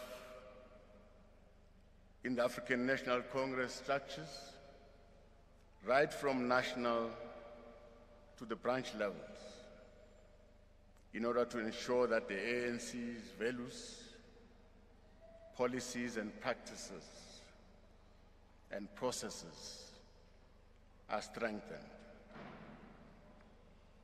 Her uncompromising but comradely approach to tackling organizational issues and challenges wherever she is deployed by the ANC in various provinces has earned her much respect from the ANC cadres and society in general. In the process, she ensured that young leaders are guided and mentored on revolutionary discipline that is grounded on the ANC values and ideology, premised on the National Democratic Revolution. Her organizational and administrative skills will be missed in this glorious movement of our people. Comrade Jessie's life embodied the values of the servant leadership, placing at the center our people, pursuing the goals of building a country that is non-racial, non-sexist, prosperous. In her numerous leadership capabilities within the ANC and government, she functioned with utmost effort and dedication, demonstrating all the time warmth and humanity through an ever-present beaming smile that conveyed brilliance and compassion. Indeed, the country and the ANC have lost a revolutionary. A revolutionary who fought against racism, a revolutionary who fought against injustice and inequalities, a revolutionary who fought tribalism, sexism, patriarchy, both within and outside our movement. A revolutionary who fought for the downtrodden and the marginalized within our society. Revered across the political spectrum, Comrade Jessie was direct and firm, but compassionate, respectful, and humble. She was brave, fierce, and politically astute, but demonstrated at all times a great sense of humanity, maturity towards political adversaries, and those who held different views. She earned the respect of political actors and leaders from diverse political persuasions as a true patriot, a servant of this nation. As a patriot, she could differ in opinion and approach with many of us, but she will always wanted what is best for the country, South Africa, and her people.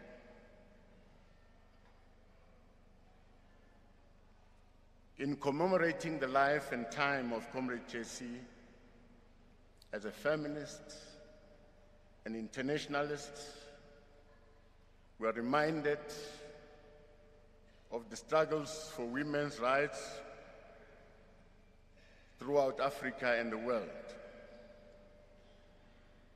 We are inspired to quote Thomas Sankara,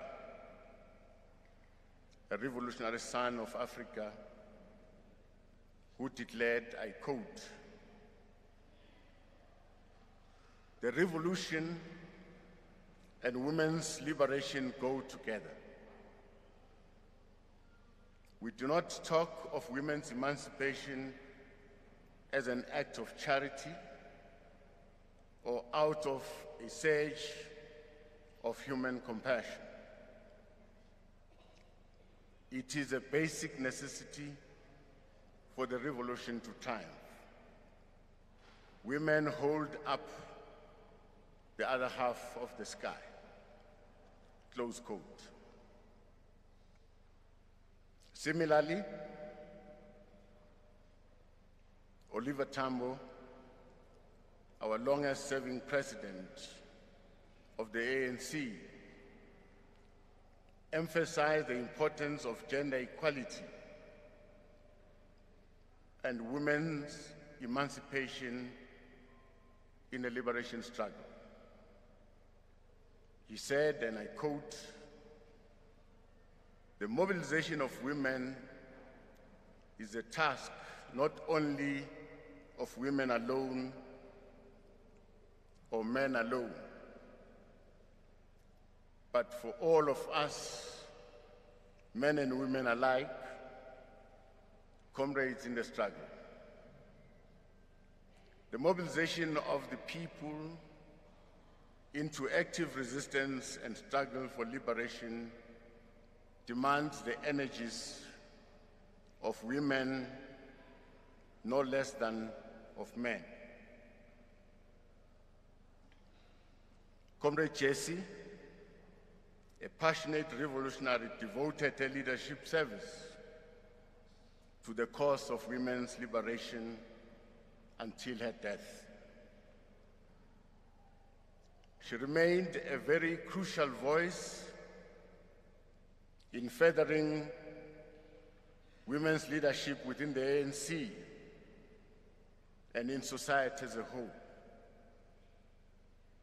No one could take away Comrade Jessie's desire to recognize and promote the rights of all women. In Comrade Jessie, the illuminating and empowering spirit of our heroines lived and lit the path of our revolutionary struggle to achieve gender equality, human rights, and women's leadership in our society. She gallantly walked the path of great women leaders who inspired the cause of our liberation, struggle, and freedom. She ran her race in the footsteps of great stalwarts such as Charlotte McBaig, Lillian Ngoyi, Albertina Sisulu, Adelaide Tambo, Winnie Madikizela Mandela, and countless other women leaders in the ANC and the mass democratic movement, whose lives were dedicated to the liberation struggle and service to our people. Without doubt, Comrade Jessie's name will be inducted and immortalized into the illustrious liberation history of women, struggle heroines, with all the outstanding women leaders South Africa has ever produced. To honor her, we must continue the journey she began as a youth activist in the Westbury and nuclear neighborhoods of Johannesburg, when she forsaken her career as an accountant to enter the world of heroic activism and hard politics. Since then, throughout the rest of her life, Cde Jessie has been a woman of strength and fortitude. She drew the strength from iconic leaders of our movement, such as Mama Albertina Sisulu. In her memory, we must run with the baton to deepen women's emancipation, women's empowerment, and broaden access to developmental opportunities to all women, to all people with disabilities, and all other marginalized sectors of our society. The ANC will continue to elevate and foreground the critical leadership role of women at all levels. Despite progress made to date in the representation of women in the ANC leadership, legislatures, and government, there is no doubt, no question that more work still needs to be done to advance gender equality. Equally, we must win the war against gender-based violence and femicide, child abuse, and the killings in our communities. Her relentless spirit must propel us to win the war against crime, the war against corruption, and social ills that beset our communities. It is her resilient spirit that must guide us in the fight to defeat poverty and unemployment and build a better future for the youth of our country.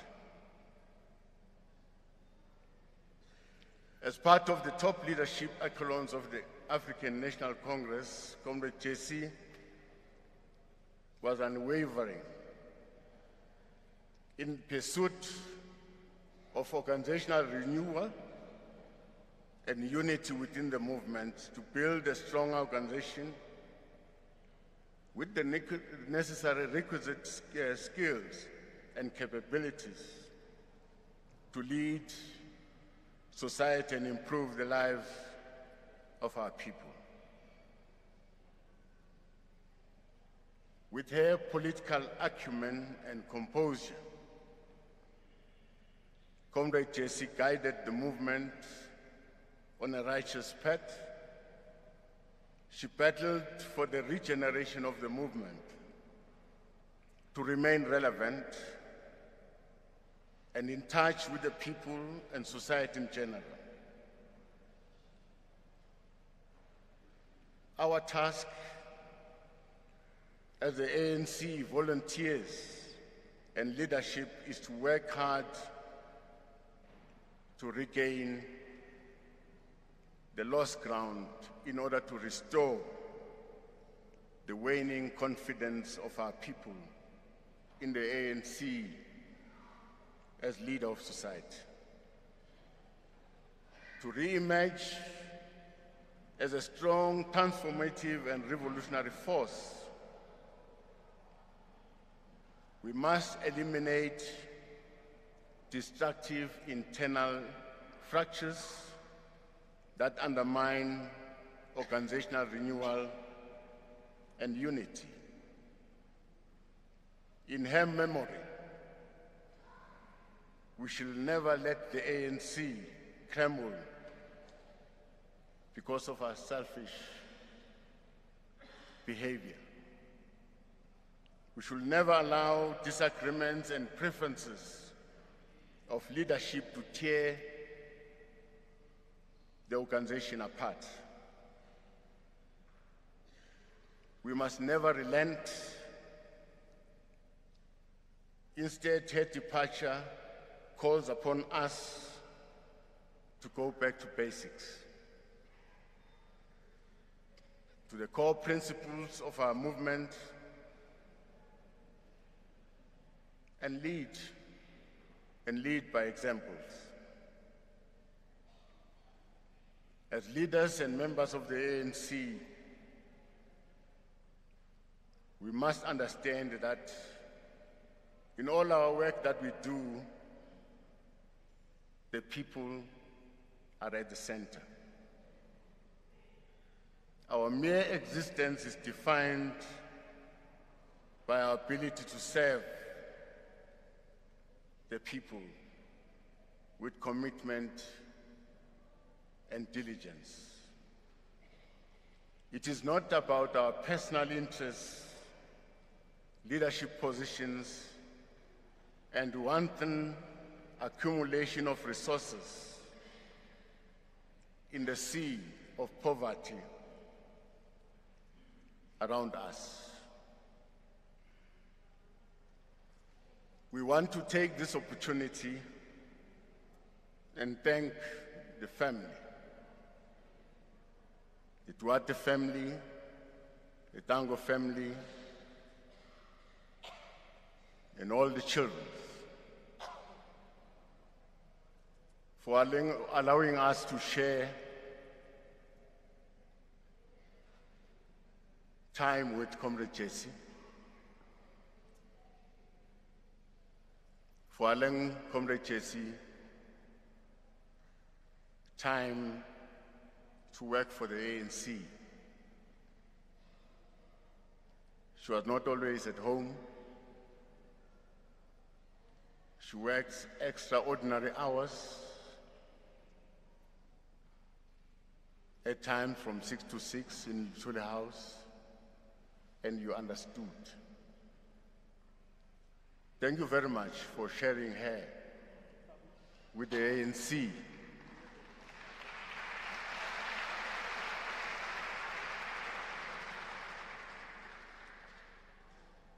We want to say the loss in the family is the loss in the ANC. We are poorer without her, and I'm sure all of us in the ANC and within the family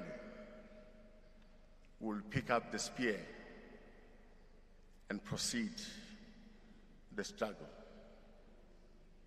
To Comrade Jessie, farewell. Farewell, Comrade Jessie. And if there's time to rest, you must rest, and rest in peace. Thank you very much.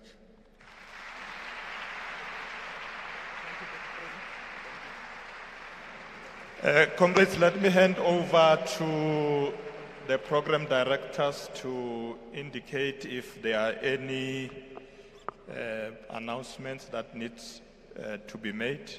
But thank you very much to President Becky and Deputy President Mabuza for paying tribute to our sister. Comrade Nomvula. Thanks, Comrade TG. We have 3 memorial services tomorrow, one in the Western Cape, the other one in the Northwest, and one in Limpopo. As we have indicated earlier, KZN will dedicate time during the opening session of their provincial conference. This is the program that the National Executive Committee of the ANC had agreed that it must be implemented by all our provinces. The ANC Women's League will have a national memorial service next week, Thursday, in the Western Cape, with all provinces also joining them with effect from Monday, memorial services of the ANC Women's League. Thank you very much, comrades, and we've come to the end of our program, but I'm going to please ask you, allow Comrade Mohamed Dango to come and say a vote of thanks, and then let's allow the family, Comrade Kulu and Ubakeng, if you could usher the family back to the transport, and then Lirunari Kele Kakahiso. Comrade Dango.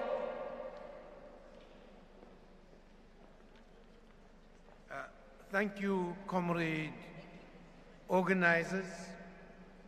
Thank you, comrade Mbeki. Thank you, comrade Mabuza. Thank you, comrade Mbeki. Thank you, comrade Mashatile. Let me remind myself. Thank you, ministers that are present. Thank you, colleagues. Thank you, members of the diplomatic corps. Thank you, comrades, importantly. I want to thank the Broad Alliance for arranging this remembrance of Comrade Jessie, but also to celebrate her life. And as Comrade Mbeki reminded us of our historic mission, but also of our future mission, that we have the responsibility to take forward the historic issues and matters that had been raised by the predecessors, that we also have to look at the scenario into the future to ensure that we have a prosperous South Africa, a safe Africa, and a better world. And with those few words, I want to thank you, because this issue was supposed to be at 1745. We're way beyond that. Thank you very much. Maibuya. Amandla. Thank you very much. Can we allow the dignitaries to please exit first, and the family to exit, and then everybody else can follow. Thank you very much.